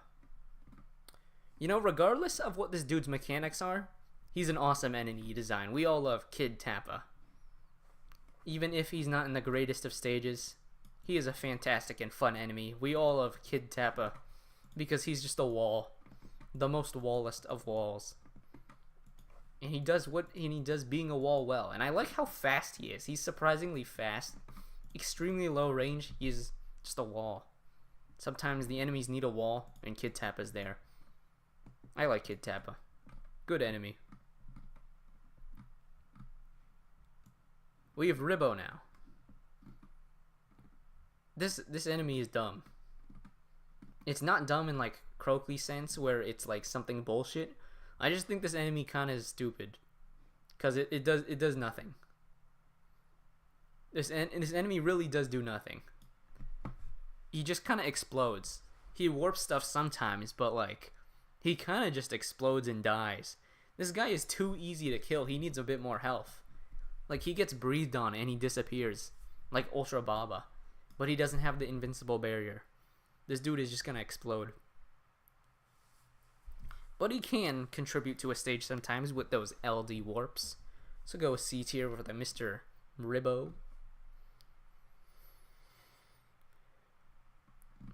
Oh yeah, he is very funny when spammed with boss shockwaves, but that's not really in the main game. Mesocosmo. I think Mesocosmo is an enemy that can be good if used right, but a lot of times I don't like how he's used. Ponos uses him in a way where it's like, haha, funny seafarer check. But sometimes he doesn't have to be a seafarer check, but on a lot of stages, if you spawn like multiple of this guy, it's just a seafarer check at that point. Like you can kill this guy without seafarer and with other resources, but this dude is most definitely spawned multiple times. You gotta use a seafarer or can slow alien target, and it's just not the most useful enemy out there. So I'm not sure about Meso, and he's annoying when he hits your stuff because he does a 0 range warp. I don't know why they did that. They could have done like so it knocks them back a little bit, but 0 range just gets a weird clipping interactions, and then like you're just constantly being warped back into his face. It is just not a fun experience with that guy. I think Garniel Bros is a very, very interesting enemy. I'll put it in A tier because he's kind of like Henry in a way. While Henry warps the stage to be a Henry stage, Garniel Bros makes the stage a Garniel Bros stage. But the difference is that Henry like restricts the player in a lot of ways. Garniel Bros is just kind of a meme enemy, because every time he's there, you just cheese the base. But he can cook sometimes. Like, I think there's the first stage, Loser's Complaint, with the one with Old Horn. That stage could have been good, but just a bit too weak. And then we finally got Glass Slippers. Glass Slippers is one of Ponos' best designed regular stages, because they took an idea and made it work fantastically. And this guy carries Glass Slippers. He's the identity. What makes Glass Slippers a sick conceptual combo. And I think because of that, we'll go in A tier here. I think Ponos fucks up a Garniel Bros a good amount more often than they do a Henry, because this dude is just gimmick spam. Okay, maybe we should move him down then to B tier, because we get more good Henrys than good Garniel Bros. But I think Garniel Bros, he can cook. They've proven that he can cook, but not as much as a Henry. Axolotl is a very, very good enemy. Ponos should use this guy more, honestly, but I feel like the way Ponos uses Axolotl is not to his full potential. They often bring him in like spam stages, and then you just kind of have to let stuff die a little. I think Axolotl is at his best when in it like a slower based kind of timing based stage. Like Endless Dead Zone is a great stage for Axolotl, because it's slower paced and you get to like pay attention more to your actions. So that's what I like Axolotl for. He's just kind of like, you gotta play a certain way to make sure he doesn't nuke you, and after that nuke comes, you're all set. Just make sure not to reset him, and then, or you could reset him, but make sure to counter that. And then there's a bunch of fair play with Axolotl, even though he does one shot everything. You can play around that. That's why I like Axolotl. But he could be S in the future if Ponos cooks with him, but not too many good Axolotl stages at the moment. Technold, not my favorite sage. I don't think the hyena variants are the most fun enemies anyways. Not only are they like intentionally ugly, I guess this guy's a bit more funny though because of his visual design with the wig and such. I just don't think mechanically it's fun to fight these hyena guys. They're kind of just too tanky, too like his attack cycle and such, his range and such, everything combined, just very annoying. I'm not going B tier actually, I'm going C tier. Just like the regular hyena meh enemy. Kind of annoying at times, but not exactly like a menace like these guys are at times. So we'll go C for a Technold. You can make Technold work. He's okay though. Where'd I put Cappy Jr.? Honestly, if you said Wanwan was the best advent in the game, I would not really disagree with you, even though that's not my choice. Wanwan is a fantastic stage. I think Dogsville is 100% the burst. The 100%. I think Dogsville is 100% the best first stage of any advent. Dogsville is fantastic, man. You got the Cappies there, the Relics. I forgot whether it's Relic Doge or Relic Squirrel. I think it's Relic Doge. You got Crocinator, Peak Enemy, and then Wanwan. And Dogsville is just such a great stage. And I think Top Dog, very solid revenge stage as well. The restriction is hilarious, by the way, because all it does is ban Ubers, which is the most based restriction ever. And it's like the opposite of Wawa. Just banning all the Ubers. Yeah, beat Dogsville the real way now. So it does absolutely nothing to no Uber players, but then it actually gives you a challenge to most people because you can't use your Ubers. So I like Wanwan a lot. Really funny. Really fun bosses. Regular Filibuster. This dude is like meta filibuster, but imagine if your stage flopped. You get a D tier though. I'm not going F tier because this stage has some gameplay. But it's not, it's too piss easy because, like, I feel like this enemy, well, he's basically a literal clone of Metaphily besides some immunity changes. Literal clone is just the stage is a lot worse because it doesn't do anything really to stop you from resetting that filibuster. And the enemies are too easy. Just kind of not it. C-Valk. I like this boss. Solid boss. Into the Future 2. I think Into Future Moon 2 is a solid fight with Holy Valk, and likewise Raging Bahamut right beside her. These two are pretty great bosses. I think this guy has more of a design edge because you get Awakened Bahamut and he's an awesome unit. H-Valk is like weak as hell, but Awakened Bahamut, strong unit your side, so you get a bit more. But I think the mechanics of the H-Valk fight are more fun than Bahamut's fight, so we'll put them both at A tier here. Super Cosmic Cyclone, you'll go a tier up because you're less stupid than these guys. This Advent boss, this boss is not it. I do not like the stages that Banagrios is in. I think Banagrios stage 4 is a pretty good boss, but stages 1 through 3 are so stupid and they're like harder than stage 4, which makes no sense. Like Kawano and Standum both have the 4th stage is easily the hardest, but then this guy, it's like stage 3 is the hardest for no reason unless you cyberstack. Stage 1 is harder than stage 4 unless you cyberstack. Stage 2 is a joke, but like I do not like how this Advent's designed, like much at all. A bit, he'll go above F tier though, because there are worse Advents like a Dorami, but he's not really good. I do not like this dude. Why does he have random crit, by the way? Like, this random crit did not need to exist, but it just does, and it messes with everybody. Not a good crit mechanic. But that's it for aliens. Made it to zombies. 3 traits left. And let's start with a Zoj.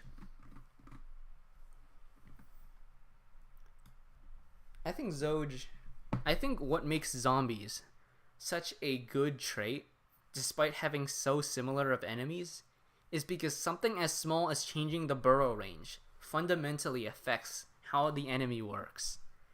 So even though we have other similar small peons, a Zoj has his place in the game because he has like a medium short burrow range, and a Znach has a very long one.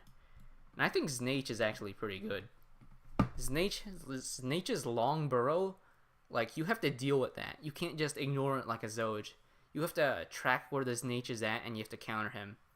And he doesn't even do that much damage or have much stats, but because he's putting a hold on your line. That's really what makes Znach so powerful. He puts a hold on your meat shield line, and that itself allows enemies in the front to move forward. So Znach is really good designed. Zombo kind of mid though. Zombo is kind of a meh. Very slow, not much pressure. You kind of see him there, and he's kind of like a mini wall, but he doesn't really get much done. He's not even that good of a support. I don't think Zombo cooks that much. Kind of C tier, mid enemy. Ziggy is pretty similar, but because of that knockback ability, and one knockback as well, Ziggy a bit better. We'll go Ziggy in B tier. Just a better one. Zaki Peng is unique. Single target, but this enemy does actual damage now. Zaki Peng pretty good. That single target, you got the zombie burrow still, and you have to fight him interestingly. Well, you kind of just use normal anti-zombie counters, but I like the conceptual difference, especially if you're not running a zombie counter. Because zombies are designed in a way where you don't need a zombie counter exactly, unless they have infinite revives, but that's only a few of them. So you'll be fighting a Zaki Peng without a zombie counter quite often, and he's a fair enemy. Does what he does. Now let's do Zaki Peng up 1. I like the Zaki Peng. No, we're not doing Zaki Peng up 1. I'm just realized that. But Zori's solid. Solid, like mid-tier enemy for zombie. We need a Gory variant for everything. Zori, just a very balanced and pretty fair short-range pusher. We'll take a Zori in stages. He's missing his hair, but that's okay, because nobody really cared in the first place. Now Zeal. Zeal is like if you took Zori and merged him with his H. Zeal has a gigantic burrow range. And I think the thing about that gigantic burrow range for Zeal is that it is pretty annoying sometimes, and you do have to cancel it. Otherwise you lose way too much space, so it's a punishing enemy. But I do like how Zeal is just like there. It's not too hard to deal with. You can't cadaver bear him that easily because of the range difference. Too much in the attack rate. But Zeal is a solid enemy to bring in his stage if you want more zombie pressure. Not the most unfair. His damage output is balanced. A Zhang Ru. Similar case to Zeal, but what I don't like is why Zhang Ru does so much damage. It feels like kind of weird sometimes. Smaller burrow than a Zeal. More damage on the first hit. Still has multi-hit, so he's still gonna mess with your stuff. Zhang Ru is kind of like a Zeal, while he has more power on the enemy himself, but less power because the burrow is shorter. So I think these two are similar places. A lot of these zombies, the Multiversal Studio zombies, pretty good enemies. A tier, not the best, but still good. Similarly, we go as Zorako here. I think Zorako as like a peon, incredibly unique. I just think he's kind of annoying sometimes. Like, he just does that tiny burrow, and then sometimes he'll get past their units, but most of the times he'll dig into them. And he will do like a lot of damage. His health is like purposely set so that he lives a slime wave at like higher magnifications. But I do think he has his purpose in the game. He executes it very well. I just think I'd rather use other zombie peons than a Zorako.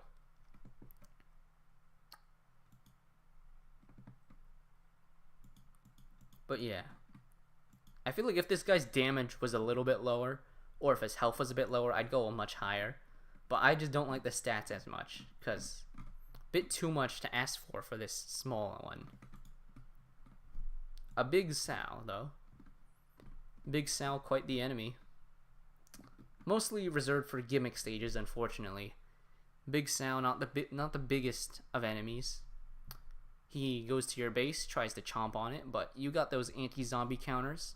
Or you can kill him Infected King style with just chip units gradually. Or you can click the cannon with the Holy Blast and then he just explodes. This guy does not do anything with the Holy Blast anymore. And he doesn't really do much in the first place. But he is a good boss stage. His first stage was... The first half of his first stage is good if we remove all the camels. I think Big Sal is okay. And you know, we're gonna skip a little bit to the future because these two are kind of the same. Haka's better though. Haka's just better Big Sal. Actually, no, we can go A tier. I like Haka a lot because you can knock this guy back. Well, it's a Miss Haka, so you can knock this woman back. And you get fun stages, like a Haunted 1LDK, floor 27. You get fun stages with Miss Haka. Big Sal doesn't really have that. So I think Haka is a very nice enemy. Skipped ahead, go back to Coffin Zoj. Decent. I think Coffin Zoj is like Waldoj, but better. But at the same time, I don't like the infinite revives. Because sometimes, like, you just have a Coffin that just keeps respawning. You want a zombie kill him, and then a can kills him instead. You just gotta wait again. Or you just didn't bring a zombie kill answer, and then now this Coffin is hard to kill. And then especially if like you're trying to kill a zombie enemy with a Holy Blast, and you can kill like these middle enemies a bit easier with a Holy Blast because they have more health. You have more of a range to land the snipe. But Coffin's health is kind of low, so Holy Blast killing him is very hard to do. So this Coffin, he's a good enemy, but not quite S potential. Good enemy. Zamel kind of blows. It's not Kamel, because what makes Kamel so bad is the attack rate as well. But I do not like infinite revives. Infinite revives on Zamel is so stupid.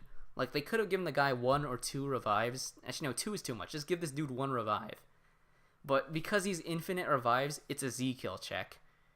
And like, it's not like Coffin where you can ignore this dude. You can try to move units past his corpse, but that's really unreliable.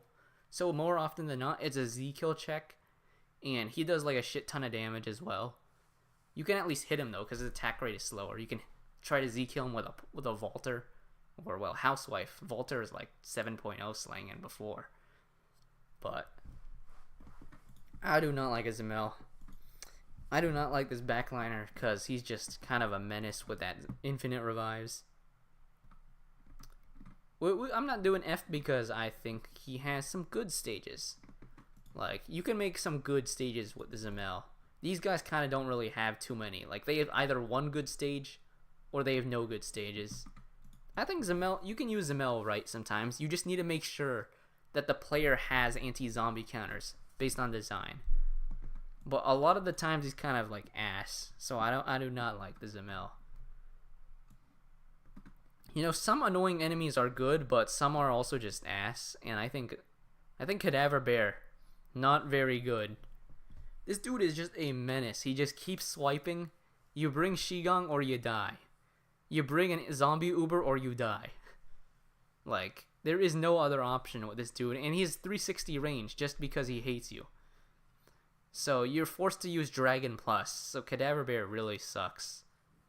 And I do think... Does he even have good stages? Like, Azumel has some. Does Cadaver Bear even have good stages? No, he is Defaced Tombstone. That's a pretty good stage. He has one good stage. That's really about it. It's like D, though. They're kind of similar. I do not like them. Dreadbore. Dreadbore is okay. Like, I put these boars in A, Dreadbore B. This boar is not like impossible to kill like a Borophim or a Razorback. You can still fight a Dreadbore without anti-zombies, but he's kind of a menace even without like CC. He's still fightable, but it still kind of sucks. You know, I also never understood why Dreadbore is like smaller than the other boars. That really made no sense. But Dreadbore is there. He is definitely a part of the game. Now this guy. This guy is S. Zoosh. Fantastic enemy.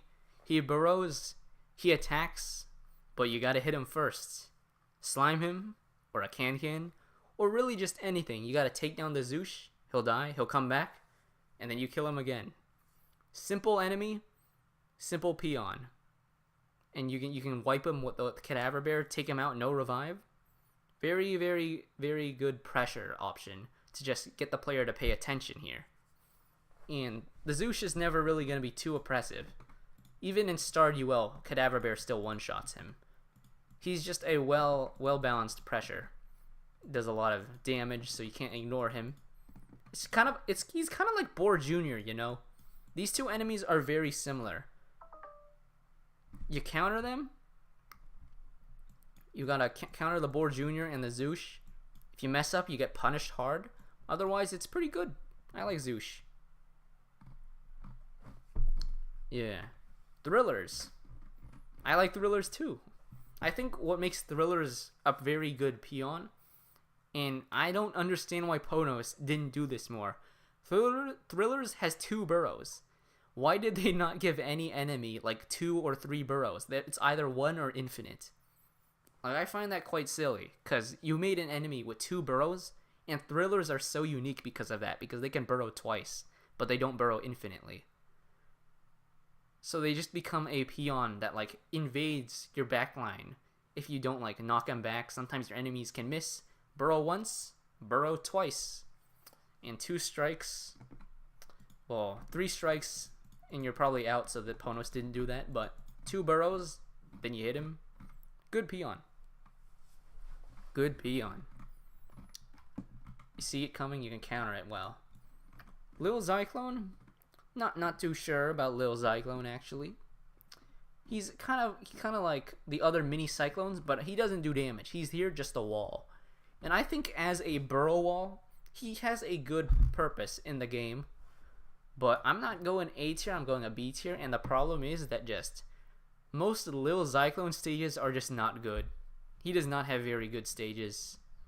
Like, most of them are like, what's it called? Artificial strawberries. He just gets spammed for no reason. Not really much of a purpose there.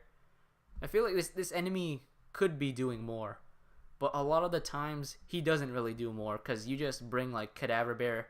You don't need too much DPS then. Or you just kill him. He does wall, and I think sometimes he can be good where he burrows and you get a meat shield gap because he walled you off.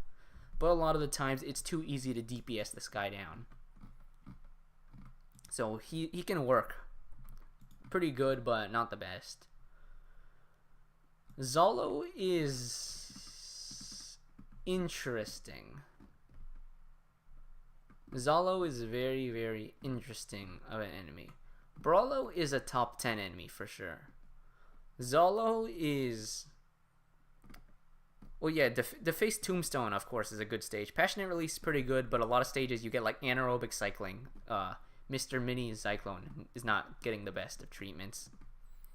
Zolo is interesting because I think Zolo is an enemy that specifically is really, really good in BCU content, but he's not as good in the main game because the most important thing when countering Zolo that makes him so much better in BCU than in main game is in BCU you get to see spawn timers. Zolo is a fair enemy to fight when you see his spawn timer. Then he's a great enemy. If you do not know when Zolo is coming out, this is kind of just bullshit because he one-shots all your stuff. If you're like luring though, if you play close to your base, you get enough time to react to Zolo. If you play at the enemy's base, like he just spawns randomly and just one-shots all your stuff. This is an enemy that has the potential to work, but a lot of the times it's just not the right place for him. Zolo is an enemy that like, and also I do like how they gave him super low health. You can like Manic Legs this guy, you can like Mr. Ural. Did I just call him Mr. instead of Master Ural this guy? But yeah, Zolo, kind of like Brawlo, but more of a menace. I don't like how he punishes you that much with like just one-shotting your shit if you mess up. I feel like if his Toxic was a bit less so that it's a 2-shot instead of a 1-shot, he would just be he'd be a top 10 enemy. But because of that, I'm gonna go like an A or a B tier here. Zolo is not the greatest thing, but I think he has his moments where he's fantastic, and having fantastic moments is pretty nice. Since this is main game, I'm gonna go B instead of A. But if you can use Zolo very well. Sometimes. I think Dark Lord's Decree is a super funny stage. Dark Lord's Decree is a surprisingly good stage, even though it's literally just toxic enemy spam. Really fun stage. His occasional use though is like sometimes you're not really countering this guy, and then you just one-shots your stuff, and then you gotta restart the stage. Zappy. I remember when Zappy came out, and then people saw the Wave and Surge immune, and then they're like, "This is the Dazzly killer." He's not the Dazzly killer though. Zappy is most definitely not the Zappy. He's not the Dazzly killer. I mean, I think regular Cappy is a better Cappy. This dude, he attacks too fast. He just keeps biting. Does less damage, but it's too much damage anyways, so that your stuff still gets one shot. And I don't like this dude is speedy. Zappy is just gonna run to the front. So I think Zappy is worse than Cappy, but he does do something now. I think Zappy's a B tier. You can make Zappy work, but you can also make Zappy very annoying in a lot of situations. Sometimes you kind of need a direct counter to the Zappy, or else he's just gonna run wild. Also, oh yeah, I forgot about that. He has warp. Why does this dude have warp? That makes no sense. Zappy having warp is the weirdest addition in the game. Mr. Ant. Ariant. Fantastic enemy. Ariant is probably the best behemoth enemy. Because it's just cool, you know? Ant, burrow ones, big boom. You kill him or you don't, and then he big booms. But I like Ariant as an enemy. Because having zombies that you counter pretty easily is just good because it adds pressure from the meat shield gap it creates rather than actually just nuking your stuff. And while Ariant can nuke your stuff, that's not his main purpose. His main purpose is to draw attention. Like a Zoosh, but he's laggier at the cost of having more health. And a very, very unique enemy. Ariant's a great enemy. Zenri. What was his name again? Lofaform's Angabaru or whatever. Not a fan of the Zenri. This dude does nothing. He doesn't do anything. Why does he have a mini surge? Who knows? He kind of just sits there and like chomps at you. But he's a really weird enemy. I don't even know what his purpose is. Sometimes he's in a stage and you just gotta deal with it. So because of that, I'll go with C tier. Big Peng Z. His Baron's stupid. I'm going D tier with XZL. This guy's a stupid Baron. He's not bullshit like Baron Seal, but I think this is a stupid Baron stage. We got Z Ost. The ostrich of the zombie variety. What was his name again? Not quite sure what this dude's name was. But I'm not willing to Google this dude. I know that a lot of people, like a lot of, especially Uber players, just despise the hell out of this dude. Actually, no, even non-Uber players, they just hate this dude because it's Nova or else no CC. This guy is kind of like the original trauma of R-Ost back then or M-Ost back then. Every Legend Saga has to be traumatized by an ostrich variant. Oh wait, yeah, Old Strich. How could I forget his name? But I think this dude's fine. There's a bit of problems though. I think the Toxic is an okay replacement for the crit, but what I don't like about him is why does he have infinite revives? This dude should not have infinite revives. That makes no sense. Zamel, it makes sense because, well, it still doesn't make sense, but it's more justified because this is a backliner. So you can't kill him until the end of the fight, basically. This dude should not have infinite revives. It makes like no sense. And then you miss the Z kill, you have to fight this dude again. And he's a hard pusher, and he has like a bit of range, so you gotta use rangers. But then your rangers already moved over his corpse, so they get whacked and die instantly. I don't know about this dude. I like, the thing is, I'm gonna go C tier, and the reason why is I like him like on a few of aspects. I like him more than Cadaver Bear because I think he has more counters because of the lower range than a Cadaver, and his damage is set so that it doesn't one-shot a racer when you're in ZL. So I think Zeost, pretty meh. Not really meh. It's just pretty mixed enemy. You got a lot of bad, but not pretty good enemies sometimes. I think the Zeost, some of the Zeost stages are good. He's a okay enemy. I do not like infinite revives. Besides that, he would have been better without infinite. Without infinite revives, he'd probably B tier. We'll go C tier now. I think you can beat this guy without like strict counters if you have a housewife or any sort of like Z kill. Oh yeah, and he finally makes you bring out KFC, which is honestly awesome because, you know, KFC usage is awesome. Because that unit is kind of mid, even with the true form. But if you force out a KFC, that's design right there. Zyklone terrible. We're not putting Cyclones in the bottom 10, but this dude is a menace. Zyklone on release, such a menace. Roll your anti-zombies or you lose. Zynel, average Advent. Some good, some bad. The drop is very good, but it's bad in first form. I think Zynel as a stage is pretty cool though. Not exactly like A tier cool, like it's not as good as the original Lionel or as a Hanya, but Zynel's still pretty cool. We'll go B tier right there. Mr. Musashi. I like Musashi. Pretty good stage. I'll give him an A tier. He's very easy to knock back, but he does big damage, big range. I like Musashi's fight. It's a bit too easy, and it got power crept like super fast. But I do like Musashi's fight. It's a good conceptual thing, and like if you play it with like lower levels, it's a fun stage. Musashi's good, so we'll give him that A tier. Dabu of the Dead, also A tier. I like Dabu of the Dead good amount. Original stage pretty good, kind of like Hanya.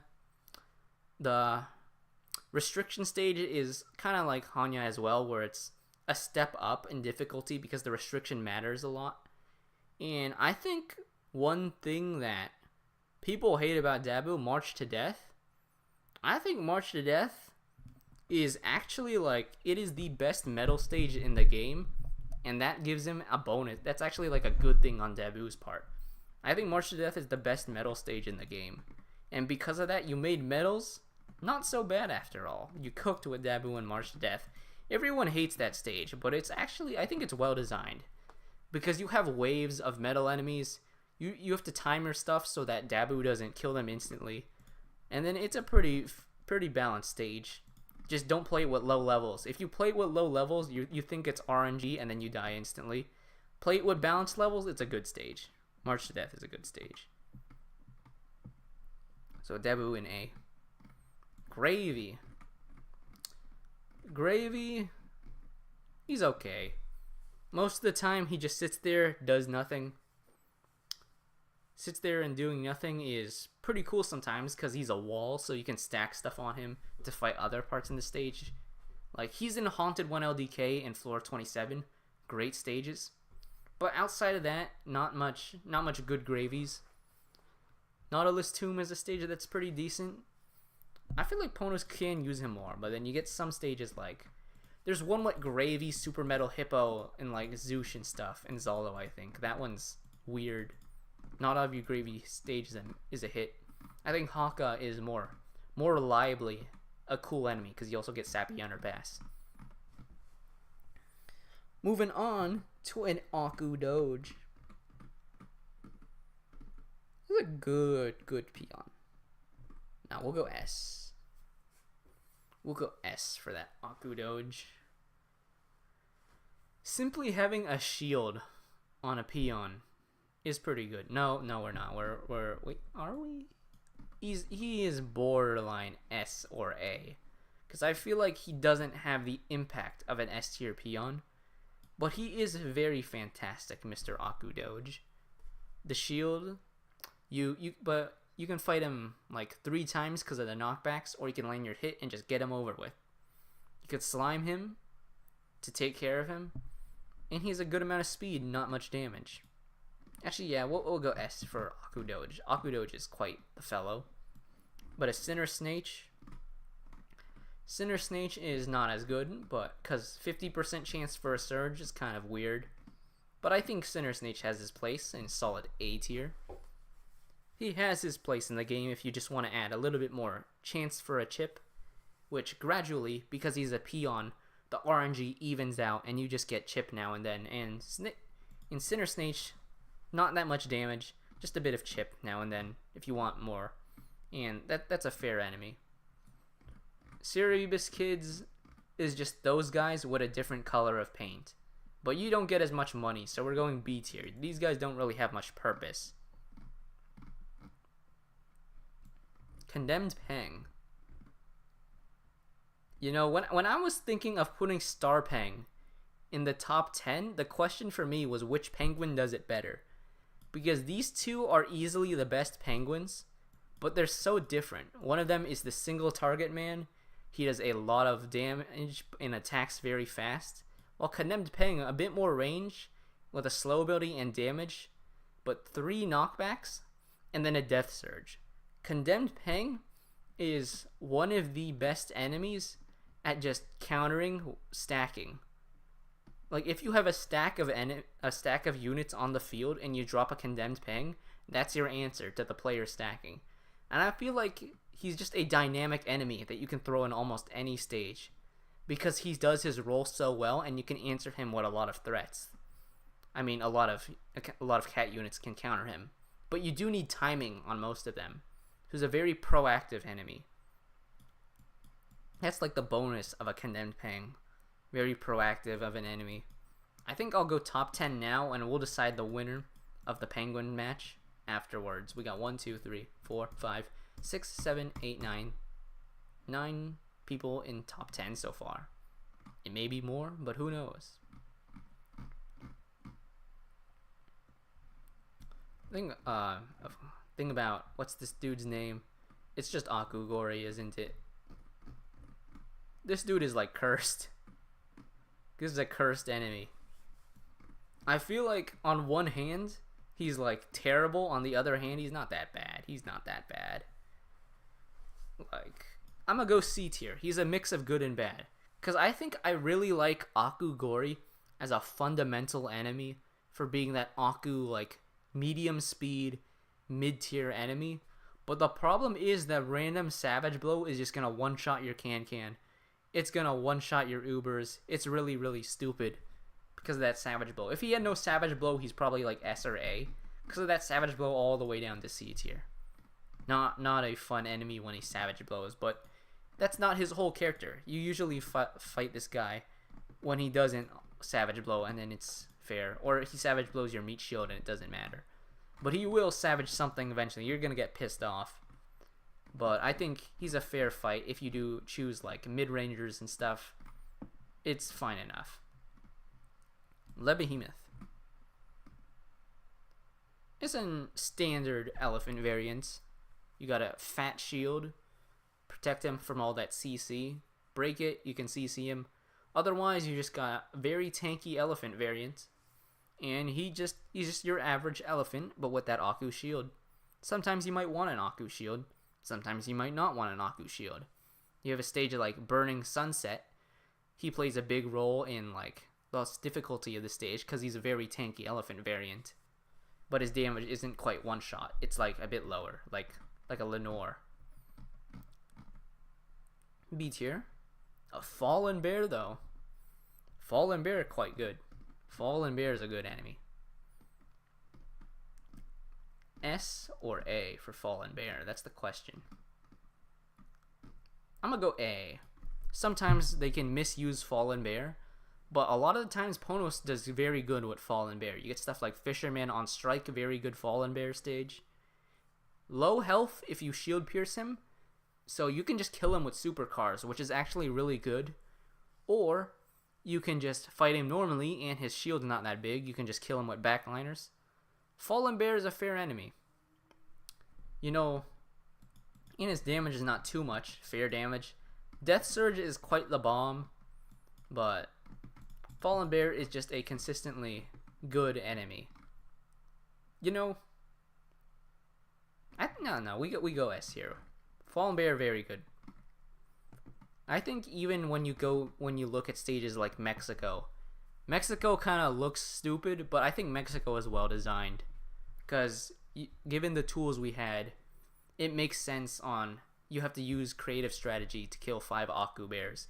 Whether you go for shield pierce or just backline damage or some strange sinking strats, Mexico is not a bad stage. And you get better ones like Fisherman, so a Fallen Bear in S is justified. I think it's a great enemy as well, just standalone. Especially now. This enemy has only gotten better with power creep.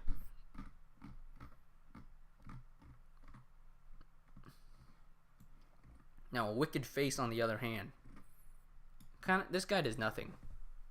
Wicked Face actually just sits there. He's your standard Aku backliner. But he kind of doesn't do much. While the face can be like dynamic in the sense where he's slow and you can counter him easily, Wicked Face is too hard to kill. He's like very tanky. Does a freeze. The mini wave is a bit of chip and his damage is high like a face. He's like a weird backliner. He's not really in good stages as well. Most Wicked Face stages are kind of like mid.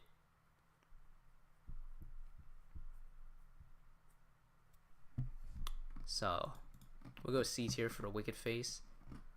Medusan. No, I don't like Medusan. Is it D tier? No, it is D tier.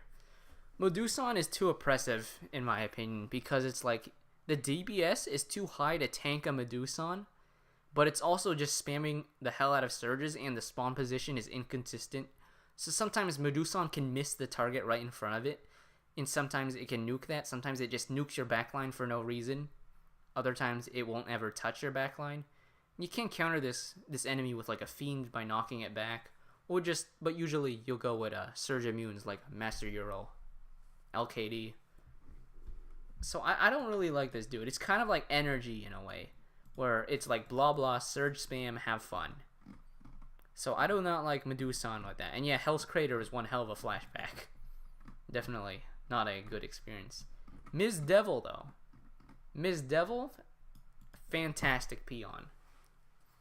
Fantastic peon conceptually. You got a fat shield, that's all you need. That's the whole peon. Big shield, nothing else afterwards. Low health, low damage. Just shield pierce him, get him over with. Fast peon, it's kind of like if you had a tanky Mr. Angel, which is surprisingly good actually, because a lot of the peons that are fast and have a good amount of health are like very threatening, like a Boar Jr. Ms. Devil fast, has that health because of the shield, but it's not threatening, and that's a nice change of pace. It's mostly just a frontline shield for the enemies.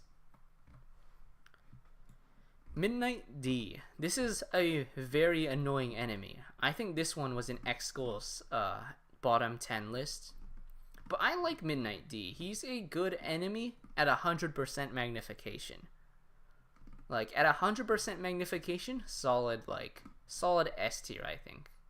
No, not S. A solid A tier at 100% mag. The moment you go to 200% magnification in like a, what's it called, in Omens, this guy stinks because he just one taps everything. You bring your Aku meat shield, he'll still kill it. He just does too much damage when he's magnified, and it gets really dumb once he's like that. So we could go A tier. I'm feeling more a B tier. This guy, he can get nasty sometimes, but I do like how you can supercar him. That's a very good interaction. Yeah, Starduel, this guy is nasty because he's one-shotting your Manic Eraser then.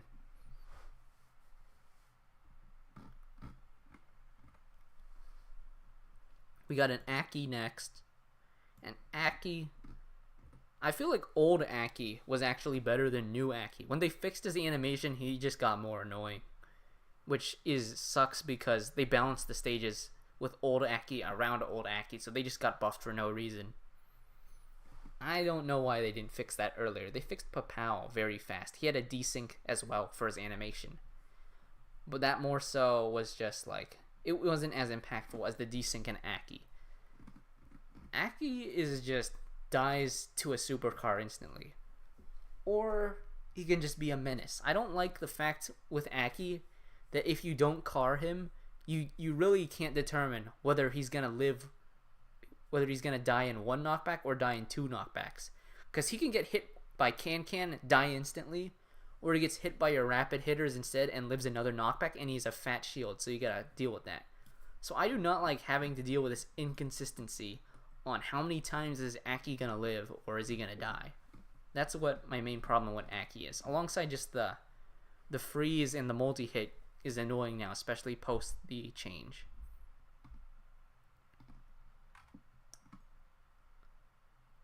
But yeah, and then the Death Quarry. Death Quarry also that C tier. He's just kind of chilling, but he does big damage. Attack rate is slower than a Berserk Quarry. Got that shield to protect him. Pretty annoying. He's like a dual check because you need a shield piercer and you need a way to counter waves. Or if you don't have a shield piercer, you better have a strong meat shield because he does a lot of damage. Death Quarry guy. You know, because of that reason, I feel more inclined to put him here. He's like these enemies where he's oppressive and there's not much you can do besides bring the target trait counter checks. So Death Quarry, not that good of an enemy. But Full-Avorion, I feel like they should use Full-Avorion more because he's a very cool backliner. He's like Sloth, but like pretty decent. I'll go A tier for the Full-Avorion, in all caps, of course. Should use him more. I like his attack dynamic, where he does 17k damage 3 times, So so your units with less knockbacks just take 17k, not that much. But stuff that's sturdier takes more damage. So he's like anti-tank in that sort of sense. Very unique mechanically. And a pretty good enemy. Devil Wife. You know, Devil Wife is almost S, but not S because it's RNG Surge. Devil Wife, I like how it's kind of like, it's still that same poodle where it's easy to kill and it's a money bag. But I like how the Surge adds impact to its death. I just don't like how RNG it is. The spawn position is too wide. It has a chance of just doing nothing, and it has a chance of just fragging your most important units. We got a Rang Master next. I like this dude's visual design. He's like armor, which is pretty cool to see. And Mr. Armored Rang Master, you'll get a solid B tier. B tier is fair. Decent behemoth enemy. He's fightable without behemoth slayers, which is a good thing. But if you use behemoth slayers, you can just kind of brawl him. Like you can use Nala on him, use Master Ural on him. Pretty fair boss enemy. I like how Rangmaster is used in 12-3. And I like how he's used in Performant Thunderclap. But outside of that, I'm not too familiar with Rangmaster stages. He has potential to be good though. They could use him more, but you have to use him with care. Because I can think that a Rangmaster easily is capable of making a horrid stage if not used correctly. Diabrolo. This is a fun peon. Not going too high though. We're going with an A tier here for Diabrolo. It's like Brawlo, but with a funny mini wave and knockback. Sometimes this does get very annoying though. When you have Diabrolos in groups, it's just really hard to counter them because they just wave knockback stuff and it makes it hard for you to counter them because everything's getting juggled. While a regular Brawlo does not do that, you can counter him how you like. This guy's gonna mess with you. And messing with you, because his damage is low, it's not that bad. But just the knockbacks and stuff, very oppressive at times. You can do good with Diabrolo. Sometimes it's a bit too much though. But at the very least, he's not punishing you as bad as a Zalo. So I'll put him above the Zalo. And we got Wicked Cat now. I think Wicked Cat's funny, honestly. I like Wicked Cat. Because this this enemy has good amount of health, good amount of knockbacks, and a shield that regenerates. So it's kind of like a shielded thing that just attacks you for no reason. You can see this most evidently in like Infernal 44, I think, which has a Wicked Cat, where he actually does something there instead of being useless, which is kind of funny. I like Wicked Cat because of that. We got Wicked Tank, not as good as Wicked Cat. This guy's kind of just like... Actually, this dude is literally just Medusan. If we're being honest, he's just Medusan. So that's boring. Wicked Axe, boring as well. A bit higher though. C tier, kind of doing nothing, not really offensive. So we're gonna put that in Wicked Axe in C tier. This dude, we'll put him in the Who tier because he literally does not even appear in the game.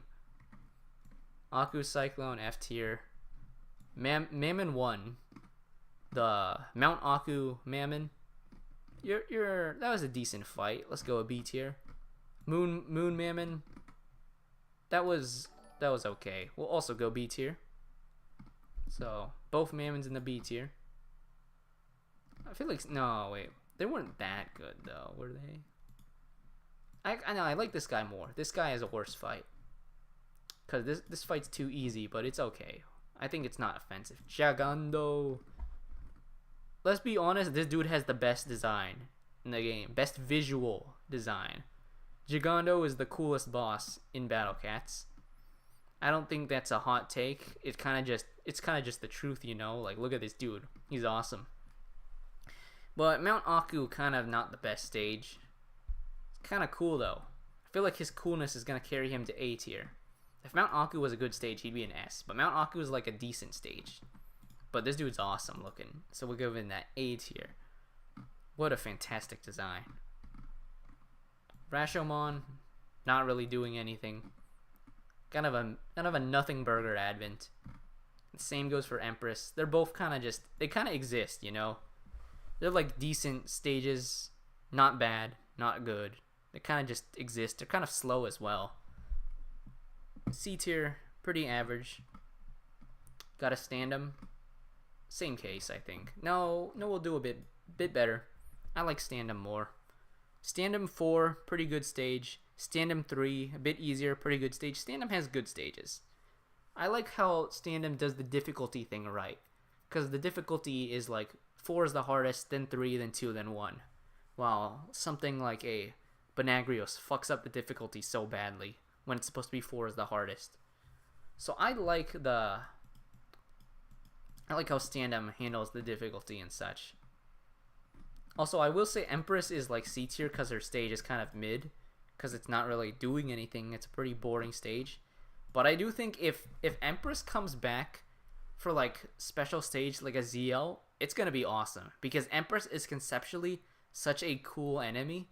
The problem is just that she's not in a good stage right now. She's in like an average stage right now. Omens, fuck the Omens, man. This boss stinks. This stage is so stupid. He just spams surges at you. I do not like Omens, bro. And we're here. Aku is done. Only Relic remains. There's just one trait left, and then we're done. That's it. Oh, and bases. Bases. Relic Doge is S. I don't think there's going to be much discourse about this one. He is tanky peon, proper amount of pressure, full backswing. He's a solid peon. You can throw Relic Doge wherever you need. He's going to act as a proper peon. Relic Doge is just a very solid enemy, you know? Always there. And you can always counter him. And he'll always do something as well. Sir Rel. I'm pretty sure this was in X-School's bottom 10 enemies, right? Sir Rel was in the X-School's bottom 10 enemies, if I remember. What place was that? Was it number 1? Was Sir Rel the number 1 worst enemy he put? I think it was. I think it was Metal Doge 3, Wild Doge 2, and Sir Rel 1. I think that's where he put him.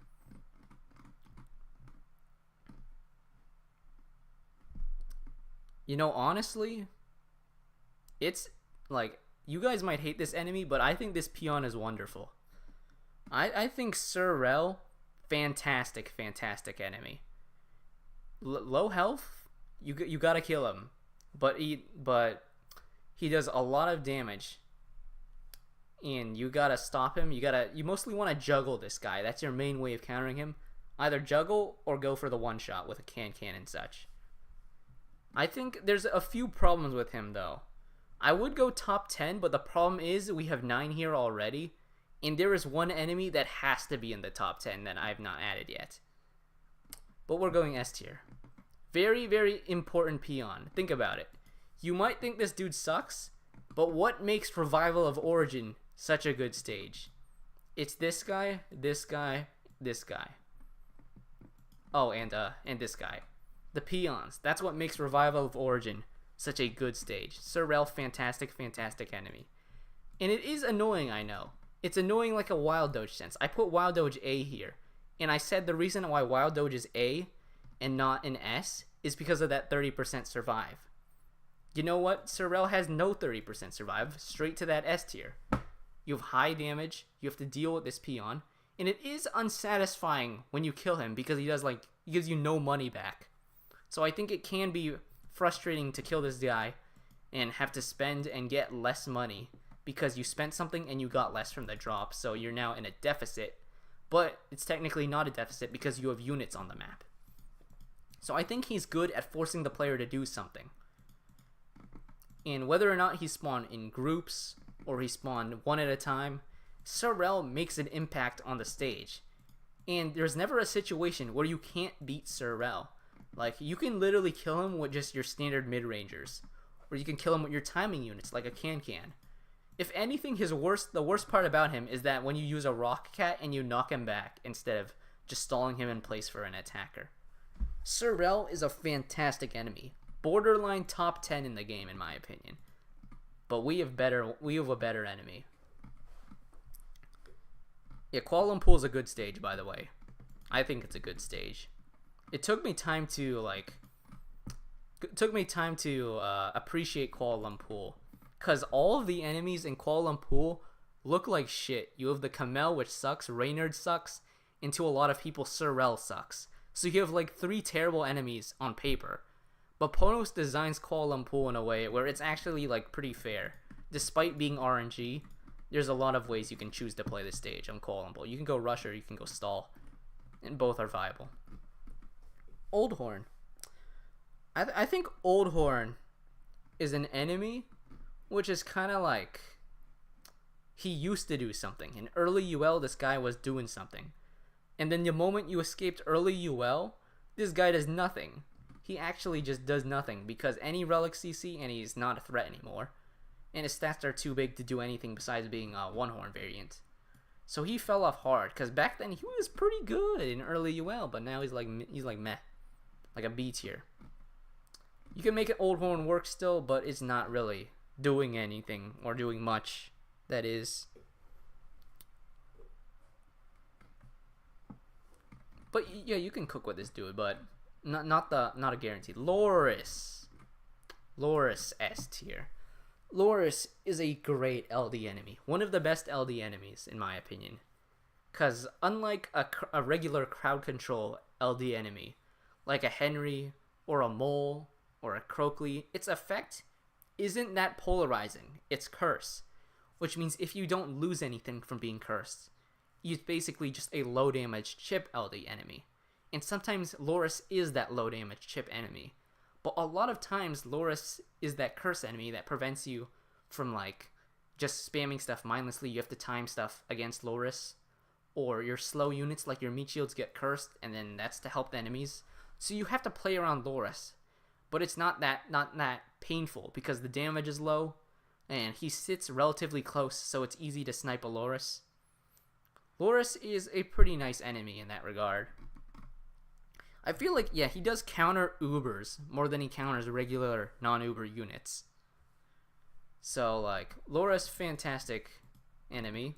Give him that S tier. One of my favorite LD enemies. I think Tacky is a better LD enemy, but if you wanted, like, Loris up here or, like, just generally high in the S, that's justified. I could see that Loris being really good.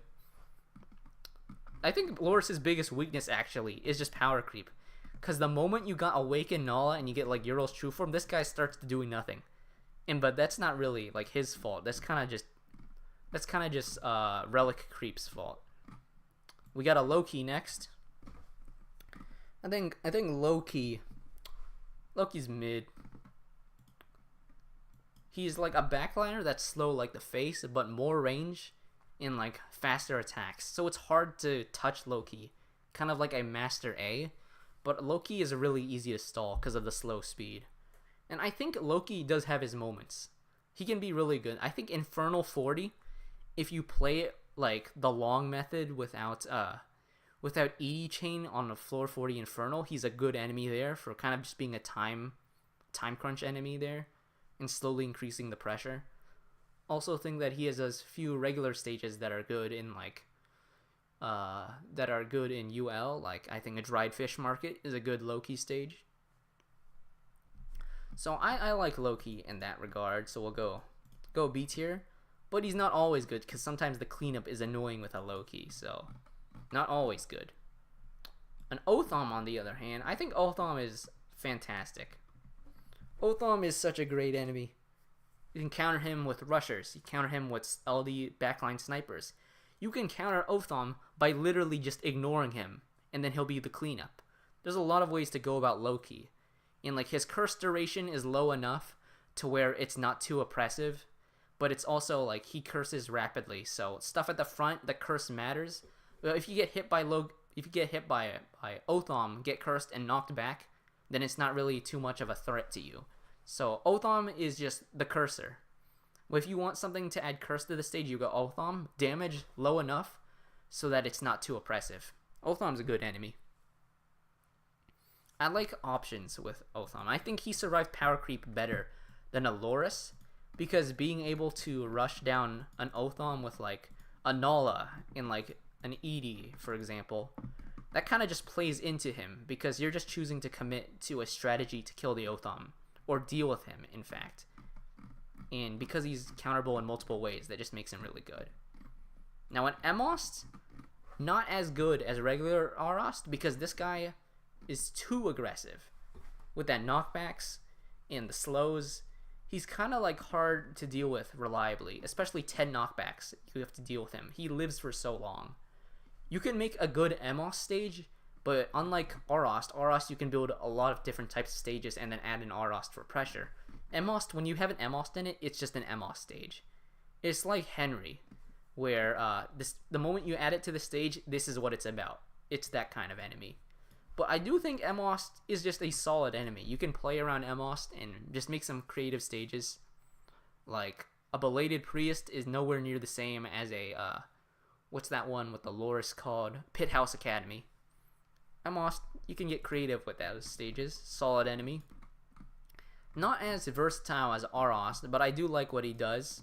Also, the lower damage is nice. I like how he has low damage, so that he doesn't just start one-tapping everything.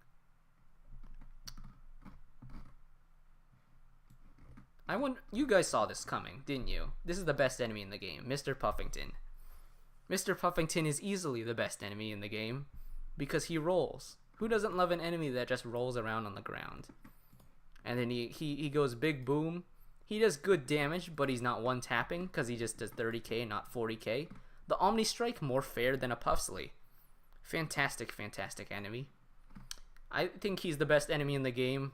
I know other people who think he's the best enemy in the game, so I'm not even sure if this is like pufferfish bias. But Mr. Puffington is such a fun enemy too, like 400 knockbacks. You can just bounce him around like a bouncy ball. What a great enemy. We love Mr. Puffington here. He's not a bird, but he is the biggest. He's not a bird, but he is the biggest. Wait, 1, 2, 3, 4, 5. Yep, that's 10. So yeah, Mr. Puffington, best enemy.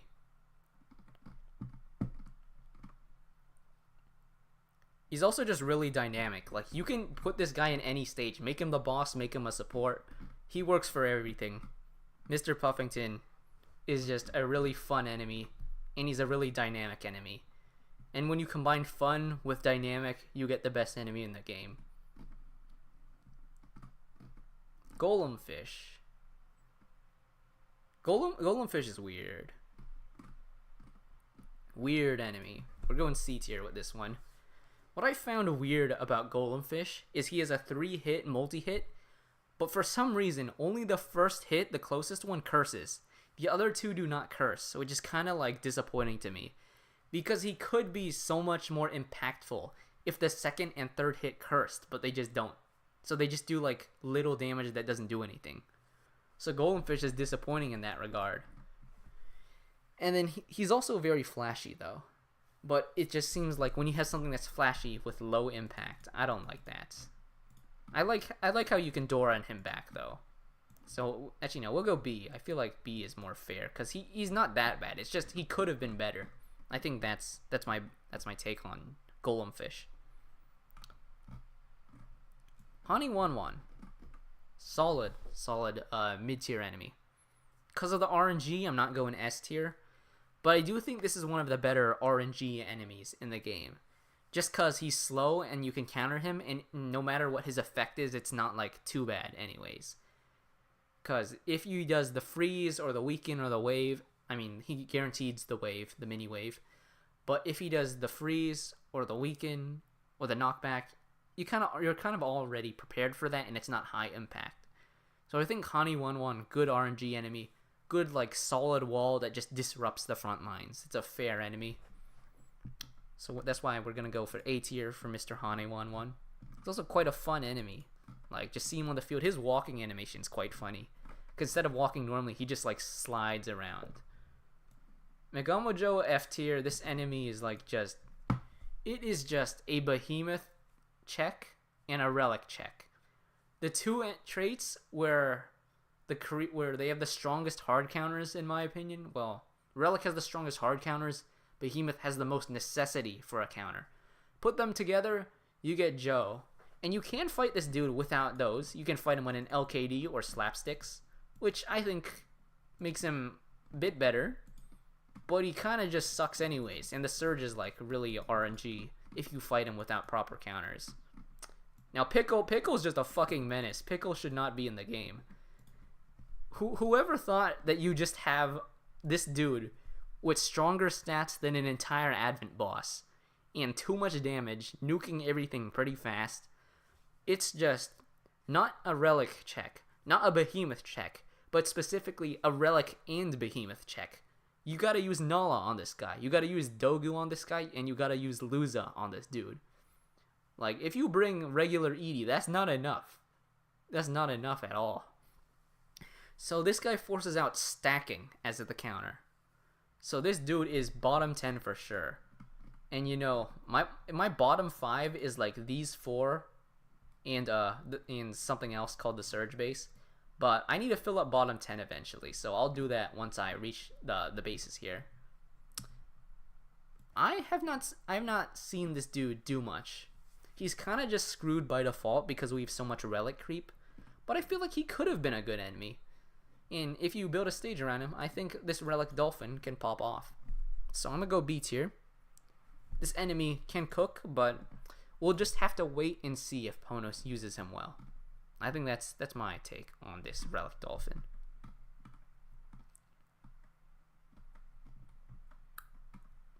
Another Cyclone, another F tier. Relic Bun is a regular enemy at this point. He's such a stupid enemy though. He'll go in D tier though. He's not as bad as Mecha, but he's still kind of ass. And I do not know why they took an oppressive boss and just made that a regular enemy. He just appears in UL on random stages for no reason. Like, Cowman Guy is like a mistake of a stage. Why do you have 3 Relic Buns spawning in a stage? That is so stupid. But yeah, Dogu. Dogu's a great boss. Great boss. Going to S. Change my mind. Down to A. The reason why? I do not like Soul in the Idol that much. Soul in the Idol kind of pisses me off. So we're going A and not S tier. Oh yeah, and this one's making it into a video. Just for all you know. The other streams didn't really make it into a video. This one's going to be a video. So, I'm going to edit this one. Edie. Fantastic boss fight. 4-star restriction is a slower pace fight, but because of the slower pace and the 4-star restrictions, it's a perfect match. It's engaging, but it also isn't too like mentally straining. You have to plan ahead to counter all the peons and counter Edie's attack cycle. It's just a fantastic boss fight. And it is a bit power creep now because of like anti-relic creep and stuff like Master Euro, but it's still like a fantastic boss fight, I think. Edie straight in that S tier.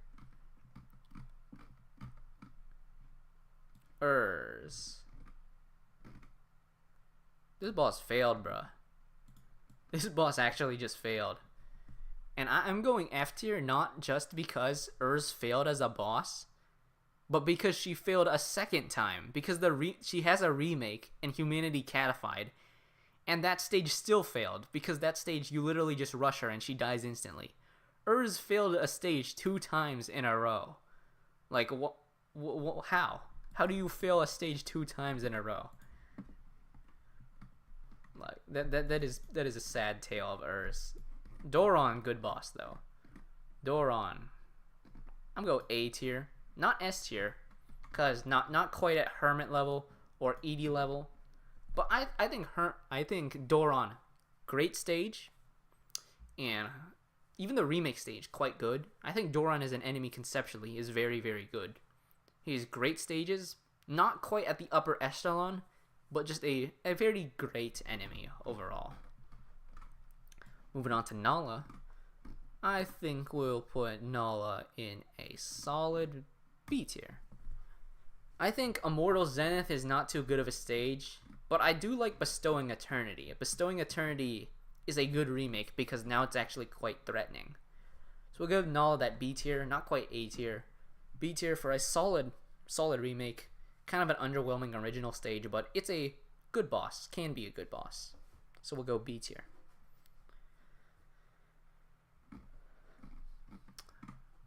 We got Mr. Slaughterer of the Sages right here, the masked Grandmaster cat. And I think, now we'll go B tier. Floor 30 Infernal, mediocre stage. Floor 49 Infernal, also like, actually not bad. This is like an okay stage. He's like a B tier enemy, kind of just there. Sometimes it's nice to just relax with a Relic Hermit in an Infernal 30 though. So we'll go B tier for that. Not bad. Spiritual Yulala, a bit higher, A tier. I like Infernal 40. Infernal 40 is an underrated stage, honestly, because like if you play it without the ED door on chain, it's a fun stage. Also in Infernal 49, pretty notable stage right there, and Yulala is the main point of 49 Infernal. So we'll go Yulala, his A. Esoteric Ural, this stage failed. Yeah, I'm going F tier, honestly. Esoteric Ural is literally, the gameplay is you either spam anti-relic shit and then he dies, or it's just 450 again. There is nothing like original about this fight, and there's nothing really engaging because we already had the floor 50 experience. We don't need to play floor 50 again, but with easier because he's Relic. Floor 50 Infernal is just kind of a disappointment. And Luza, Behemoth Luza, good enemy, A tier. Some stages are mixed, some of them better than others, but I like Behemoth Luza. With that being said, we're gonna put Big Boy, the true revival of Origin, Zero Luza, in that S tier where he belongs, right above Hermit and Yulala, because he is truly the best boss in the game, I believe now. My story boss ranking, if I were to update it, Luza at number 1, baby.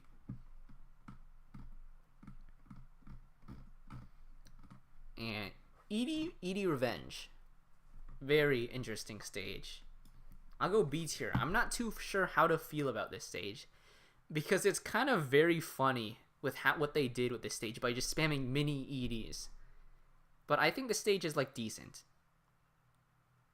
Not really the best, not really like worst. I'll give it a B tier for that one. Nova is a good stage. Not S in my opinion. I think Nova is not as good as these guys. But Nova is still a pretty damn good boss, so I'm gonna go A tier for Nova. It's mostly just going stuff under the blind spot and then stacking them on Nova. But it gets kind of like repetitive and boring because once you stack stuff, the boss kind of just dies. In like, you can counter it way too easily with ED True Form or with a Baja Blast. So, well, Baja Blast came out later, but ED's True Form, same update, kind of just deletes Nova. So we're going A tier, a bit lower, but still a nice boss. I like Nova as a boss. Emperor, C tier with like the Empress. Emperor and Empress are both underwhelming fights. This guy, this stage is kind of just easy and it's like the Rocket Gate keep, but that's about it. Not much else is notable. As for a Relic Queen V, I think this stage of I'll Be Bug is decent, giving it a B tier. Solid Advent stage. I don't like the Professor A RNG slows, but I do like how the stage turned out as power creep added. Cause with the Row Courier strategy, I do like I'll Be Bug a bit more. Actually, wait, yeah, the Revenge stage is kind of silly though. So we can go B.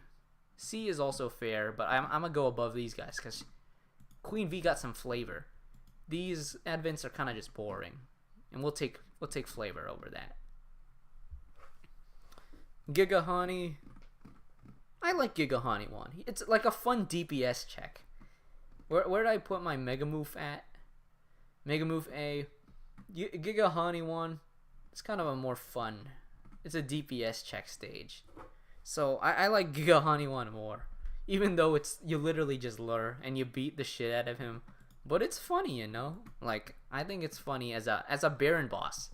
Like, when we think about Giga Haniwan as a Baron boss, and we have something to do repeatedly, might as well make it funny. So just, like, DPS down this guy, and then finish the stage. So I like that, in the context of Baron. So we'll put Giga Hani there. We are almost done, guys. We have just got to finish bases, and we're done. So, Curse Base. He could have been good, but a lot of stages, all the Curse Base does is makes it so you lure outside of the Curse Base range, and then you still use your trait counters. I think this base had potential, and you can use it well, but Ponos never uses the Curse Base well, so kind of a blast C tier. You could have made the Curse Base better, Ponos, but you didn't, and now it's kind of just mediocre. I do like its inclusion in the game, though. The Doge Base. I'll give this one give it a B tier. Doge Base used to be good. It was a good enemy back when it was released, but I think nowadays, way too easy. You can just Octo it, and Doge Base is just countered. Any wave block doesn't do anything. But, however, I think what can be said that is good about the Doge Base is because Ponos made Glass Slippers, and Glass Slippers, despite being as crept as it was for Doge Base, is still a competent stage that revolves around the Doge Base. So Glass Slippers is actually carrying a lot of enemies here, including the Doge Base, so we're going B for that Doge Base. And then finally, as expected, the Surge Base is bottom 10. Let's organize this, actually. Low Doge, then Metal Doge, then Surge Base, then Pickle, then Camel, then Saint Dober. I had to add 4 more to bottom 10, and no bosses. So we are going to do Owl, we're going to do Razor, Owl, and then Razor. What else? Yeah, we'll go Raja Kong. 1, 2, 3, 4, 5, 6, 7, 8, 9. And Cyberface.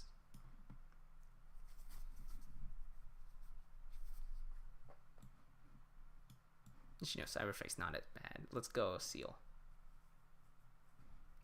Actually, no, Seal has potential. I want something... It's hard to pick the last member here. I think Wing Piggy is not exactly bottom 10.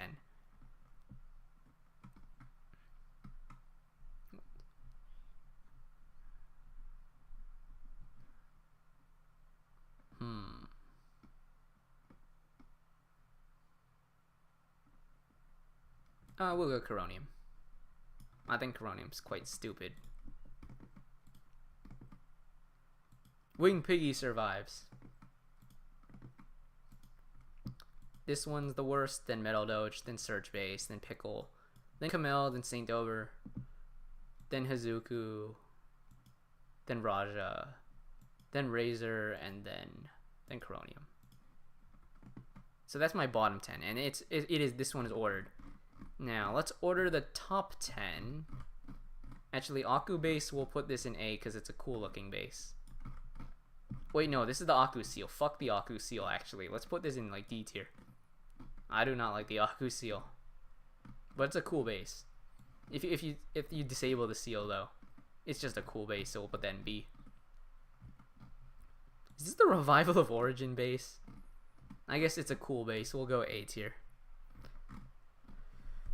I'm looking at top 10 now, seeing if I want to swap someone out.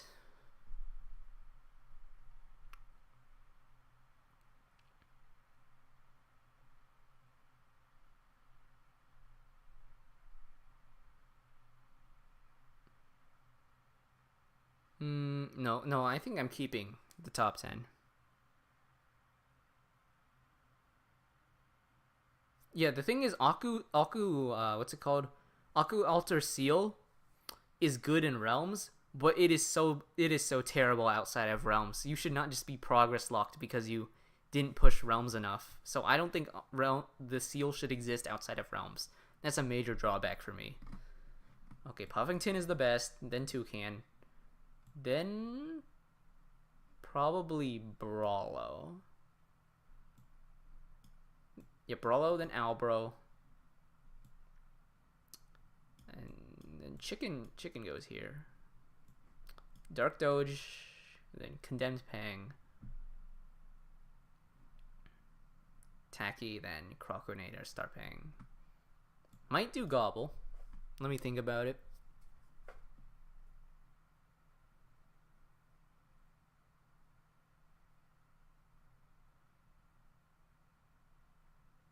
No, we don't need Gobble. We do not need Gobble. I think that is my top 10 order.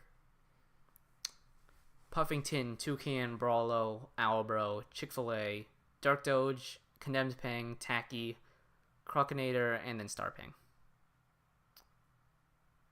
Yes, Sorrel is pretty close to top 10, honestly. Sorrel is really, really good. But not quite there yet. I'll put Sorrel here. Just because. And Sir Seal right next to him. Sir Seal could be in top 10, but he's not. Alright. And we are done. Wait. Actually, I'm gonna place one more thing. Before we are done, Crazed Monaco in S. And now we're done. Alright, we did all of the regular enemies and then the advent bosses. So, yeah, that's our tier list now. Just one final slow scroll as we reach the bottom.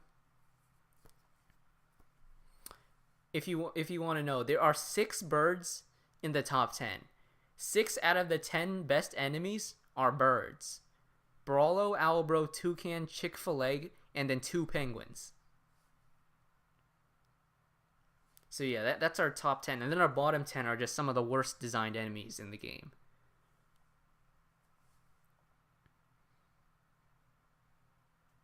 And if you think this tier list is going to basically be the same order as when I make an advent boss tier list, it's not really going to be the same order. I might make some adjustments to my ranking methodology when it comes to the advent boss ranking, as well as you don't know within a tier which one is better than the other. So I'm gonna make the advent boss tier, the advent boss ranking sometime in the future. I have a video that's almost ready that's gonna come out like a Thursday, I think. But besides that video, afterwards I'm probably gonna might have the recap of this video then, or just another regular video. I plan on finishing the UU run sometime soon actually, cause today I think. Fun fact, today is the 2-year anniversary of when I started the UU run. So with that in mind, I kind of want to finish the UU run pretty soon. If you want to know where I am progression-wise, I'm doing Aku Realms, and I'm on Space-Time Distortion.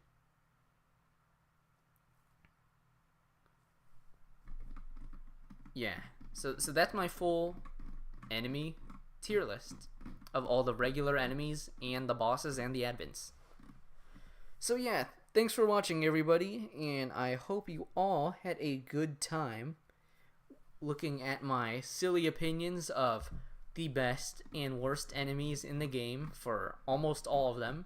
All of the regular ones, bosses, and advents, based on what I think is design, game design. So, I hope you all had a good time watching, and have a good day, everybody. I will now be ending the stream. This was a long stream, 5-hour stream, I think. So you guys should all get some rest, and I will too. Well, it's not time to sleep yet, but I'm still gonna take a break and go do what I prefer more. And well, have a good day, everybody. 3, 2